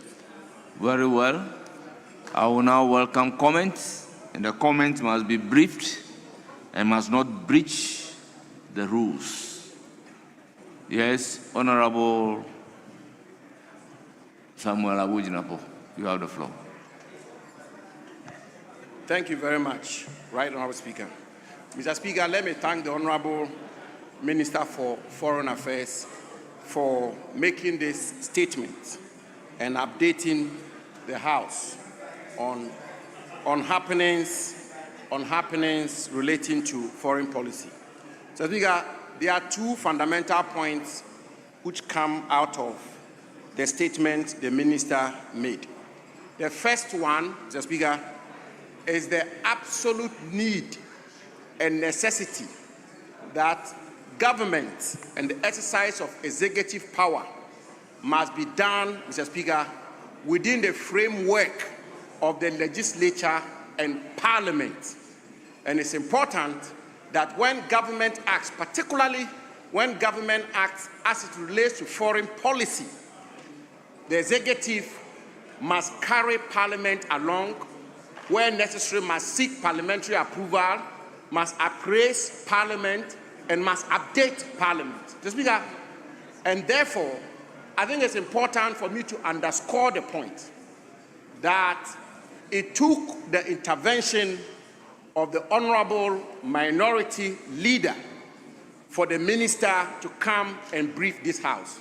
And Mr. Speaker, as ranking member for Foreign Affairs, I think Hansa should capture and I should put on record that the Minister for Foreign Affairs, the Honorable Minister for Foreign Affairs, can do better in terms of parliamentary engagement. Mr. Speaker, including in particular the Committee on Foreign Affairs. Mr. Speaker, the Minister is a senior member of this House, and the Minister should know that when it comes to the conduct of our foreign policy, Mr. Speaker, he commends President Trump and the United States. President Trump cannot take any major, fundamental, definitive foreign policy action without briefing Congress and briefing the Committee of Congress on Foreign Relations. The Prime Minister of Britain cannot do that. Mr. Speaker, so yes, Ghana's government is being at the forefront of humanitarian gestures across the world.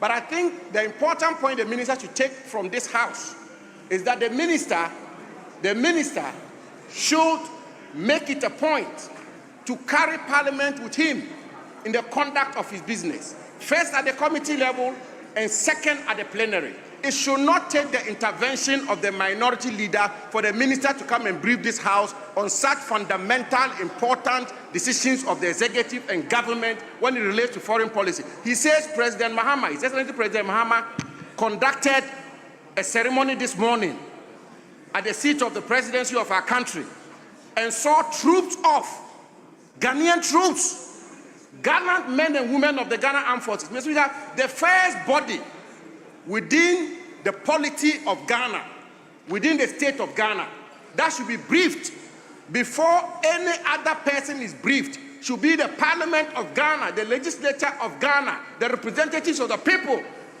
This House should have been briefed first before even the ceremony was held.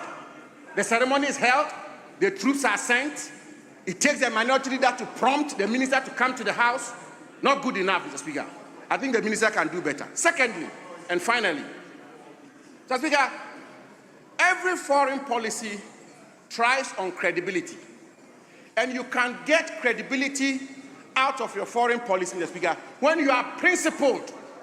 Mr. Speaker, if it is good in Benin, it's good in Burkina Faso. If it's bad in Niger, it is bad in Mali. Mr. Speaker, principled diplomacy is absolutely important. I have here in my hands, Mr. Speaker, a publication which indicates, the minister talks about sending troops to Jamaica, a publication which indicates that the government has taken a decision to send troops within the framework of ECOWAS to support the efforts by ECOWAS to restore... Member, you have done exactly 5 minutes, so conclude. Mr. Speaker, if I may conclude, just a minute to conclude. As a ranking member, as you know, Mr. Speaker, this is very much in my turf. With the greatest respect, if I could just conclude on this. Thank you very much, Speaker. Thank you for your indulgence. Mr. Speaker, and these are very weighty matters, and I believe these are matters of national importance. Mr. Speaker, the government is taking a decision to send troops within the framework of ECOWAS to help or assist in the restoration and consolidation of democracy in Benin, in the Republic of Benin. Mr. Speaker, I support that move. There's absolutely no two ways about that. That the government of Ghana should be working with ECOWAS to ensure that democracy prevails in the region. But Mr. Speaker, if a coup is bad in Benin, a coup must be bad in Burkina Faso, it must be bad in Mali, it must be bad in Niger. Mr. Speaker, it must be bad in Guinea-Bissau. Mr. Speaker, I am happy that the Honorable Minister for Foreign Affairs, the former ranking member for Foreign Affairs, 3-term member of Parliament, Mr. Speaker, 4th-term member of Parliament, as Minister for Foreign Affairs, is found it necessary to move from the foreign policy of Juviasem to the foreign policy of interventionism. But it's important that if we decide to intervene within the framework of ECOWAS, Mr. Speaker, a coup in Benin is bad. We should restore democracy in Benin. So is it bad in Burkina Faso. So is it bad in Mali. So is it bad in Niger. So is it bad in Guinea-Bissau. We cannot flip-flop when it comes to foreign policy. We cannot have double standards when it comes to foreign policy. We cannot choose and pick. The principle must stand. A coup anywhere in West Africa is bad. And the Ghanaian government should insist on that and ensure that our foreign policy is credible and principled. I thank you, Mr. Speaker. Yes, Honorable Rashid Pelpo. Thank you, Mr. Speaker, for the opportunity to comment on this very important statement made by the Minister of Foreign Affairs. Mr. Speaker, of late, the Minister of Foreign Affairs took some key decisions about Ghana's foreign policy that has given Ghana a very important recognition throughout Africa and has made Ghanaians very, very proud of him. Mr. Speaker, of late, the support of Ghana, of the suffering people of Palestine during the period of their genocide is a key area we are proud of when he took key decisions along with the government of Ghana to support them and did so with a lot of commitment. Mr. Speaker, again, Ghana's decision to support Jamaica, Ghana's decision to support Cuba, Ghana's decision to provide scholarships for the rest of Africa needing support to come to read higher courses in Ghana, to study in higher courses in Ghana, are all key areas we'll commend the minister for. In fact, he has distinguished himself and has shown the real character of Ghana in our commitment to liberation, in our commitment to extend support, humanitarian support to other countries. Mr. Speaker, Ghana's foreign policy is properly defined during the Nkrumah's regime when we took up the real challenge of liberating Ghana and helping to liberate the rest of Africa. We recall very, very clearly what he did for other countries, that he opened up our universities for Mugabe and other people from ANC and other countries to come to Ghana, study how to fight and liberate their countries, to come to Ghana and do so freely, studied freely, and went back to help their liberation struggles. Mr. Speaker, in the case of the Democratic Republic of Congo then, we recall what Ghana did for them. Mr. Speaker, when Congo was deserted by the United Nations, Lumumba called on the president of Ghana to support him.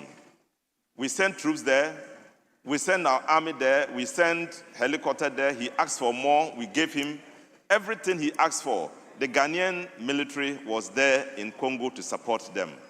Mr. Speaker, it distinguished Ghana as one country that will fight to the hilt to support another African country. Not very long ago, Mr. Speaker, we sent troops, we deployed troops to Liberia, we sent them police, we sent them army personnel, we sent them military observers. We did so for Sierra Leone, we did so for Liberia, we did so for the Côte d'Ivoire, we did so for Mali. If you see a combination of all these things happening, it tells you that this is not just a country seeking to mind its own affairs. It is a country willing to go the extra length to support another African country. That character of Ghana, Mr. Speaker, cannot be forgotten. And I'm very happy that throughout the present regime, administration of the present foreign minister, we have seen Ghana coming back to its real definition. Honourable member, conclude. To its real definition of fighting to give Ghana a place in the affairs of the world. Mr. Speaker, thank you for the opportunity, but let me just say that Our commitment must stay beyond this regime. It has a definition of what Ghana's foreign policy is. It shouldn't just be a regime and then the next regime there is a complete changeover. And I'm happy that what is written down now by what they are doing must stay and be historical and will have a value in who we are. Thank you, Mr. Speaker. Thank you. Yes, Honorable Ntimfoyo. It's now 6 minutes after 6. You have the floor. Thank you, Right Honorable Speaker, for giving me the opportunity to comment. And at the outset, to commend highly the Minority Leader Osahin Afenyo-Markin for insisting, and the caucus, the Minority Caucus, for insisting that the minister comes to brief the House, and to thank you for your magnanimity in accepting that request. Mr. Speaker, the scripture says, love your neighbor as yourself. But the scripture did not say, love your neighbor more than yourself. The decision that was taken to deploy troops to Benin was taken without recourse to this House. The decision to deploy troops to Jamaica was taken without recourse to this House. We even had to force the minister to come and brief us. That is not good enough, Mr. Speaker. At a time when very serious conflicts have devastated Binyiri, Bole Bamboy, Saula, Kalbatuna, which death toll far exceed, with the greatest of sensitivity to what has happened in Jamaica, which death toll far exceed what has happened in Jamaica, with over 48,000 Ghanaian citizens having been displaced, with 23,000 of them becoming refugees. For the first time in history, we have had a conflict that has displaced Ghanaians. 13,000 becoming refugees in Ivory Coast, 10,000 becoming refugees in Burkina Faso. We did not hear about government intervention to bring back our compatriots and to reintegrate the 48,000 that were displaced. We did not hear about government intervention to reconstruct Binyiri for the many houses that were burnt down, for the many households that lost their place of dwelling. All we had was President sending an equivalent of $9,800 to the refugees in Ivory Coast when the minister visited. $9,800. And here we are quick to mobilize aid and to fly them to Jamaica. And when we are asking, we took it from COCOBOD, we took it from, so all these organizations that you mobilize aid from, couldn't you have mobilized aid for the people who were displaced at Binyiri? We are so concerned about Jamaica. We are so concerned about people far away. When you failed the people of Binyiri, when as we speak, the government has not even been able to account for the exact number of refugees who have returned. How many engineers, 48 engineers, Mr. Speaker, were deployed to Binyiri to assist in reconstruction efforts? None. They did not. What is the distance from Accra, even Tamale, to Binyiri? And yet, no military engineers were deployed. But we are quick to put them in C7 or C17 or C19 and fly them. Mr. Speaker, that is not good enough. Outside gentility, home cry. Outside gentility, President Mahama and his foreign minister, Okujeto Ablakwa, are demonstrating what we call outside gentility, home cry. 148,000 of your own brothers and sisters in the president's own backyard, Binyiri, have lost their homes because of Infrationim, Mr. Speaker, to wait face looking. You have deployed 53 soldiers. The minister failed to even indicate how long the soldiers are going to stay in Jamaica and the cost to the taxpayer. In conclusion, Mr. Speaker, we must be sensitive about our own home affairs. We must be sensitive to the plight of our brothers and sisters. We must not be quick in impressing people when our own backyard, people are crying, people are lost, people have died. We failed to show benevolence. We showed to show support. And even up to now, they are crying for support. You go to Bako, many communities are cut from common social amenities. We are not minded to support them. But yet, your time is up. Thank you, Mr. Speaker. Yes.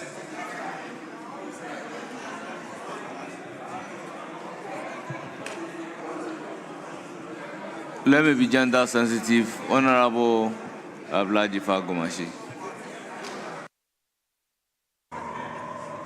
Thank you very much, Mr. Speaker.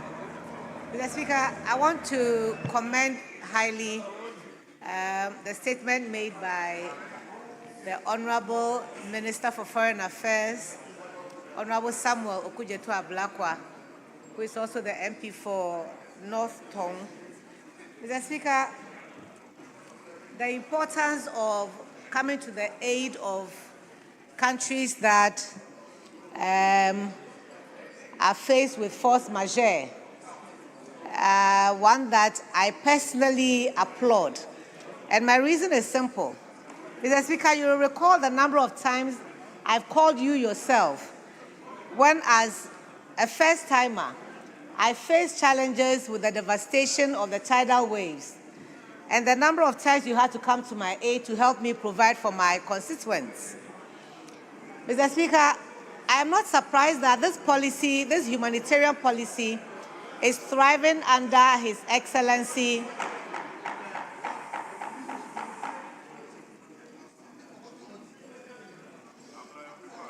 I am not surprised that this humanitarian policy is going on under His Excellency President John Dramani Mahama, because he showed that same commitment when my people faced devastation from the tidal waves. Comrades and colleagues will recall the truckloads of support that came to us, and also when VRA spilled its water and our compatriots were struggling. I'm not surprised at all that His Excellency has taken this decision to go and support the people of Jamaica. Ghana is known as a Pan-African hub. We have 3 giants buried in this country: Kwame Nkrumah, George Padmore, and Du Bois. And we cannot turn away when Africans are suffering around the world. It doesn't matter whether they are on the continent or they are in the diaspora. What is important is that they are Afro-descendants, and it is our responsibility to look out for our people. And it is for that reason that I'm truly excited that the Minister for Foreign Affairs finds it expedient to go to the aid of our comrade Africans who are struggling. In Ava, we say that meaning that to which let's take care of the issues that concern our people. And then after we have done that, we can start coming and be focusing on the periphery. The real issue is that Africans were in distress, and the champion of Pan-Africanism in the person of His Excellency President John Dramani Mahama and his Minister for Foreign Affairs find it prudent to go and rescue our people in their time of need. We cannot be saying always that we are Christians in the majority in this country, and when human beings, especially Africans, are suffering, we will use bureaucracy, red tapeism, and what have you before we respond to them. I have suffered that as an MP for Katu South, where the tidal waves devastated my community for 4 years. In one particular time, the tidal waves hit us 3 times in a year. And it took forever for us to respond to the needs of the people of Katu South. And so I want to commend highly the statement made by Honorable Samuel Okudzeto-Ablakwa, and to urge him to continue to go to the rescue of Africans, because we cannot, in one breath, be taking credit for being the leader and the first to get independence and helping other African countries to get their independence. And then when they are in trouble, we have a pussyfooting attitude and a lackadaisical one, but honestly, to jump at it and go to their aid. So Honorable Samuel Okudzeto-Ablakwa, Thank you very much for this statement, and God bless our homeland, Ghana. Thank you, Mr. Speaker.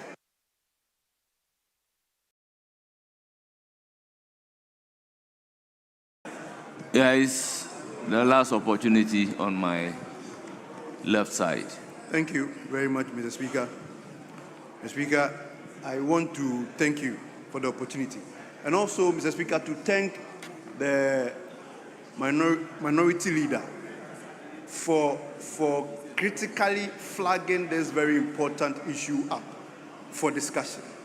But for us, having the minister here is by virtue of his advocacy and the need for national issues sensitive like this to be discussed in this House.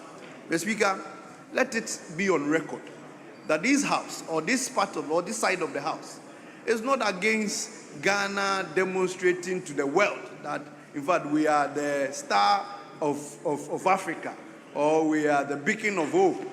Because we understand so that some of these things, these gestures, the Speaker, gives us a sense of national pride, gives us a sense of diplomatic relations, and it builds international cooperation. We understand. Mr. Speaker, what we abhor is the principle. Mr. Speaker, not too long ago, I happened to be the international relations director for NADMO. Then there was a flood, a landslide in Sierra Leone. That government through NADMO had to go and support them. Mr. Speaker, we had members of the other side telling us that we have not done everything we have to do for our people back here. Why are we so interested and very concerned about people who are not Ghanaians or foreigners? Mr. Speaker, and most of these people that led some of this crusade are now in the helms of affairs of this government. Mr. Speaker, the point and the issue here is the principle. The point and the issue here is the inconsistency. Mr. Speaker, yesterday, you were admonishing the government to pay critical attention to people and members or Ghanaians who have issues here. Today, you deem it fit to go and support outsiders when there are critical issues here. Mr. Speaker, not too long ago, the budget, 2025 budget, the Speaker listed or stated that 245.5 million Ghana cedis were earmarked for the Akosomo Dam victim. But that fund never went to Akosomo Dam victim. But today, we have been able to mobilize all these amount of monies, billions of Ghana cedis, to go and support people outside this country. Mr. Speaker, this is clear and Shishanimu democracy. Clear and Shishanimu democracy, outside gentility, home cry. And that is the issue. Mr. Speaker, the minister's own constituency, they are part of this Akosomo Dam spillage. Yet the amount earmarked for them didn't go. So, Mr. Speaker, let it be on record that this side of the House is not against anything that will give us a certain diplomatic leverage, no? But we are against the hypocrisy, we are against the double standard, we are against the lack of principle behind some of these things. Right. Mr. Speaker, the rest of the matters have been handled by my senior colleagues. I want to thank you and thank my minority leader for making this critical issue come to the fore for us to discuss and make critical point of it. Thank you, Mr. Speaker. I'm grateful.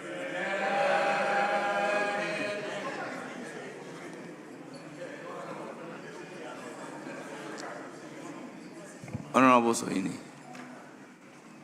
Thank you very much, Right Honorable Speaker, for the opportunity to comment on the statement by the Honorable Minister for Foreign Affairs on the humanitarian donations made by the Republic of Ghana since 7th January 2025. Mr. Speaker, I wish to first of all commend the Minister for his swift response to a humble request by this House.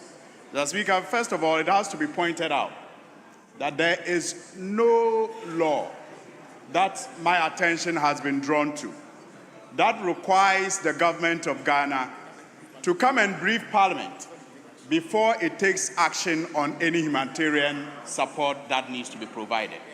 My attention is yet to be drawn to any law in this House or passed by this House that requires, that insists that Parliament must be briefed, as is being suggested, before the humanitarian support is extended.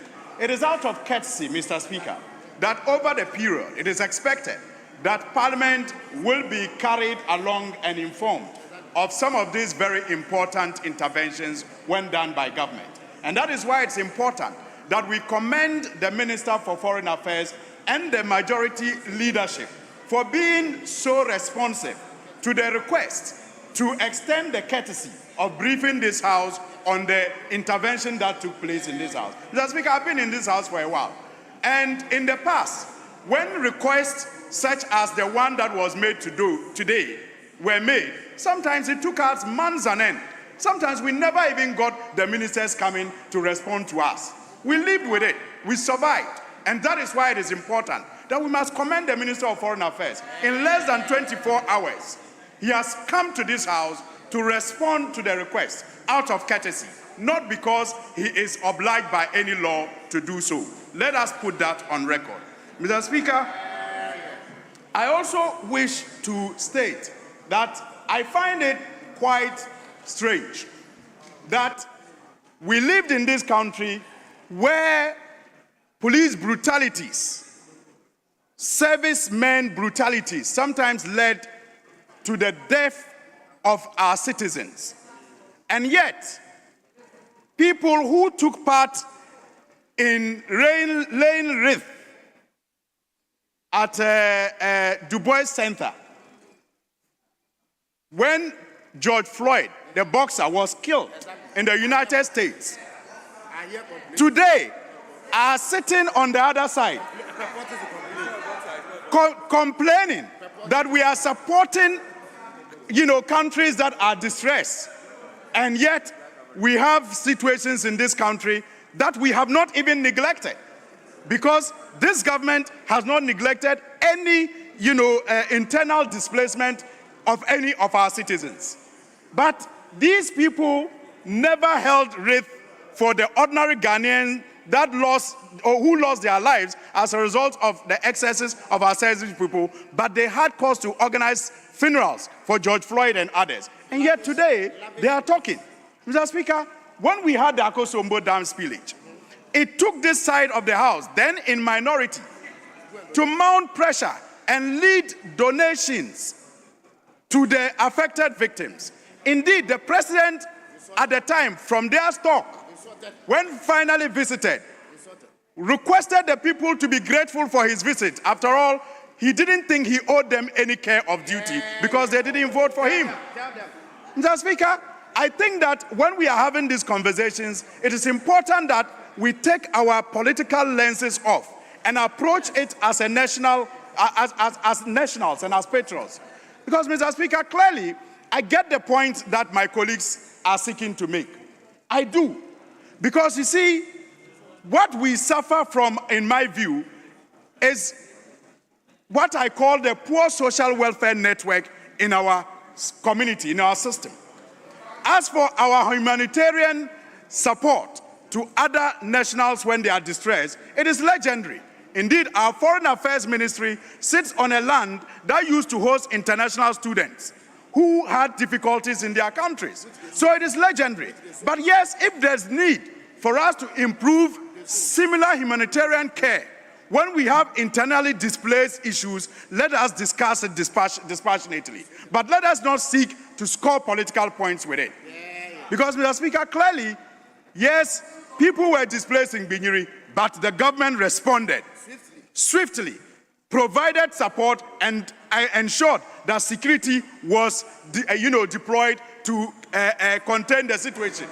Honourable Member, conclude. And again, in the case of the Volta Dam spillage, government made provision for budgetary support to the victims of that spillage. So, Mr. Speaker, we can have a conversation about how to improve our social safety networks in this country when we are faced with internally displaced challenges. But let us not do so with political lenses. Otherwise, when we do that, we know those who will not be looking very good. Thank you.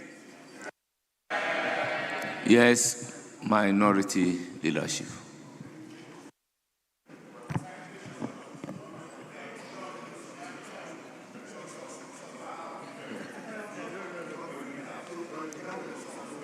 Mr. Speaker,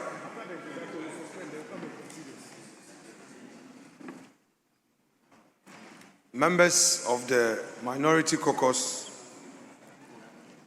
read in the news some troops being sent abroad for some operational support to those who have suffered in this Hurricane Melissa disaster in Jamaica. Mr. Speaker, we also heard of some relief items being shipped. We waited upon government to brief this parliament. That briefing never occurred.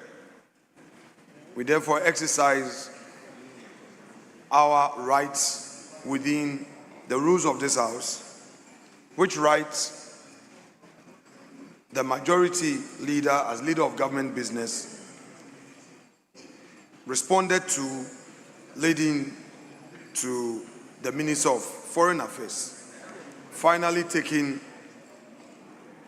the time to brief this House. Mr. Speaker, let me, on behalf of the Minority Caucus, extend profound solidarity to the good people of Jamaica. And we say to them that we are with them in this difficult time.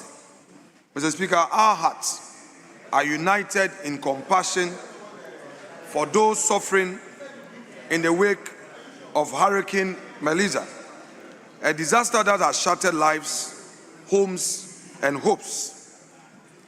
Of course, without doubt, we have seen a Ghanaian tradition of humanitarian gesture being extended to them. But, Mr. Speaker, compassion must walk hand in hand with constitutional responsibility. And that is where we stand as minority. Our duty as a minority is not only to care, but to ensure that every exercise of state power, no matter how well intentioned, is anchored in transparency and accountability.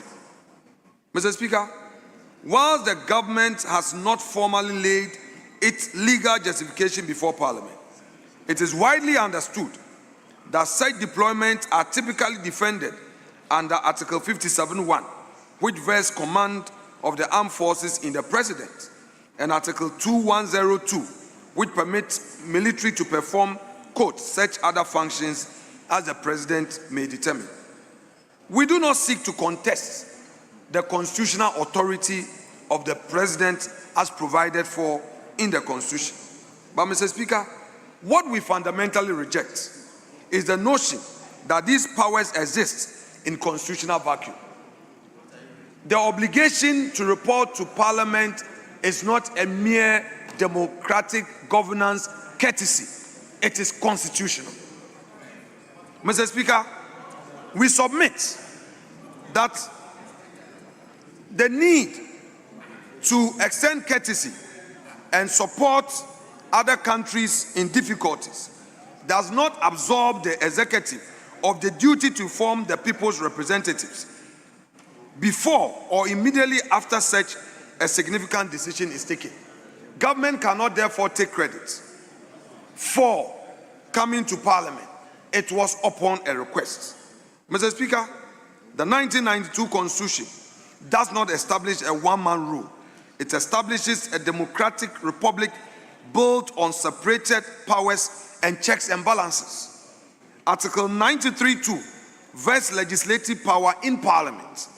The deployment of Ghanaian troops overseas is not a minor administrative act by the President. It is a weighty executive policy with profound implications. For Parliament to legislate and oversee wisely, it must be informed. Articles 174 to 179 grant Parliament the exclusive power of the purse. Every deployment consumes public funds for transport, logistics, allowances, and other materials. To deploy first and account later is to treat Parliament financial authority as an afterthought. This we reject. It is to spend first and seek approval later, a practice that turns our constitutional role on its head. Mr. Speaker, Article 103 and 95 empower parliamentary committees to scrutinize and demand accountability from the executive. This oversight function is not a courtesy. Emphasis mine, it's not a courtesy. It is a constitutional duty. It cannot be exercised in the dark. Mr. Speaker, but something must be clear. If this deployment is, on the other hand, grounded in any formal agreement, treaty, or memorandum of understanding, as stated by the Honorable Foreign Minister, who said, quote, that logistics movement agreement has been signed by the United States of America. Mr. Speaker, where is the logistics movement agreement as provided for by the Constitution? Article 75 is very clear. It has to first be laid before Parliament. The executive cannot evade this solemn requirement by labeling a binding commitment as a mere humanitarian gesture. Mr. Speaker, whatever agreement the United States had with the government of Ghana is supposed to be before Parliament. It's the minister's words, logistics movement agreement. Mr. Speaker, it has to come. Mr. Speaker, this is not about politics, it's about the president that they are setting. If today, troops can be deployed for humanitarian mission without Parliament being informed, what prevents a future deployment under the same broad constitutional powers for other purposes, also without parliamentary knowledge? We have heard that the government has committed troops to ensure stability in Benin without Parliament being briefed. Mr. Speaker, where do we stand when it comes to our core mandate as a people's representative? Mr. Speaker, the Defense Minister, today, we have the Foreign Affairs Minister briefing us on the steps we've taken to provide support to the people of Jamaica in this crisis. But equally important is the mandate of the Minister of Defense. For the time being, the Finance Minister is active. It is important that he also appears before us to give us detailed briefing, particularly on those who have been dispatched to Jamaica and those who are going to Benin. Mr. Speaker, how can this House fulfill its role as guardians of public trust if it is kept in the dark? Our concern is not with the mission to Jamaica. It is with the manner of governance. A decision of this magnitude, taken without the basic courtesy of information to Parliament, which, very importantly, is anchored in the Constitution, weakens our democracy. It suggests that the executive alone defines national interest, and that Parliament's role is merely acquiescence. We are not here for the purpose of acquiescence. We have committee of Parliament made up of the majority and the minority. They deserve to be briefed, and they deserve to feed their people with information for us to understand what is happening. Mr. Speaker, not even leadership of Parliament in the past, say critical matters, the leadership were engaged, and that is a fact. Mr. Speaker, in the name of constitutionalism and in the spirit of democratic solidarity, the minority hereby calls on the government to do the following. 1, immediately lay before this House a full statement detailing the scope, mandate, duration, and the rules of engagement governing our troops in Jamaica.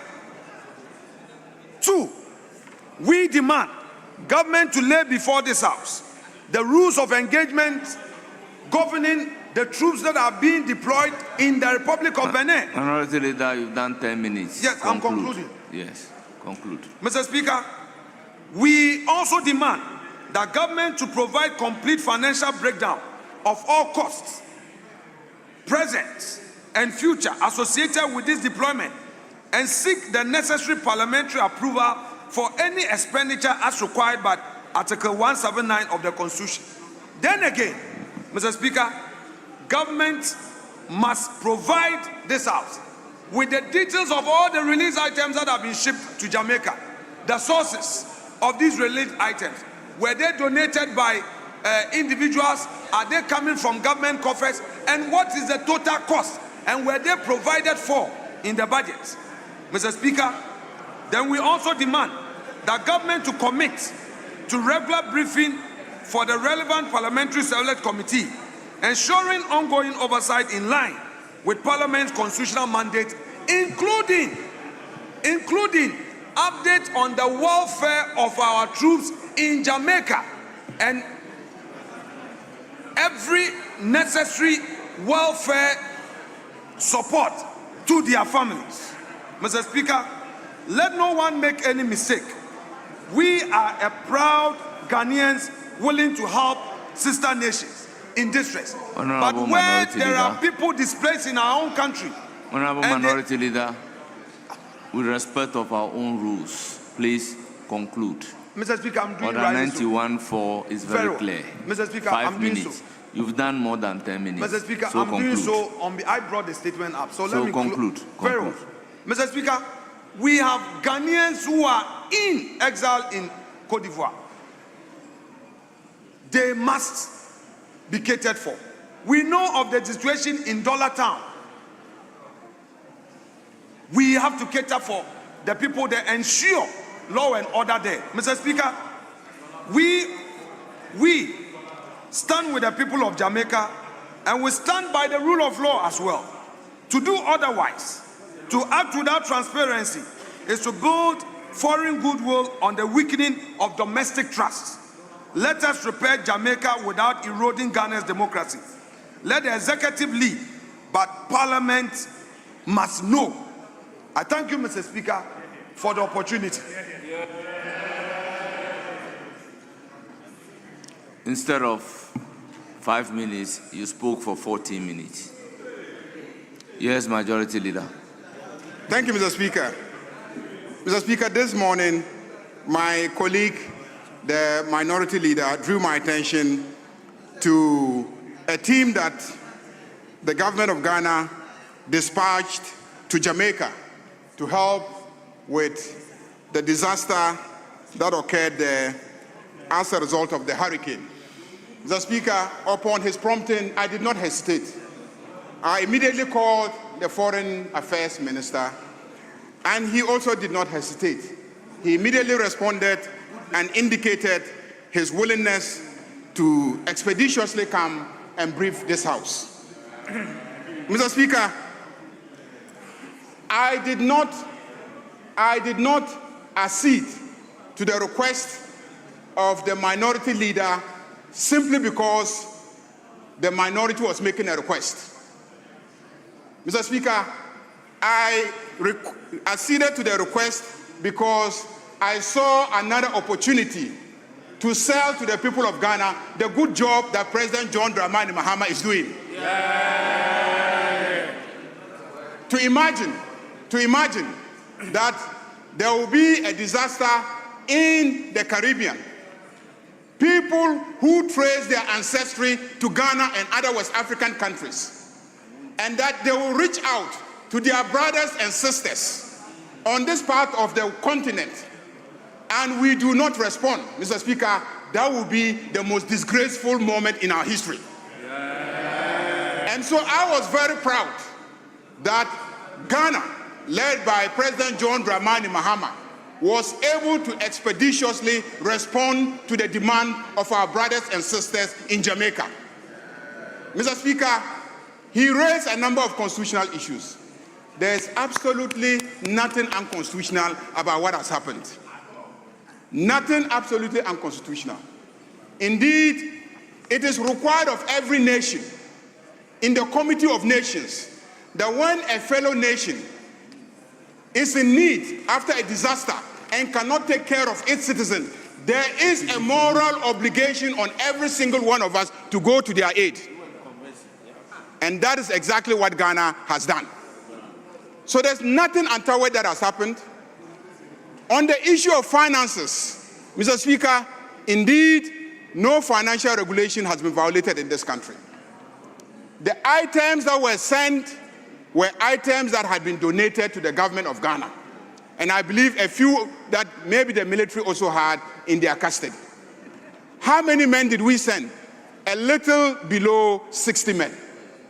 Mr. Speaker, are you saying that the Republic of Ghana is incapable of sparing just 60 soldiers, 54 to be specific, to support our brothers in the Caribbean when they are faced with a disaster?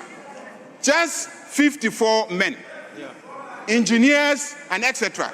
Mr. Speaker, we are not sending them to combat. We are not. They are engineers that we are sending to assist with the reconstruction of that country after the disaster. Bridges that should be built, homes that should be constructed, drainage that should be cleared, so that they could assist with their engineering and technical knowledge to assist the people. So we're not sending them in harm's way. Of course, there will be natural risk, but that is exactly what we train soldiers for. So, Mr. Speaker, let me thank my colleagues for bringing it up. It is good that we bring up these matters. Sometimes the nation doesn't know. When we bring it to Parliament and we discuss it, the nation gets to know. And the good works of President John Dramani Mahama even gets, more known by the ordinary citizens. Mr. Speaker, I was in Barbados a couple of months ago to attend the Commonwealth Parliamentary Association meeting. I was there with the Honorable Jerry. And who else? I think the Honorable Chief Whip was also with us. Who was there? You and but I was there with three other colleagues. Mr. Speaker, in Barbados, as I walked around the city, please, I didn't mention you. In Barbados, as I walked on the streets of Barbados, the people that I saw are not different from the people that I see when I walk the streets of Nsawam. Mr. Speaker, they are not different from the people that you see when you walk at Kejetia. And they are not different from those that I have seen when I attended ECOWAS Parliament sittings in Efutu. Mr. Speaker, every single person that we met told us that they believe that they come from Ghana. They said it. They told us that they believe that they come from Ghana. And I believe it is the same with many of the Caribbean nations. So they are our direct brothers and sisters. And so if we can spare our soldiers to go and assist them, let us do so. If we can raise funds to go and assist them, let us do so. Let us not clock our opposition to assisting our brothers and sisters in the gap of constitutional violations or threatened constitutional violations. Mr. Speaker, as for the question of Benin, there has been a request by ECOWAS. There has been no deployment yet. Indeed, under ECOWAS treaties, we have an obligation to deploy whenever ECOWAS makes a request. So I am sure that in due course, the President of Ghana will take a decision if we are going to Benin. And when that happens, we'll be doing so under our obligations in the ECOWAS ECOWAS treaty. Mr. Speaker, lastly on Cote d'Ivoire and the allegation that we have citizens there. We have no citizen who is in Cote d'Ivoire as being in exile as a result of any disaster or threat to their lives. Mr. Speaker, all of them are back to Ghana. All of them are back to Ghana. We take care of our own. I said we take care of our own. Mr. Speaker, I said we take care of our own. Mr. Speaker, thank you very much.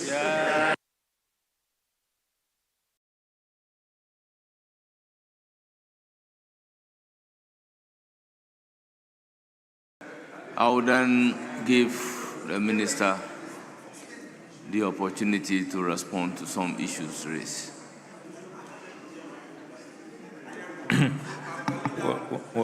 Right Honourable Speaker, I wish to thank you and honourable members of this House for the opportunity to respond to the request. As has been duly acknowledged, I received this request today, and within an hour of the request, my statement was put together, and I hurried to this House to make this statement because of the profound respect that I have for the institution of Parliament, more so when I am a member of this revered House. The ranking member said I should carry Parliament along. I want to assure him that in all my dealings, as he knows, I have carried Parliament along, and I will continue to carry Parliament along. Indeed, during our deliberations to approve the 2026 budget, I did brief the Foreign Affairs Committee on all of these donations and humanitarian gestures that we have carried out under the leadership of His Excellency President John Dramani Mahama.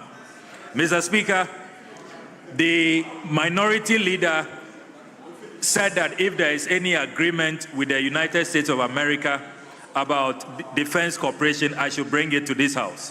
I want to remind the Honorable Minority Leader and this House that the Parliament of Ghana has already ratified a Ghana-UN Defense Cooperation Agreement, and we are operating within the paradigm of that agreement. So this House has already ratified the Defense Cooperation Agreement with the United States of America, and it is on that basis we are proceeding. Mr. Speaker, it is important to emphasize that as Foreign Minister, I have placed the interests of Ghanaians first, and at all times, the interest of all Ghanaians remains paramount. Mr. Speaker, the whole world is celebrating Ghana, and I believe all of us must be proud of what we have achieved. A few days ago, when our citizens were maltreated, were ill-treated, and were deported from Israel, Mr. Speaker, we retaliated, and we sent a clear message that the Foreign Ministry, the government of His Excellency John Dramani Mahama will not accept maltreatment, will not accept inhumane treatment, will not accept discrimination from any corner of this world. And all citizens in Ghana are proud of their leaders, are proud of the Foreign Ministry, and I believe that all of us as members of Parliament must be proud. Mr. Speaker, as Foreign Minister, we are negotiating great deals for our country, either in visa waiver agreements, in labor mobility agreements, in trade deals. So, Mr. Speaker, for colleagues to suggest that I am engaged in institutionalized diplomacy and I have abandoned Ghanaians and I'm taking care of Jamaicans and Cubans and Sudanese, it is not right. It is not right. Everybody knows that we have championed the cause of Ghanaians. We have prioritized the needs of Ghanaians. So, Mr. Speaker, we should all be proud. As Pan-Africanists, Mr. Speaker, we should all be proud. We are taking good care of Ghanaians, and we are taking good care of our fellow compatriots within the international community. And we must feel very, very proud. And Mr. Speaker, I conclude with the last words of my statement. Mr. Speaker, I conclude with the last words of my statement, that our foreign policy will not be defined by how much we can take from others. It will be defined by how much we can share with others. All of us should feel very, very proud that as a country, we are taking care of our own, and we are also able to reach out to support our fellow brothers and sisters outside who need humanitarian assistance. This is a great time to be a Ghanaian. And this is what the founder of our country, the Osajefo Dr. Kwame Nkrumah, admonished us to always pursue. And all of us, collectively, we should be proud of what we are achieving as Ghanaians. I thank you very much, Mr. Speaker. Honorable members, with all due respect, Order 91.5 indicates that the Speaker may, where appropriate, give directives to the relevant body or committee to give effect to matters arising out of the statement or comment.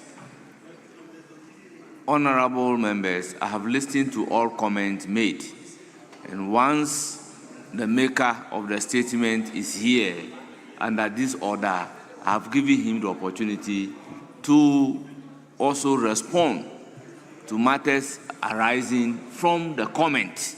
So I did nothing wrong calling on the Minister of Foreign Affairs to respond to matters arising from the comment to the statement. Honorable Minister, I thank you very much for attending upon the House proactively and urgently giving response to this matter by way of briefing the entire House. You are hereby discharged. Yes, Majority Leader, can we turn to motion number 2 on the order paper addendum? Motion number 2 on the order paper addendum after the distribution of the reports. Mr. Speaker. Yes. I know your relationship with Honorable Kwame Abuja, very cordial. I know your relationship with me, very cordial. Cordial relationship with all of us. Mr. Speaker, since he came this afternoon, all he's been doing is obstructing the thought patterns of the minority. Except that my record shows to the contrary. Mr. Speaker, stay out of this. Let me deal with him. Mr. Speaker, before we take his motion, I want to find out from him whether there has been any distribution of sufficient copies of the agreement to leadership. No, not the report. Listen, not the report. The agreement. I know this morning you went to the committee to furnish them with copies of the agreement. Meanwhile, yesterday, when you laid the paper, the contract documents were not ready. You only gave it to them this morning. They've had a meeting. I want to ask you, those of us in leadership, my chief whip has not received a copy of the agreement. The first deputy whip has not received a copy of the agreement.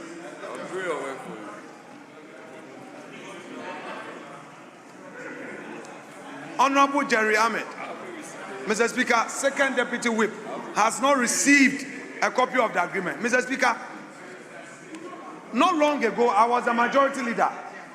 What I did was that any government business, I first furnished the leadership of the other side with copies. And I made sure my ministers briefed the leaders.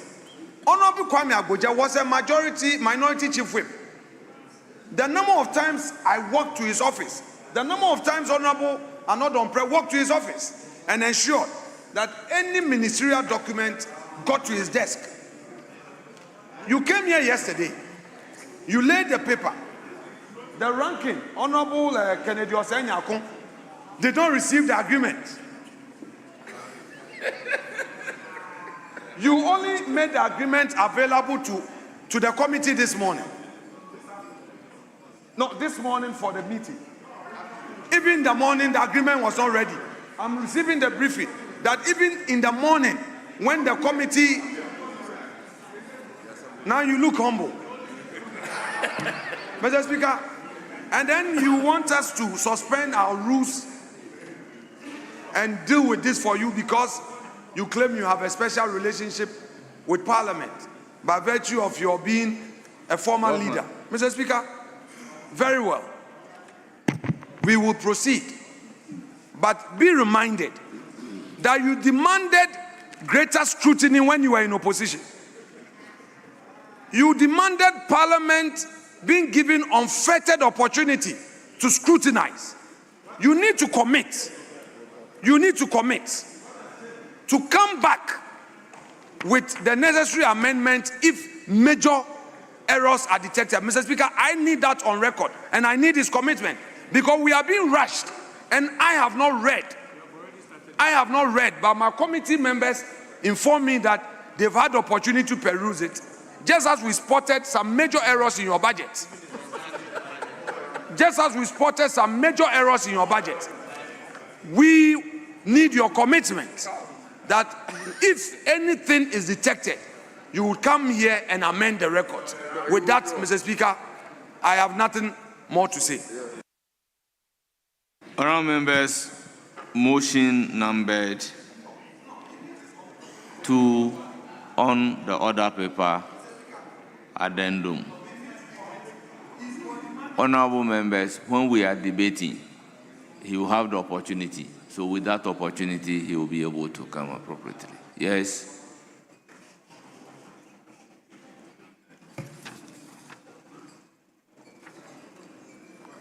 Yes, motion number 2 on the order paper, addendum. Chairman of the committee.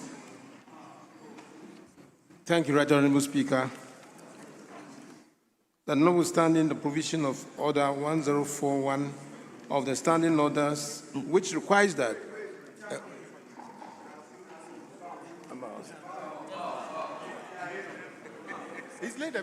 please move the motion number 2.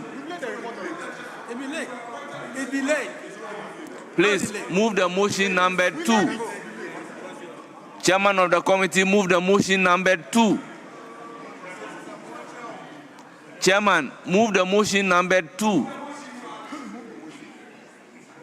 Right Honourable Speaker, I read the motion that notwithstanding the provision of Order 1041 of the Standing Orders, which requires that the motion shall not be debated until at least 2 sitting days have elapsed after the notice to move the motion is given, the motion for the adoption of the report of the Committee on Roads and Transportation on the concessionary contract agreement between the Government of the Republic of Ghana, represented by the Ministry of Roads and Highways as the contracting authority, and Accra Kumasi Expressway Limited as the concessionaire, may be moved today.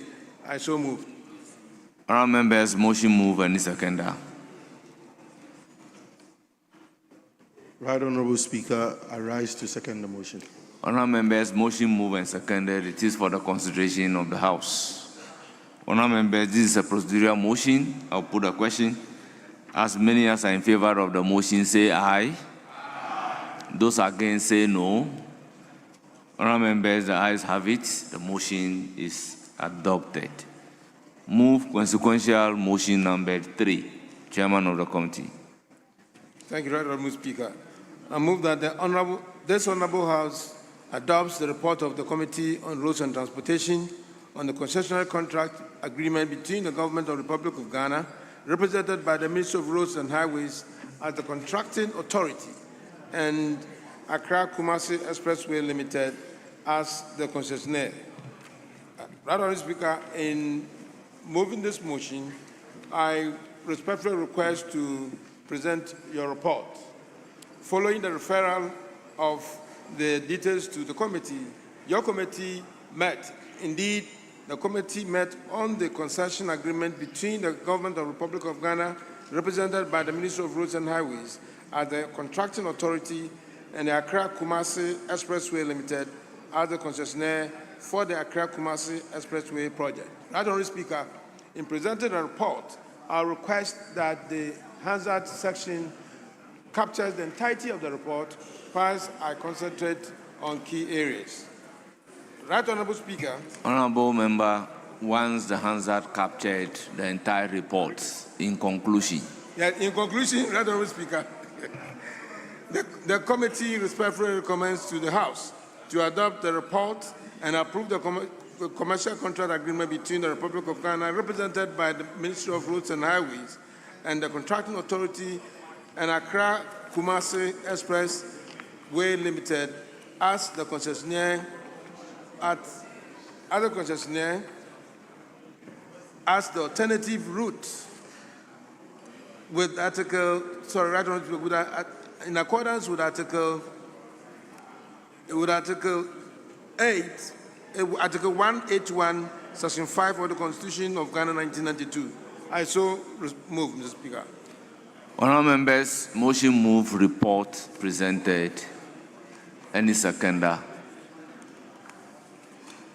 Thank you, Mr. Speaker. Thank you. I rise to second motion, and in so doing, I want to make a few comments on the report. Mr. Speaker, your committee met with the Ministry of Roads and Highways and Ministry of Finance this afternoon to consider the Accra-Kumasi Expressway concession agreement that was referred to the committee yesterday. Mr. Speaker, a few observations were made. We were informed that the concession agreement spans to 50 years. And this concession agreement is between the Ministry of Roads and Highways and Ghana Infrastructure Investment Fund. And a special purpose vehicle has been set for this, for the construction of this Kumasi-Accra Expressway. Mr. Speaker, because it's a concession agreement, it doesn't come with the commercial or the financial aspect of it. We informed the respective ministry that they should ensure that when it is time for them to do the detailed funding and the contractual agreement, they need to be able to bring it to the committee to look at it. Mr. Speaker, one of my concerns is that it's an SPV which is 100% owned by government of Ghana. And if it is so, why would government, if government has the money to construct the expressway, why would government want to give the money to GIF? When the Ministry of Roads and Highways has its own agency, that's the Ghana Highways Authority, they have the technical know-how to construct it. Because even if you give it to GIF doesn't have the technical know-how. They have to also engage those with the technical expertise to be able to construct. That was one of my concern, which I drew the attention to it. But we were also informed that government has its own plans. And one of its own plans is that they want to use GIF to ensure that after the construction, they can leverage on that investment to also replicate it to other roads that also need some kind of funding. So they will use it to attract external funding from other investors. So that was the response given by the ministry. We, on this side, we believe the expressway is a very important road, which nobody on this side is against it. We believe that it will form one of the routes to Kumasi. We also drew the attention of the ministry that, well, yes, government has its own plan in constructing a new expressway. We also want to encourage the ministry and the government to also pay attention, key attention to the Accra-Kumasi Road, which already we have done almost about we have dualized almost about 150 kilometers of it, with remaining about 94 kilometers to able to complete all the 250 kilometers. So we also encourage the ministry to ensure that they are able to look for the necessary funding to complete the existing Kumasi-Accra route, because the traffic on that route is, I mean, if you look at it, Mr. Speaker, it is something that needs to be addressed. And I think the minister also assured the committee that government will also do its effort to ensure that they are able to get the necessary funding to be able to do the existing work. My last question, Mr. Speaker, and the minister is here, Honorable Road Minister, listen to me carefully. This is my last question. Mr. Speaker, once this project is going to be funded 100% with the taxpayers' money, GOG's money, I will encourage the minister, like we did to the Accra Tema motorway. It was given to a local contractor to construct it.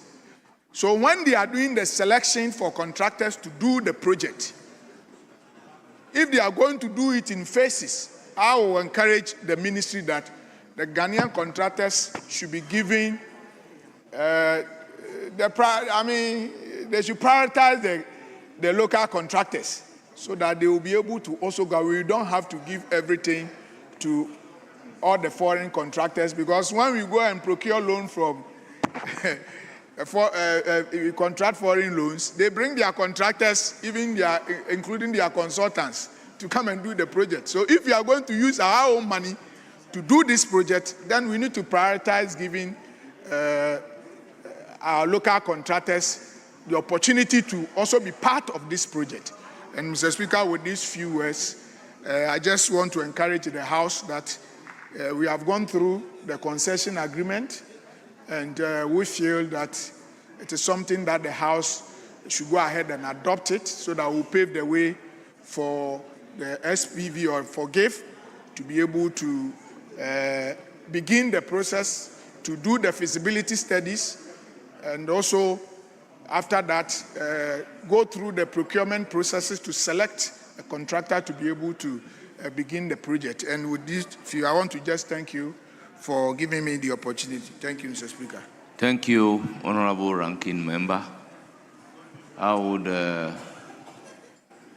Honorable Member, when your front is up, you know I'll have to look at the front. So let me start with the most senior, Honorable Ochre Dakumensa. Thank you very much, Mr. Speaker, for this opportunity. Mr. Speaker, the expressway is one of the key alignments that I believe that when it's developed would add up to the road network of this country. Mr. Speaker, it is also very instructive to know that this route will definitely reduce the traveling time from Accra to Kumasi to 2 hours. That is what he proposes. And I believe that these are some of the reasons why a lot of us will be supporting it, because Kumasi to Accra should definitely be a one-day trip all the time. And I believe that when that happens, businesses between Accra, Kumasi, and beyond would quicken up. And then the infrastructure will support industrialization and agriculture. Mr. Speaker, what I've seen is that in this report, we are told that 13.8 billion Ghana cedis will be ring-fenced. And then next year, when we get the additional 30 billion for the big push, we should be able to get this road done. Mr. Speaker, I'm looking at a kilometer lane valued at around 1 million. So for a 200-kilometer stretch from Accra to Kumasi, we are basically be looking around $1.2 billion. I don't know the figures he's going to use because the feasibilities have not been used. I'm just using basic figures. Mr. Speaker, the 1.2 billion, I believe that is fair if we are able to do so. But, Mr. Speaker, every road that we do in this country, with the exception of bitumen, everything is local. Because the chippings, you get them local. The laterite, you get them local. And I believe that even today, when it comes to steel, we have a lot of steel companies in Ghana that we can also get that also local. So I believe that in design of this road, we might have to look at concrete wearing costs instead of the normal bituminous surfaces. And if we are able to do that, I believe that a lot of our cement factories will be able to produce and deliver. As for clinker, there's so much in the country. So even though we are looking at a concession agreement between the government of Ghana and the Kumasi-Accra Expressway Limited, I believe that we should find a way that the kind of road design we expect for this road to last, like the way Tamamoto has lasted for a very long time, we'll find expression in the concession agreement between the concessionaire and the government of Ghana. Because if you don't do that, and with time, the concessionaire thinks that he has the power to design the roads, and therefore you deny any. We are going to do an asphalt road that we know that will only last for 15 years. Meanwhile, this concession is for 50 years, and the only road surfaces that we can get for 50 years, 50 years, definitely is going to be concrete and not asphalt. So I believe that that should be part of the concession agreement between the government of Ghana. So when they are picking any contractor to do this work, Mr. Speaker, they will make sure that they do the right thing for this country for it to last, at least so that the next renovation we'll be doing or the next rehabilitation will be the next 50 years. Mr. Speaker, what we should also understand is that since the feasibility is starting maybe now or next year, naturally there's no way we are going to finish this road basically in 2 years. So I think we need to conscientize ourselves.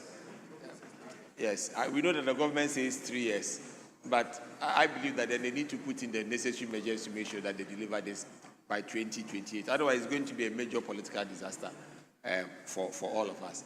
But in looking at the report, Mr. Speaker, they also made mention of the existing alignment, that there are portals. Yes, that's very correct. In fact, especially getting to Nkoko and then after Nkoko, the road is so bad.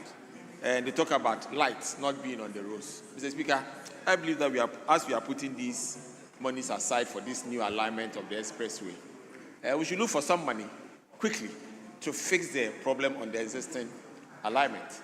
And then especially the bypasses that have been started is something that I believe that we need to find a way to finish them. The last time I looked at the figures, we were told that because of the new development or the estimate, we are looking around 3.7 billion Ghana cedis. That comes to about $300 million. I believe that if we can find 1.2 billion to start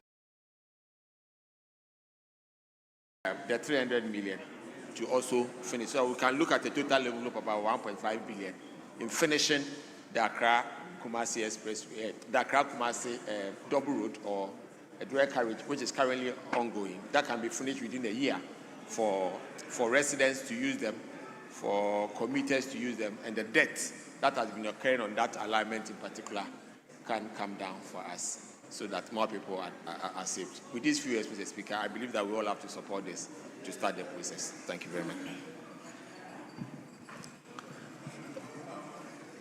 Yes, Honorable Chiwete. Mr. Speaker, let me thank you for giving me the opportunity to speak to your committee's report.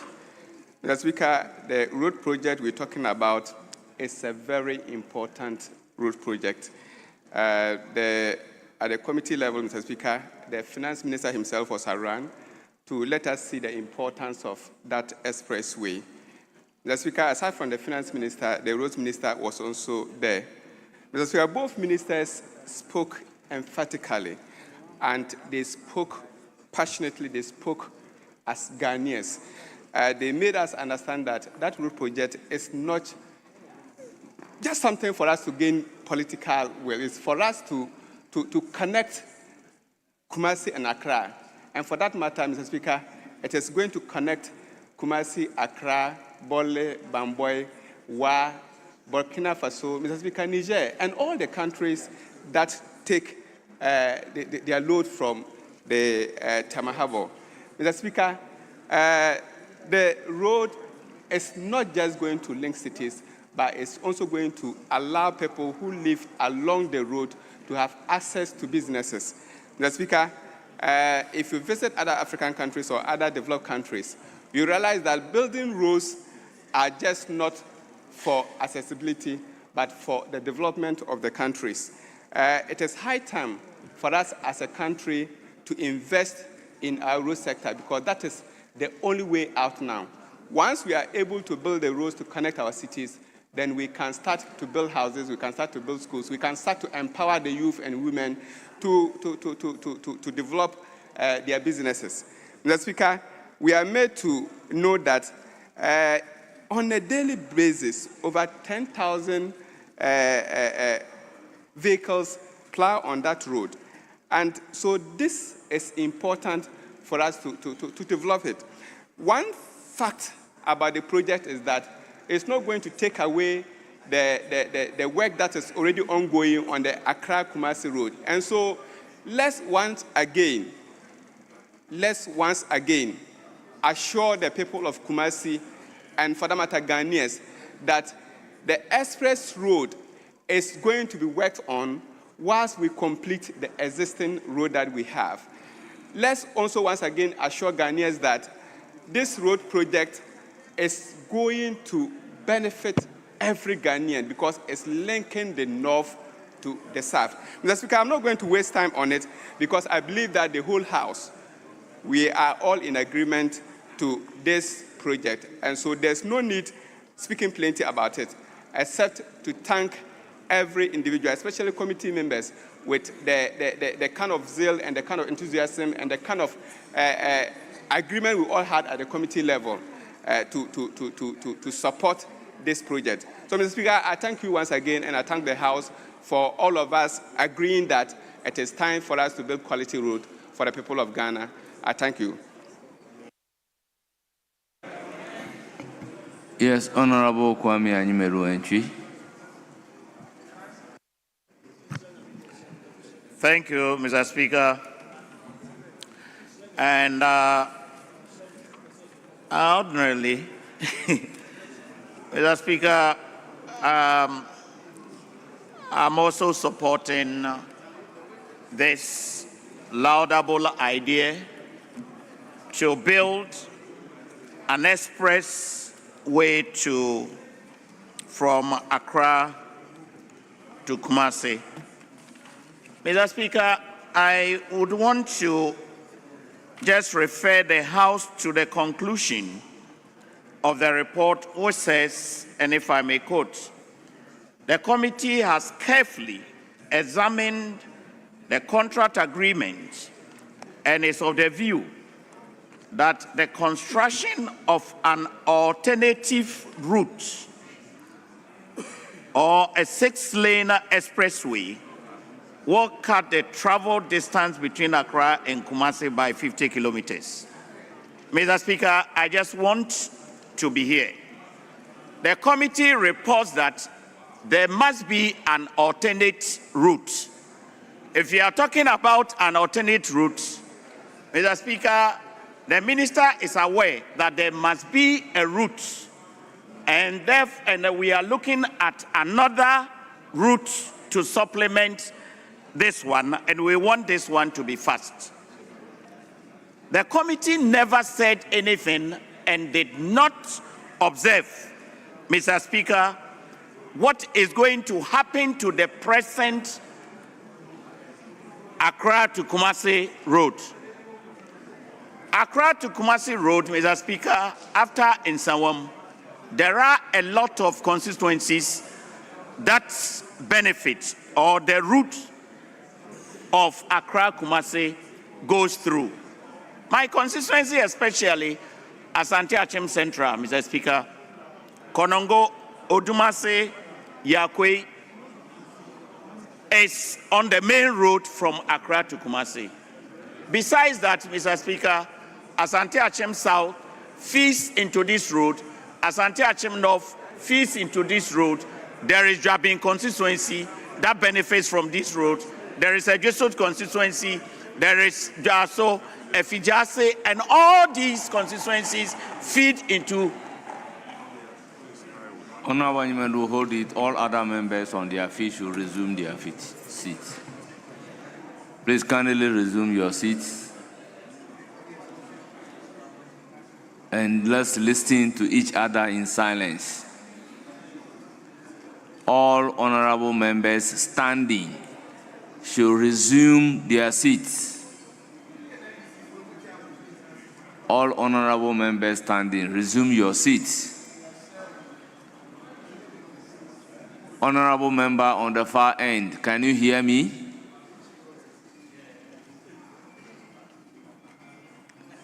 Yes, Honorable Anyimedwenchi, you have the floor. Thank you, Mr. Speaker. So, Mr. Speaker, the point I am making here is that as the committee has rightly observed, that this is supposed to be an alternate route.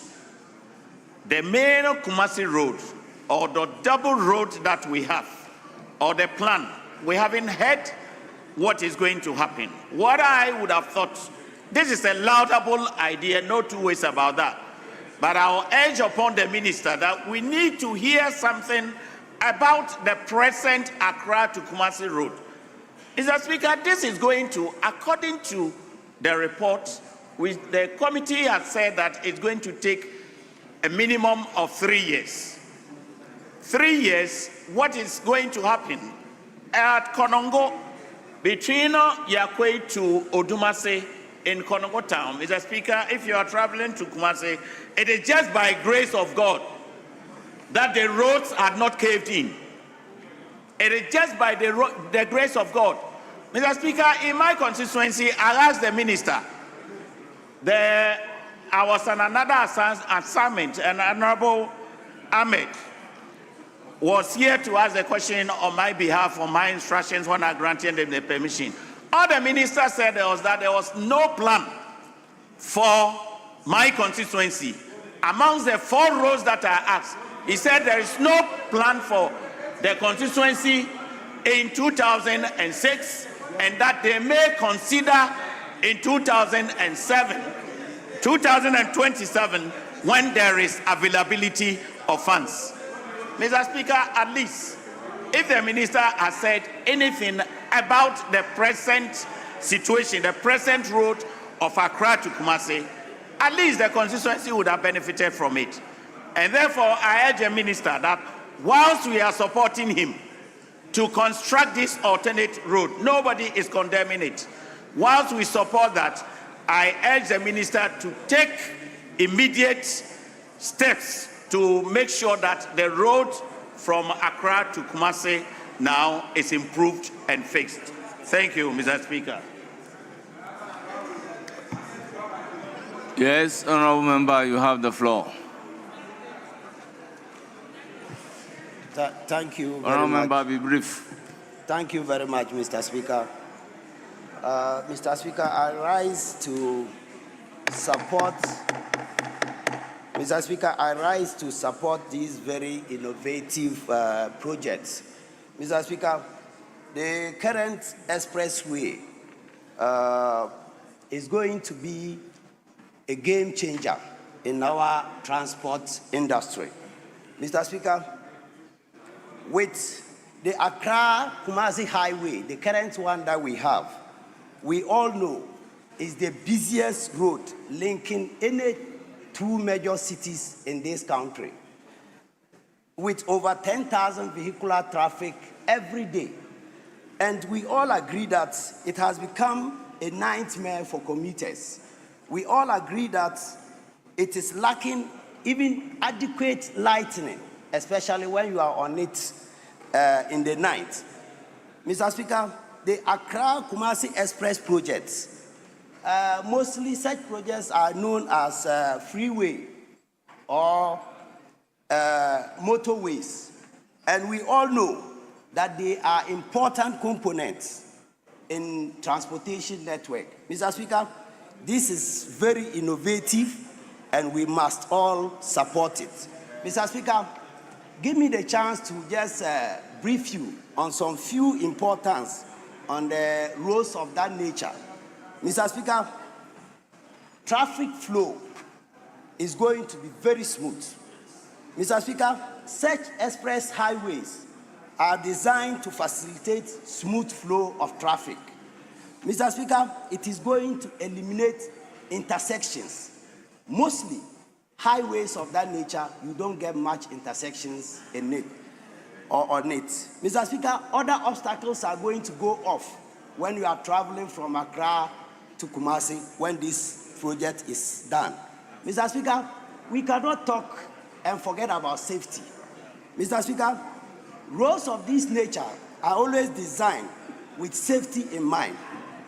Mr. Speaker, it is going to have wide shoulders where number of vehicles can travel at the same time on the same lane, on different lanes in the same direction.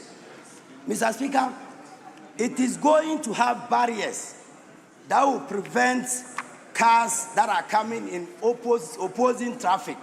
So collision will not happen when this road is finally done. Mr. Speaker, we can't talk about this without talking about the economic benefits. The time that people take, especially the long vehicular traffic on the road, they use much time to travel from Kumasi to Accra. But with this expressway, the time is going to go down drastically, and it is going to contribute to economic growth. Mr. Speaker, the connectivity between Accra and Kumasi is going to be very smooth, and it is going to contain a lot of vehicles for us. Mr. Speaker, emergency response efficiency is what we have to take into consideration, because Honourable Member, in conclusion. Mr. Speaker, thank you.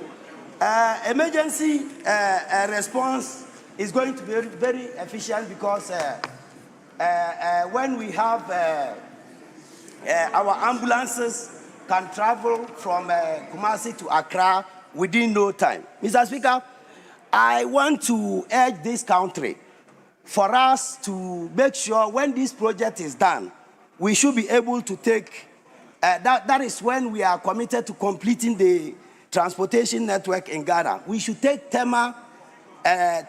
Honourable Member, if I say conclude and you don't conclude, you risk Mr. Speaker, I'm concluding. Losing the opportunity Mr. Speaker, anytime you are on your feet. Mr. Speaker, I'm concluding.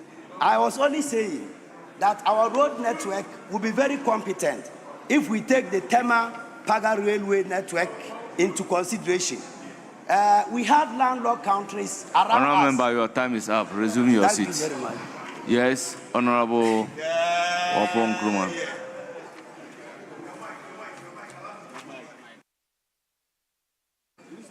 Mr. Speaker, thank you for the opportunity to make some very quick comments in support of this report. My uncle who spoke earlier was complaining about the old road because that's through his constituency. I am excited about the new road because that will come through my constituency. Mr. Speaker, while we support this report, this will not be the first time that the government of Ghana is attempting a big project. Hope City project, Saglemi project, Accra Tema motorway. Hear me out, hear me out, hear me out.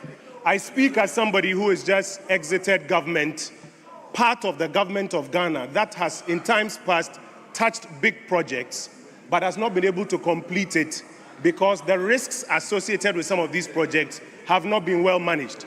And so in supporting this, Mr. Speaker, I want to share some risks that I think the government should pay particular attention to so that it doesn't become one of those projects that are left hanging.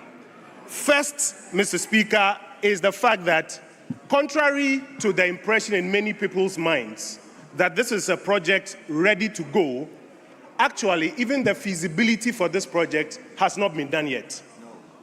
It is the first obligation now being contracted under this concession agreement.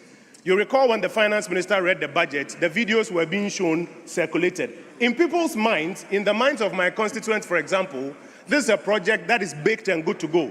But actually, the feasibility is now going to be done. And so my first caution to the government is to manage the risks pretty well in terms of the expectations you create in people's minds. Else, you may have challenges along the way. Number two, Mr. Speaker, if you look at paragraph 10.2 of the committee's report, the government claims that financing has been ring-fenced for this project. I want to read, Mr. Speaker. It says that the committee further observed that provision has been made in the 2026 budget for a total allocation of 30 billion cedis for the project. In addition, the allocation of 13 billion 800 million Ghana cedis approved under the Big Push program in the 2025 financial year, which has not been drawn down, has been ring-fenced to support this expressway. Mr. Speaker, if the financiers or the persons managing the finances are informing the minister that this 13 billion has been ring-fenced, I want to inform the minister it's not true. Minister, in the budget returns that they brought, you recall we had this debate on this floor and I showed you the numbers. They have already spent 10 billion cedis of that money. Appendix 2C, when you come to the line on the big push. By September, 10 billion has already been paid. So, Minister, if they are informing you that they have ring-fenced this 13 billion and it's available, please check, else they may disappoint you at the end. My final point, Mr. Speaker.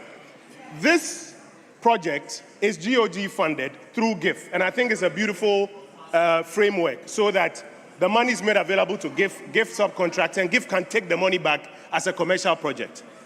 But it is GOG still. And the old Accra-Kumasi highway, if I'm correct, is also GOG. What it means is that the one that we are struggling to pay is about 65 to 70% complete, but there are difficulties in servicing the payment. It's going to be drawing from the same pot that this supposed 30 billion plus 13 billion, which we are told is ring-fenced, are also drawing from. And Mr. Speaker, I think it is important that while pursuing this new one, the old road is not left to hang.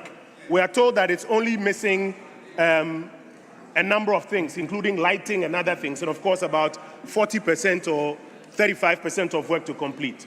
If they are both going to draw from the same source, especially now that the revenues haven't hit the projections, let's be careful so that we don't have both projects hanging. With that said, Mr. Speaker, we support this report.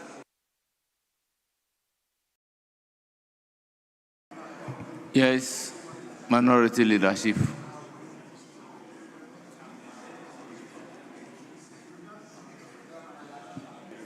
Speaker, we had proposed 3 and then leadership making it 4.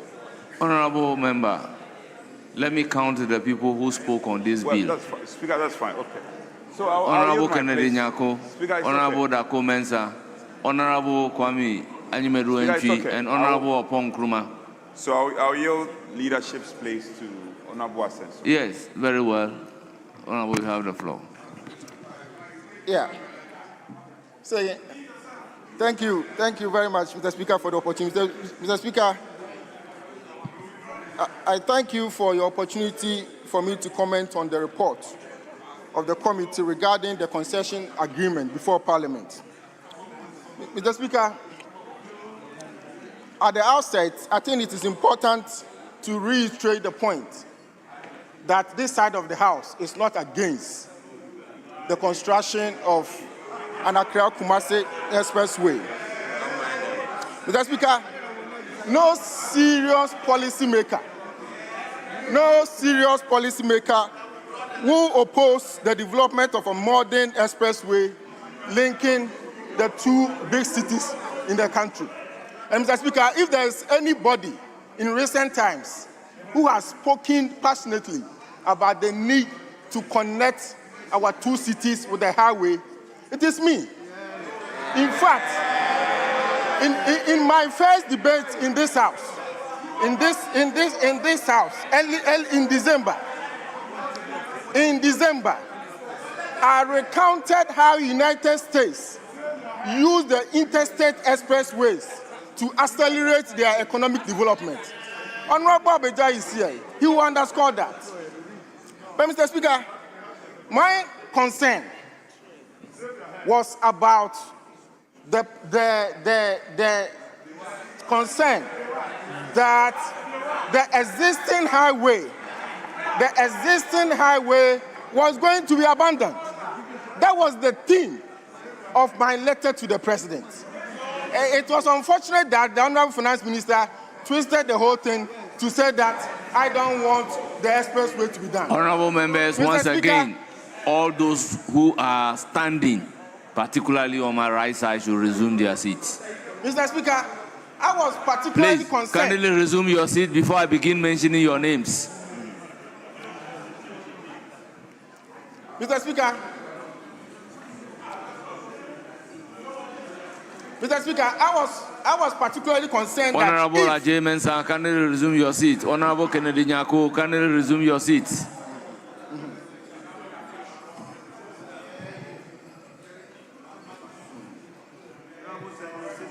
Honorable Zuera, resume your seat.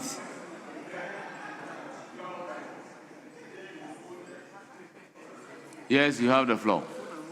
Mr. Speaker, earlier in the debate, I underscored that in the United States, when studies were done about the importance of their interstate highways, it was recorded that $1 investment on their interstate highways yielded 6 times in economic returns. That underscores my understanding and the importance I attach to an expressway between our two cities. But Mr. Speaker, the theme of my concern was that the existing one was going to be abandoned. And Mr. Speaker, if it was going to be abandoned, then it was going to create a lot of problems for our country. I say this because on that route, there are critical towns and economic zones. We have in Sawam, we have Suhum, we have Koforidia, Chebi, and Yinam, in Koko, Kwau Mountains, Afram Plains, Konongo, and Ejoso. In this year's budget, one of the interventions that this government wants to do, in fact, is continue a plan of the Akufo-Addo administration, is to construct a bridge over the Afram Plains. The idea is to make the Afram Plains the bread basket of Ghana. And if you construct that bridge, and we produce a lot of agricultural produce, and we are not able to transport these agricultural produce to Accra, Kumasi, and the rest of the country, whether for export or for local consumption, then what will be the purpose of making Afram Plains the agricultural breadbasket of Ghana? So it was important, but Mr. Speaker, it is important to know that since my intervention, the finance minister has come to say that the existing road will not be abandoned. The road minister has come to say that the existing road will not be abandoned. And in fact, the president himself has come to say that the existing road will not be abandoned, except to say that it was an afterthought, because they've done 2 budgets. They did not capture the existing project in that 2 budgets. So I am happy that with my intervention, they've now realized that it is important that they factor that maybe in their next budget. It will be welcome. Mr. Speaker, one concern that I have with this project is the way that is hurriedly being done. It is going to be the single most important road project in the country, in the history of Ghana. And as such, it should not be hurriedly done. Look at the way that it was laid yesterday, without the agreement. It was referred to the committee for a meeting this morning. As at 2 p.m., the agreement was not ready. So, Honorable former Minister, conclude. Mr. Speaker, no, it is important that I make these points because this is central to the discussion. It is hurriedly being done, and when we went to the committee, we were told that the special purpose vehicle is now going to conduct feasibility studies. What it means is that there is no feasibility study now, even though the minister had indicated earlier that they are now in the process of hiring a consultant to do it. This shows that there's a lot of, back and forth, no straight direction, straight guidelines as far as this project is concerned. Mr. Speaker, what it means is that we don't know the cost of the project. No engineering design, we don't know the alignment, where it's going to pass. My advice is that let us take our time and plan it well. Because if you plan it well, the benefits will be enormous for us all. Mr. Speaker, in conclusion, I want to say that I welcome the assurance by the President that the existing road project to Accra will not be abandoned. And when that is done, it will be faster, it will be easier to complete than the one that they are proposing to do. But having said all that, Mr. Speaker, Mr. President has assured that it will be completed and also the new one will be completed. At the end of the day, it will enhance the economic development of the country. With these few remarks, Mr. Speaker, I support the concession agreement before the House. Yes, majority.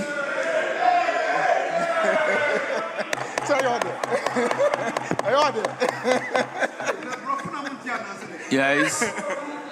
Minister, you have the floor. Mr. Speaker, I want to take the opportunity to thank all colleagues for the overwhelming support for this agreement. Indeed, all the comments by every colleague who spoke is taken in good faith, and we shall make sure that we work having those comments in mind. But Mr. Speaker, let me make these few comments. As my colleague said, the existing Accra-Kumasi road has never been abandoned. The contractors were completely off-site before 2024 election because the scope of the work, the scope changed, and then the money made available for the project did not tally with the scope. As we speak, Mr. Speaker, we are working with the agencies to bring the cost to complete so that we can complete those sections. Mr. Speaker, indeed, President Mahama's government, as I said in the past, came into government with a different mindset. Unlike 2017, when government made a policy to suspend road projects and said they were doing auditing, President Mahama's government did the opposite. We encourage all contractors to continue to work. Mr. Speaker, every project that has been inherited is being continued. When President Mahama's government took over, Ofankor project, the contractors were off-site. He ordered the finance minister to pay almost 800 million Ghana cedi, being the first payment. Today, that project is going to be completed ahead of schedule. The road the road from Kaswa to Winneba, the contractor was there but owed a lot of money. We have paid. Some interchange project was almost suspended. We captured it at Big Push, and certificates have been prepared to pay the contractor to continue. Mr. Speaker, on record, the almost 6 billion Ghana cedi that the finance minister paid for road projects, not one cedi has been paid for projects started by President Mahama. It's all projects started that before he came to government. So if people say that we are abandoning, how do you pay 6 billion for projects started by the previous government and you still talk about projects being abandoned? It doesn't work. Mr. Speaker, it is quite clear that President Mahama is continuing all these projects. The Accra-Kumasi project will be continued. And I took time to explain to colleagues. The new alignment is an alternative to the existing alignment. The ECOWAS and the AU protocols say that when you build an expressway, you are allowed to charge a certain level of toll to recover the cost. But you must have an alternative that if somebody wants to go to Kumasi in 6 hours, he will also have an alternative to go to Kumasi in 6 hours. Those who want to go in 2 hours should also have the alternative. This is all it is about, Mr. Speaker. And I agree with my colleague. There's no road in Ghana that is more important than the road between Accra and Kumasi. And indeed, we are doing something that we'll be proud of maybe in 5 years. As we speak, Mr. Speaker, I don't think Big Push is bigger than any road project on the continent of Africa. Yes, there's no road project as a single intervention on the continent of Africa bigger than Big Push. We're in excess of $5 billion already. Which project in Africa is bigger than this? If you add the Chairmanfo Bridge and what we are talking about, indeed, my colleague said, this will be the biggest road project ever in the history of our country. And we are committed that we will deliver this project. The fear that we will start and fail, Mr. Speaker, not long ago, people didn't even believe that Big Push was a reality. Mr. Speaker, today, as we speak, it's almost 8 o'clock. I can tell you that there are contractors on some sites working as we speak. They put on the light to work because they are committed to the fact that this country can work for the Ghanaian by Ghanaians. So we believe that this will work. Mr. Speaker, colleagues talk about a lot of things. The scope and everything is quite clear. Mr. Speaker, it's not just a road project. It's a growth pole. Mr. Speaker, this road project is being done through GIF simply because, yes, highways could have contracted this project and do it. But when highway build a road and leave it, the maintenance is another matter. So we are going through GIF, and the GIF is setting up an SPV to build this road and manage it for 50 years. Mr. Speaker, I will not be surprised that when this road is completed, a private enterprise can come and say that we want to take it over and pay you for whatever you have used, and then we can then continue from Kumasi towards Tamale. That is what the way we are looking at it. And the idea that no design and everything has been done, no, Mr. Speaker. We have done a lot of work already.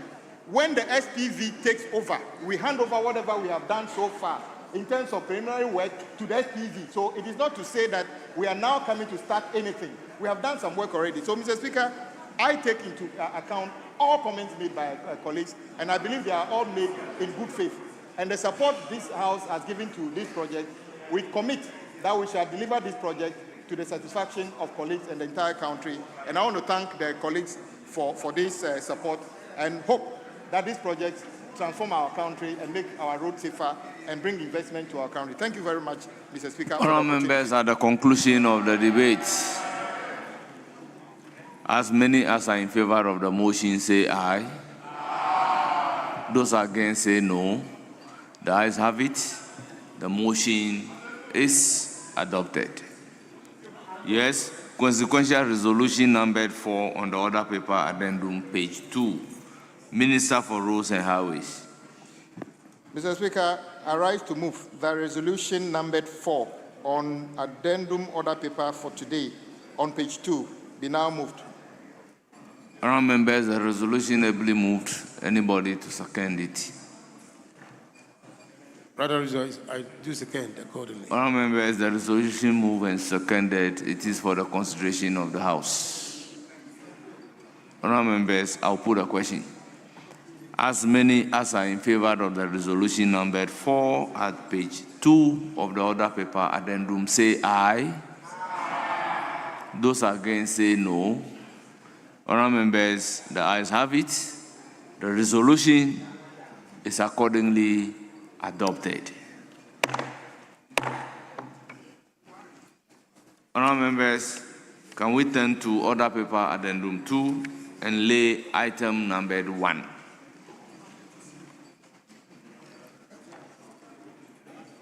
Chairman of the committee. We don't have a copy of order paper addendum 2. Addendum 2.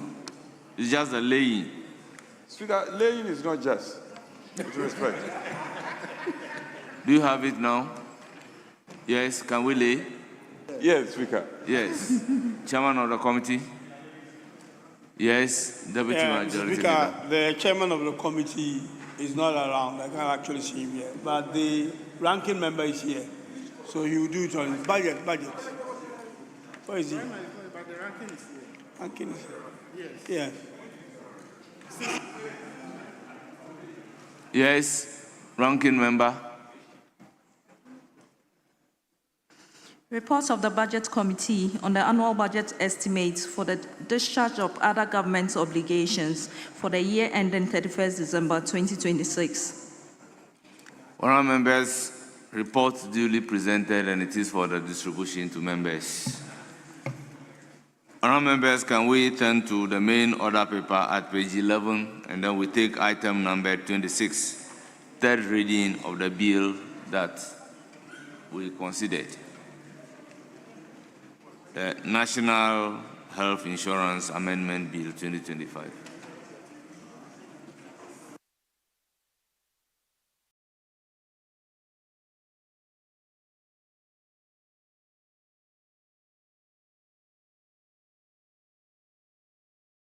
Honourable members, I will suspend for just 2 minutes.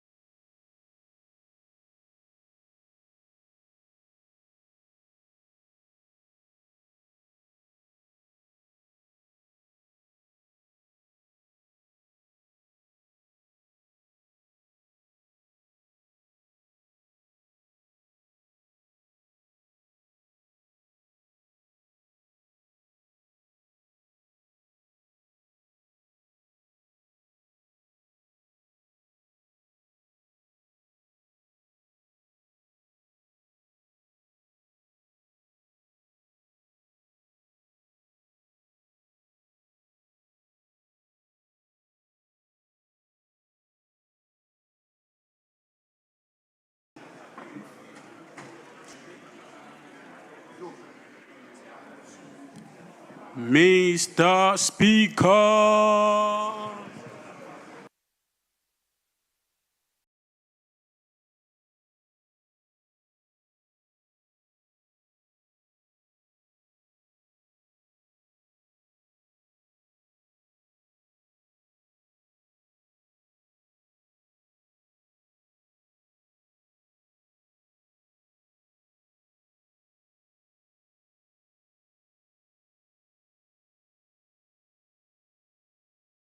Your seat. Motion number 26, Minister for Health.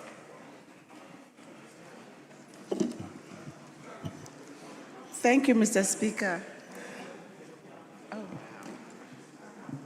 Yes.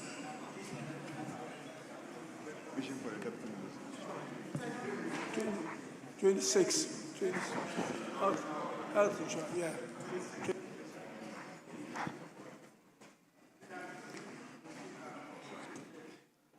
The health minister is actually not here. So we want to seek your indulgence to ask the deputy minister to do that on his behalf. Yes, the application is in the absence of the health minister, the deputy should move the motion. So yeah, it's okay. He can proceed. Yes, you have the floor, Deputy Minister for Health.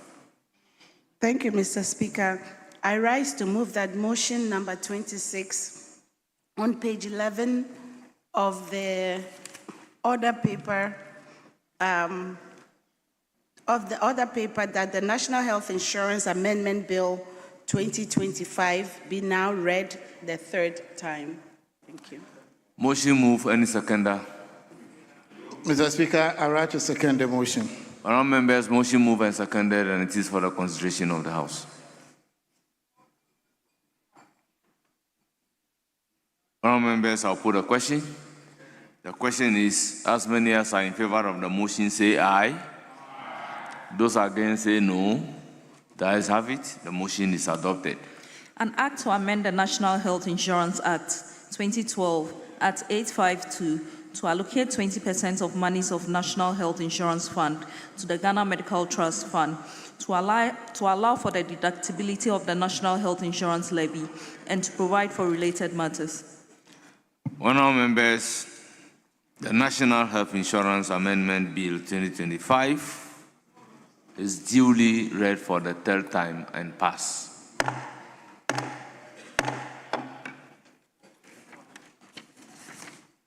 Honourable members, still on the main order paper, item numbered 7.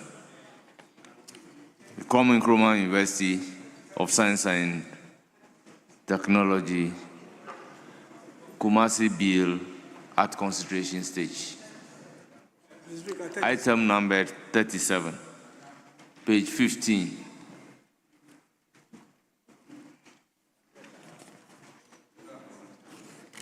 Speaker, Yes, with Minority respect, Whip. we are not opposed to the taking of that business. I just wish to know from the front bench, what is the plan? What are we doing and what are we not doing? Because after the consideration stage of that bill, I know the Minister for Government Communication has been here all day. Is it the case that we are not going to take his business? We are not going to ask the question? We wish to know so that we can plan accordingly.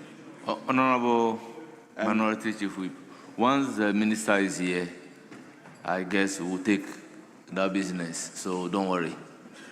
We'll go all out today.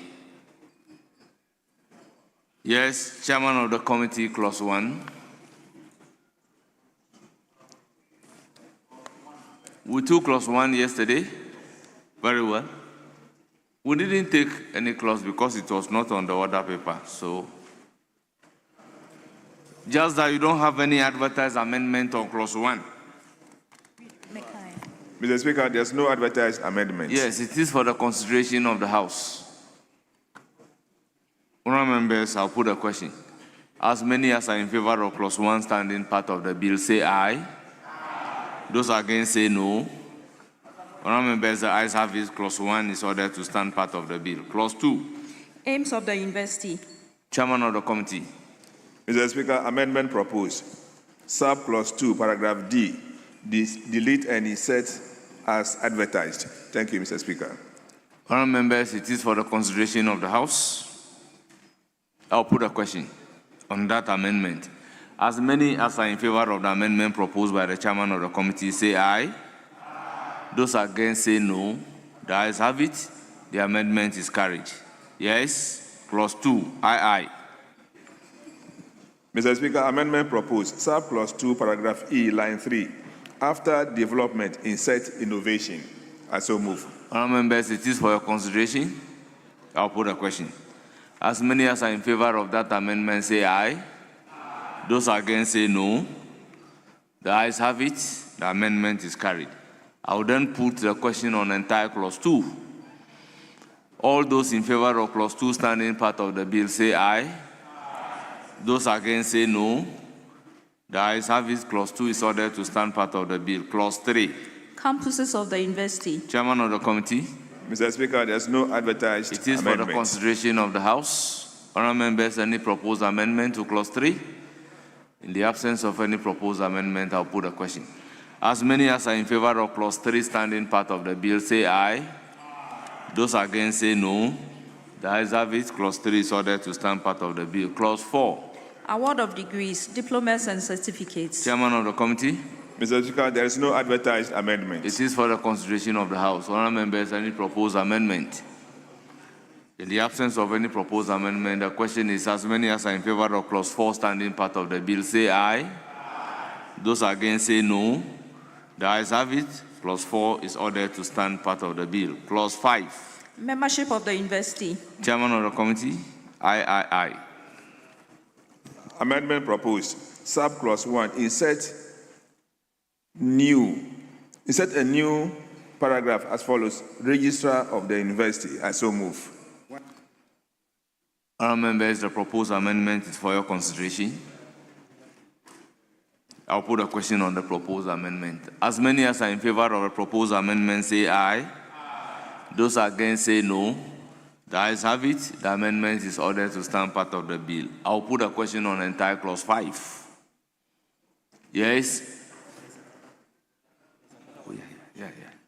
Yes, Honourable Kwame Anyimedu. Thank you, Mr. Speaker. Mr. Speaker, on the membership of the university, the committee, we agreed that, but I think we also proposed that we can state lecturers in addition to the registrar, and if the chairman will consider that. Even though there is employee there, but I think lecturers must stand out. So if we can add lecturers and registrars. Thank you.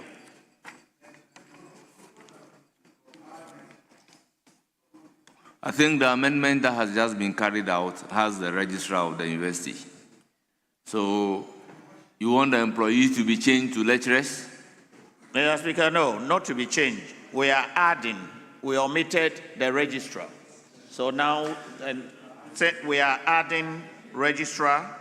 The registrar is an important member of the university, and so are lecturers. And therefore, we wanted lecturers to stand out as one of the members, and then there will be other employees. So not to withdraw employees, but lecturers to be added as we are adding the registrar. Chairman, Minister, the proposal is to specifically add lecturers and again have employees. What is the standard in other university bills that we have passed?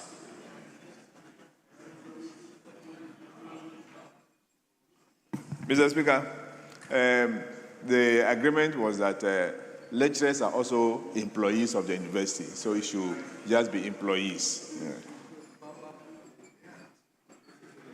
Mr. Speaker, I said that it should stand out as distinct because the registrar is also an employee. The vice chancellor is an employee. Yes, Honourable Anyimedu, all the university bills that we have passed, do we specifically indicate lecturers out of the employees standing on their own for some consistency, unless we have a very good reason to depart? Very well, Chairman is deferring to you. He's not insisting on his amendment. What do we do? Mr. Speaker, if I may request the Honorable Anyimedu to be persuaded to abandon his amendment. If he recalls, at the committee level, the Vice Chancellor herself referred to herself as an employee of the university. So it does no harm. Employee will cover it. If you put in lecturer, some lecturers are even part-time lecturers. That can be problematic. So if he has no serious... thank you, Mr. Speaker.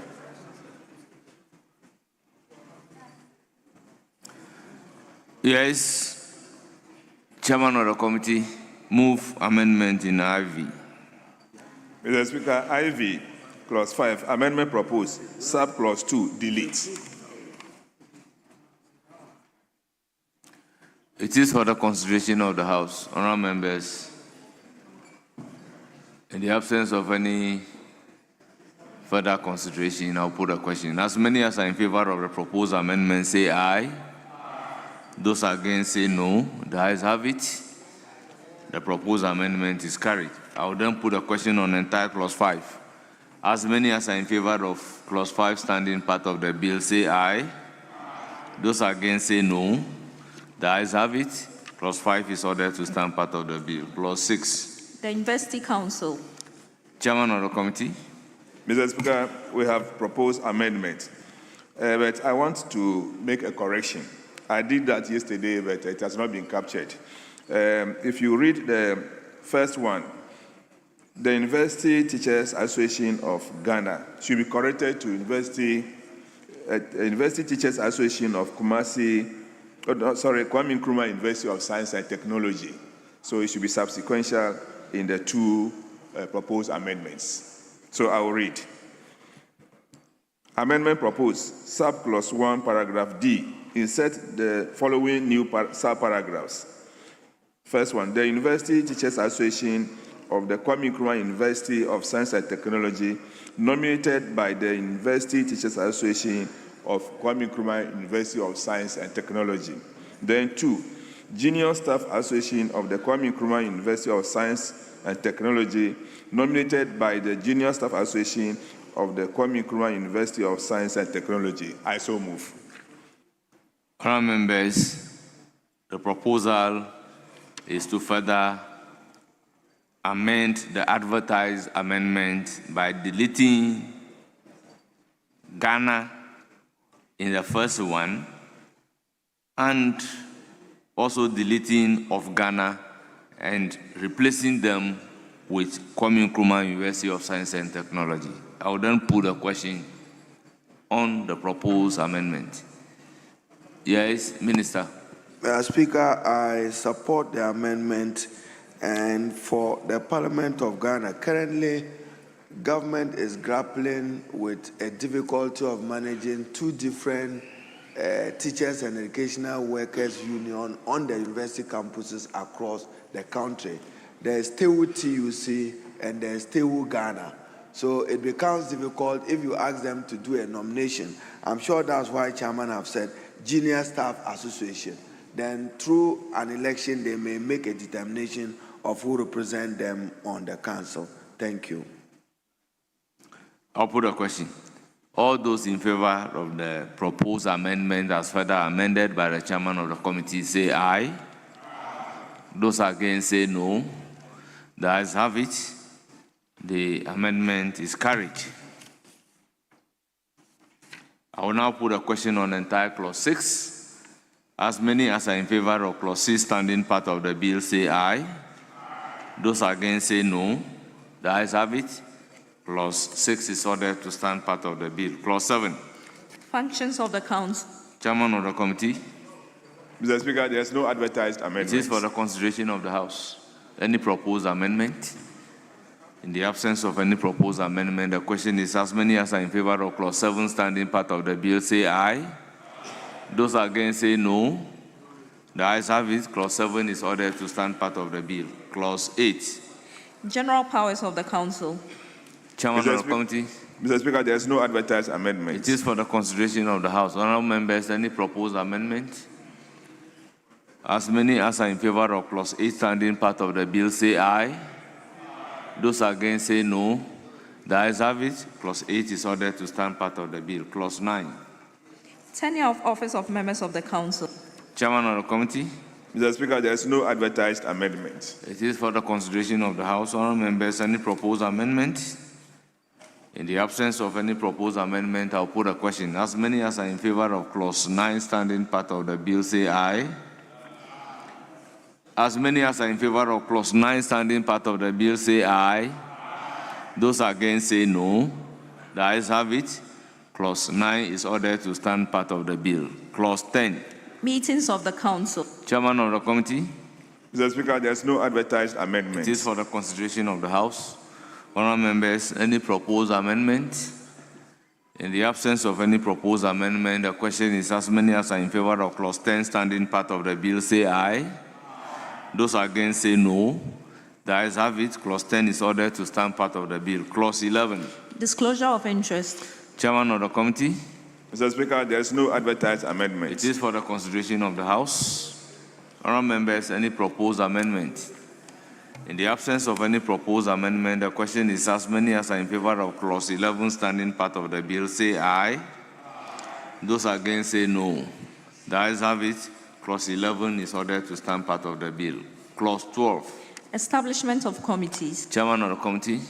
Mr. Speaker, there is no advertised amendment. It is for the consideration of the House. Honourable members, any proposed amendment to clause 12? In the absence of any proposed amendment, the question is as many as are in favor of clause 12 standing part of the bill, say aye. Those against, say no. The ayes have it. Clause 12 is accordingly ordered to stand part of the bill. Clause 13. Allowances. Chairman of the committee. Mr. Speaker, there is no advertised amendment. It is for the consideration of the House. Honourable members, any proposed amendment? In the absence of any proposed amendment, the question is as many as are in favor of clause 13 standing part of the bill, say aye. Those against, say no. The ayes have it. Clause 13 is ordered to stand part of the bill. Clause 14. Principal officers of the investee. Chairman of the committee. Mr. Speaker, there is no advertised amendment. It is for the consideration of the House. Honourable members, any proposed amendment to clause 14?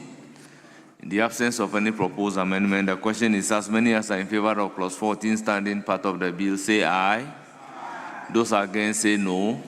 The ayes have it. Clause 14 is ordered to stand part of the bill. Clause 15. Chancellor Chairman, of the investee. you may move. Mr. Speaker. Proposed amendment in VI. Proposed amendment. Subclause 3, paragraph A, delete titular. I so move. It is for the consideration of the House. Honourable members, I'll put a question on the proposed amendment.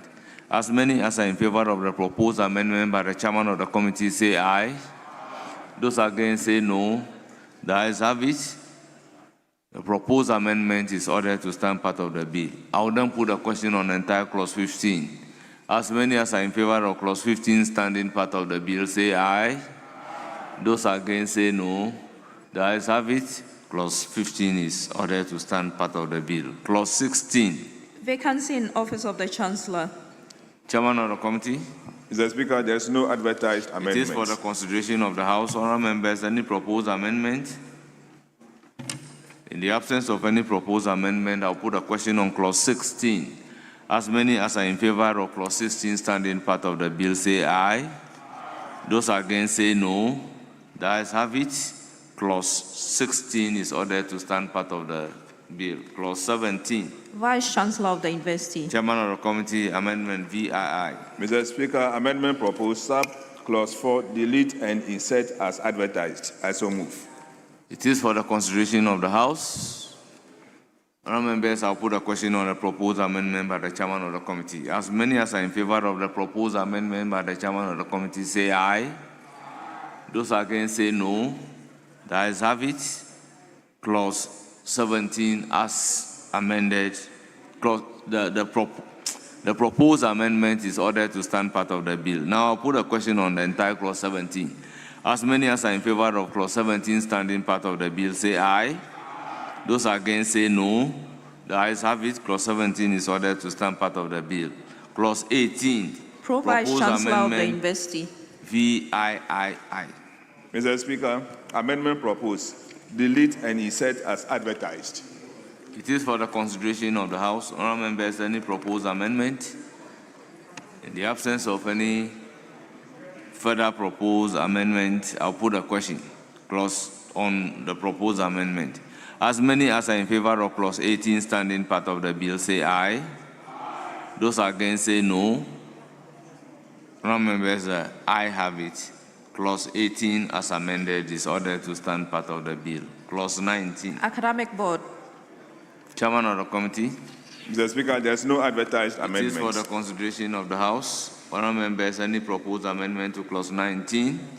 In the absence of any proposed amendment, I'll put a question. As many as are in favor of clause 19 standing part of the bill, say aye.